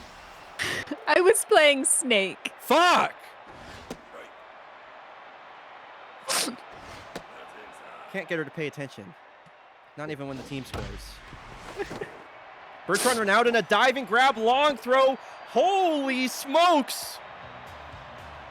What a play from Bertrand Ronaldo. To steal a hit Wow, away Bull from... Durham is a really horny movie. What? I don't even know what's going on anymore. Now batting, the third baseman, number 13. We're in the bottom of the fifth. Shark Burgess is up. Fun fact about Shark Burgess, Sapphire and Pink does not like this guy. Just for no reason. Why? I don't know. They just don't like him. In the Fake Baseball Fake podcast, they were like, you know, you just have that player that you hate, Number and it's that guy. You know who's been like a brother to me? Who? Dear Desi. Yeah? What's your Yeah. relationship with Desi like? It's great. It's great. We went to see TXT in concert. Smarx together. They're That's great. Is We're TXT... making plans. We're I'm making get- plans to see BTS as well. Oh, cool. Oh, so Desi a big K-pop fan? Yeah. Oh, that tracks. That's pretty cool. Yeah. Fly ball center field. Hudson Dakota the run in. Well, as soon as you started talking about Desi, he got taken out of the game, so... number 50. Bronson Swanson, what's this guy like? He came over from Corsa Palermo. Bronson, he's not a K-pop fan. We asked him if he wanted to go with us, and he said no, thank you. Yeah, Bronson Swanson strikes me as more of a... I don't know, He what likes way- Florida Georgia line. Florida Georgia line. Hmm. Oh my God! Einhart Damflock just stole a home run. My God, I keep thinking that these home run balls are not home run balls. And Harrison Sierra, a deep drive out to right. I thought this was going to hang up at the track, and Damflock climbing to the heavens to make that catch. What the hell? That sure was an 8-foot vertical leap. It 100% was. Wow. So Athenia Patagonia in the game now. Broken bat blooper right to Cheddar Cassidy. Now batting, the catcher, number 57. I bet Bronson is a massive Guns N' Roses fan. I could see that. He is. Well, that was a lucky guess, Gourmet. How did you manage that? It's the vibes. It's That's the vibes. crazy. Bouncer over to first base. Cheddar Cassidy. What a play. Patagonia can't Now batting, field that ball. That was... I can't believe the play that Cheddar Cassidy had on that ball. We're going to take us another replay. Replay Ronald over Desta here. listens to a lot of Bonnie Raitt and ABBA. Desta, Abba. Okay, it rhymes. Mhm. Yeah.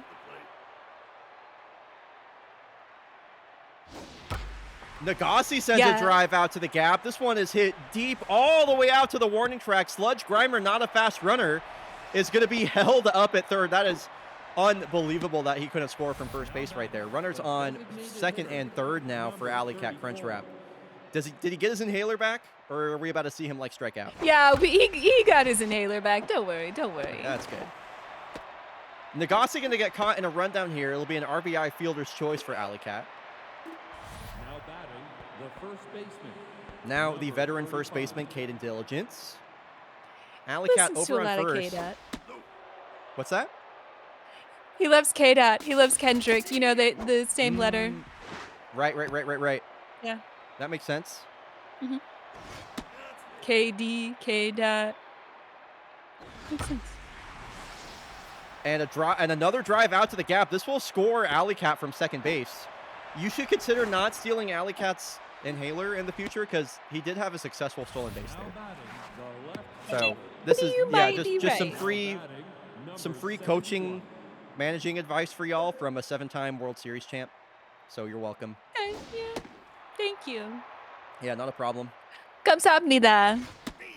Blowfish have cut the lead to 2 with the 2-out rally here in the top of the 6th.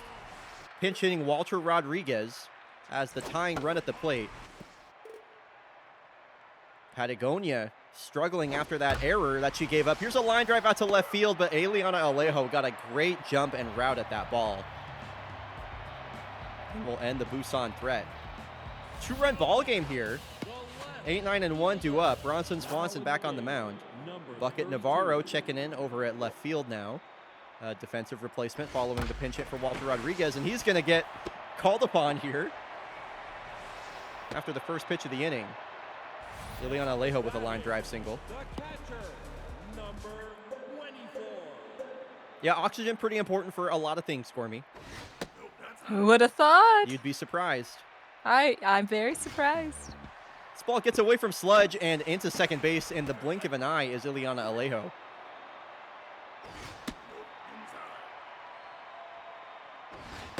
How you feeling about your team's chances of winning this game, Rebecca? You know, it's been a while. It'll be nice. It'll be nice. Well, the chances just got worse as there's an RBI single from Yambag Jones to extend the lead back to 3. 46. In Spain, golondrinas often represent good luck, love, and happiness. It's a fun bird fact. What's your counter, Rebecca? Busan is Sino-Korean for Cauldron Mountain, believed to be the former name of Mount Hwangyeon, which is west of the city center. Take that, Deep Blue Cat. Ball inside.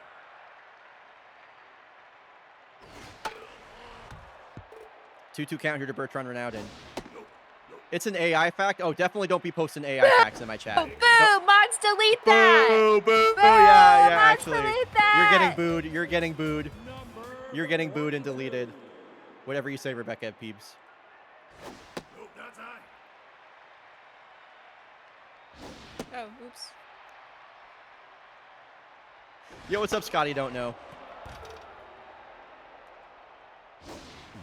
That ball gets it. Dude, what is going on with Sludge Grimer and Bronson Swanson right now? You have any inkling what might be causing all of these pass balls?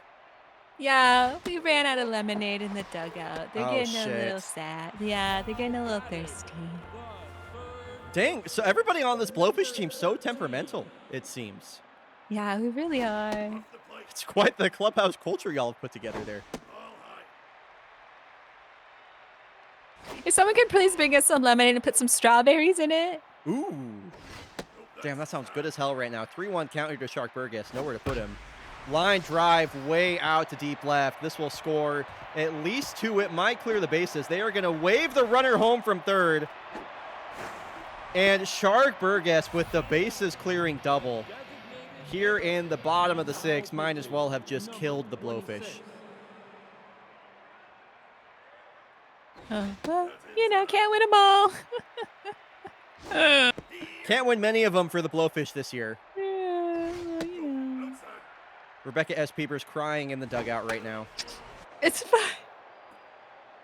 It's okay.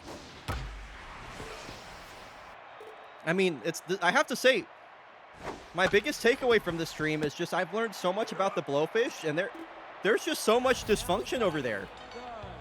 Like, have you thought about like trying to find a new team, or like I'm just kind of shocked. No, like I said, you know, I get a per diem, and I get as much fried chicken as I want. Oh, that's actually a pretty good, like Korean fried Yeah. chicken. Like, Well, yeah, of course, you know, we're in Busan. yeah, that's a pretty okay. That's not So, so you know, bad. you win some, you lose some. You lose a lot, but Wait, you know, wait, you wait. still win some. Oh my God, Einhard Damflock! What is happening to the Blowfish in this game? Okay, Rebecca. We're fine. Rebecca S. Peepers. Yeah. You mentioned that you needed help to pay parking, right? Yes. Okay, well, I just had a thought come to my mind. I'm about to put you on blast. What are you doing out here asking for help from my chat when you're on a $5 million salary? Why do you need help paying for parking on a $5 million salary? Can you... Give me my thoughts back.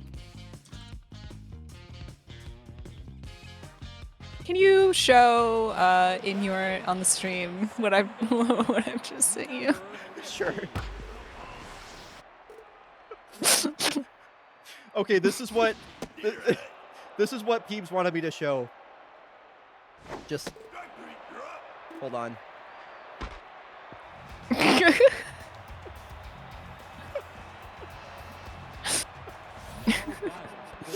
That was it. Number 22. That was all. Cut. Damn. Fuck. I guess I never thought when I was just so excited about having a real fake baseball player on commentary with me. I guess I never considered that they would just be fucking scamming my poor viewers. I think you'll find that I'm the lowest paid, one of the lowest paid members. Oh, the lowest paid player, only making $5 million. Oh my God. The third baseman, number 90 now, pitching, number 64. I got fucking scammed. Right. Also, it's actually not U.S. dollars. It's Korean won, and 5 million Korean won is $3,390.92. The Blowfish might have been Oh. pulling a fast one on you because that is US dollars. I hate to say it. So you might want to talk to someone about Oh that. no! Oh no! Yeah.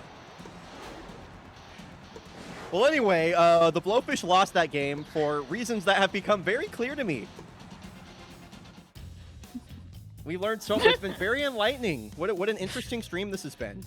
Yes, thank you so much for having me. Yeah, thanks for coming on or whatever. Or what? Yeah. No, but for real, Rebecca S. Peebs. And scene. And scene. Oh, are we back? Yeah, we're back.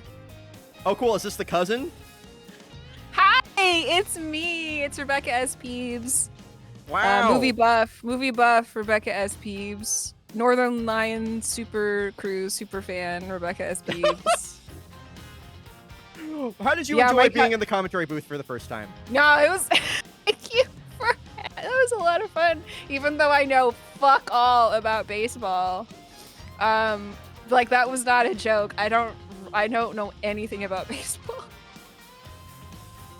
No, I mean, I believe you too. I didn't really know what I expected going into having you on, but I don't know. It wasn't that. Like that was truly one of the most bizarre crops of games and commentary, but it was a blast. It was a lot of fun. That's the Sweet Peeps Gay Roan tea. Oh my God. So thank you for taking the time out of your day for being here. your thoughts on your first stint as a fake baseball commentator, by the way. So fun. Please let me come back. I'll be any baseball player you want. I'll be any baseball player you want is awesome.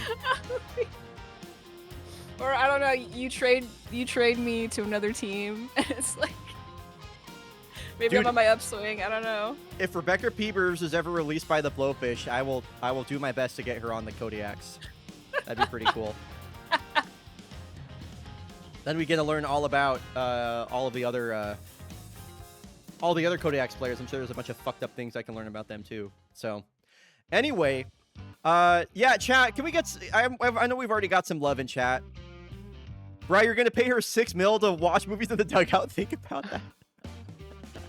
If we get some love in chat for Rebecca S. Peebs, Sweet Peebs, who took time out of her day to be here on Fake Baseball Commentary. Thank you so much, Peebs. Yeah, It was you're literally welcome. like such a blast, long overdue, and I was really glad to have you. Any final words from you? Yeah, follow me on Letterboxd. Oh, literally, I need to let me grab your letterbox really quick. You can find me in the Bryoheads. Bam. You heard it here from Rebecca S. Peebs herself. Follow Peebs on Letterboxd. I agree, it's a fun Letterboxd follow. Anyway, Peebs, thank you so much for being here. I'm about to close out the stream, but for now, I will bid you farewell. Thanks so much for your time. Thanks for making this like a fake baseball broadcast I will never forget. Thank you. Bye. I'm gonna hang up. Bye. Wow. Well, chat, that was certainly a day of fake baseball unlike any other.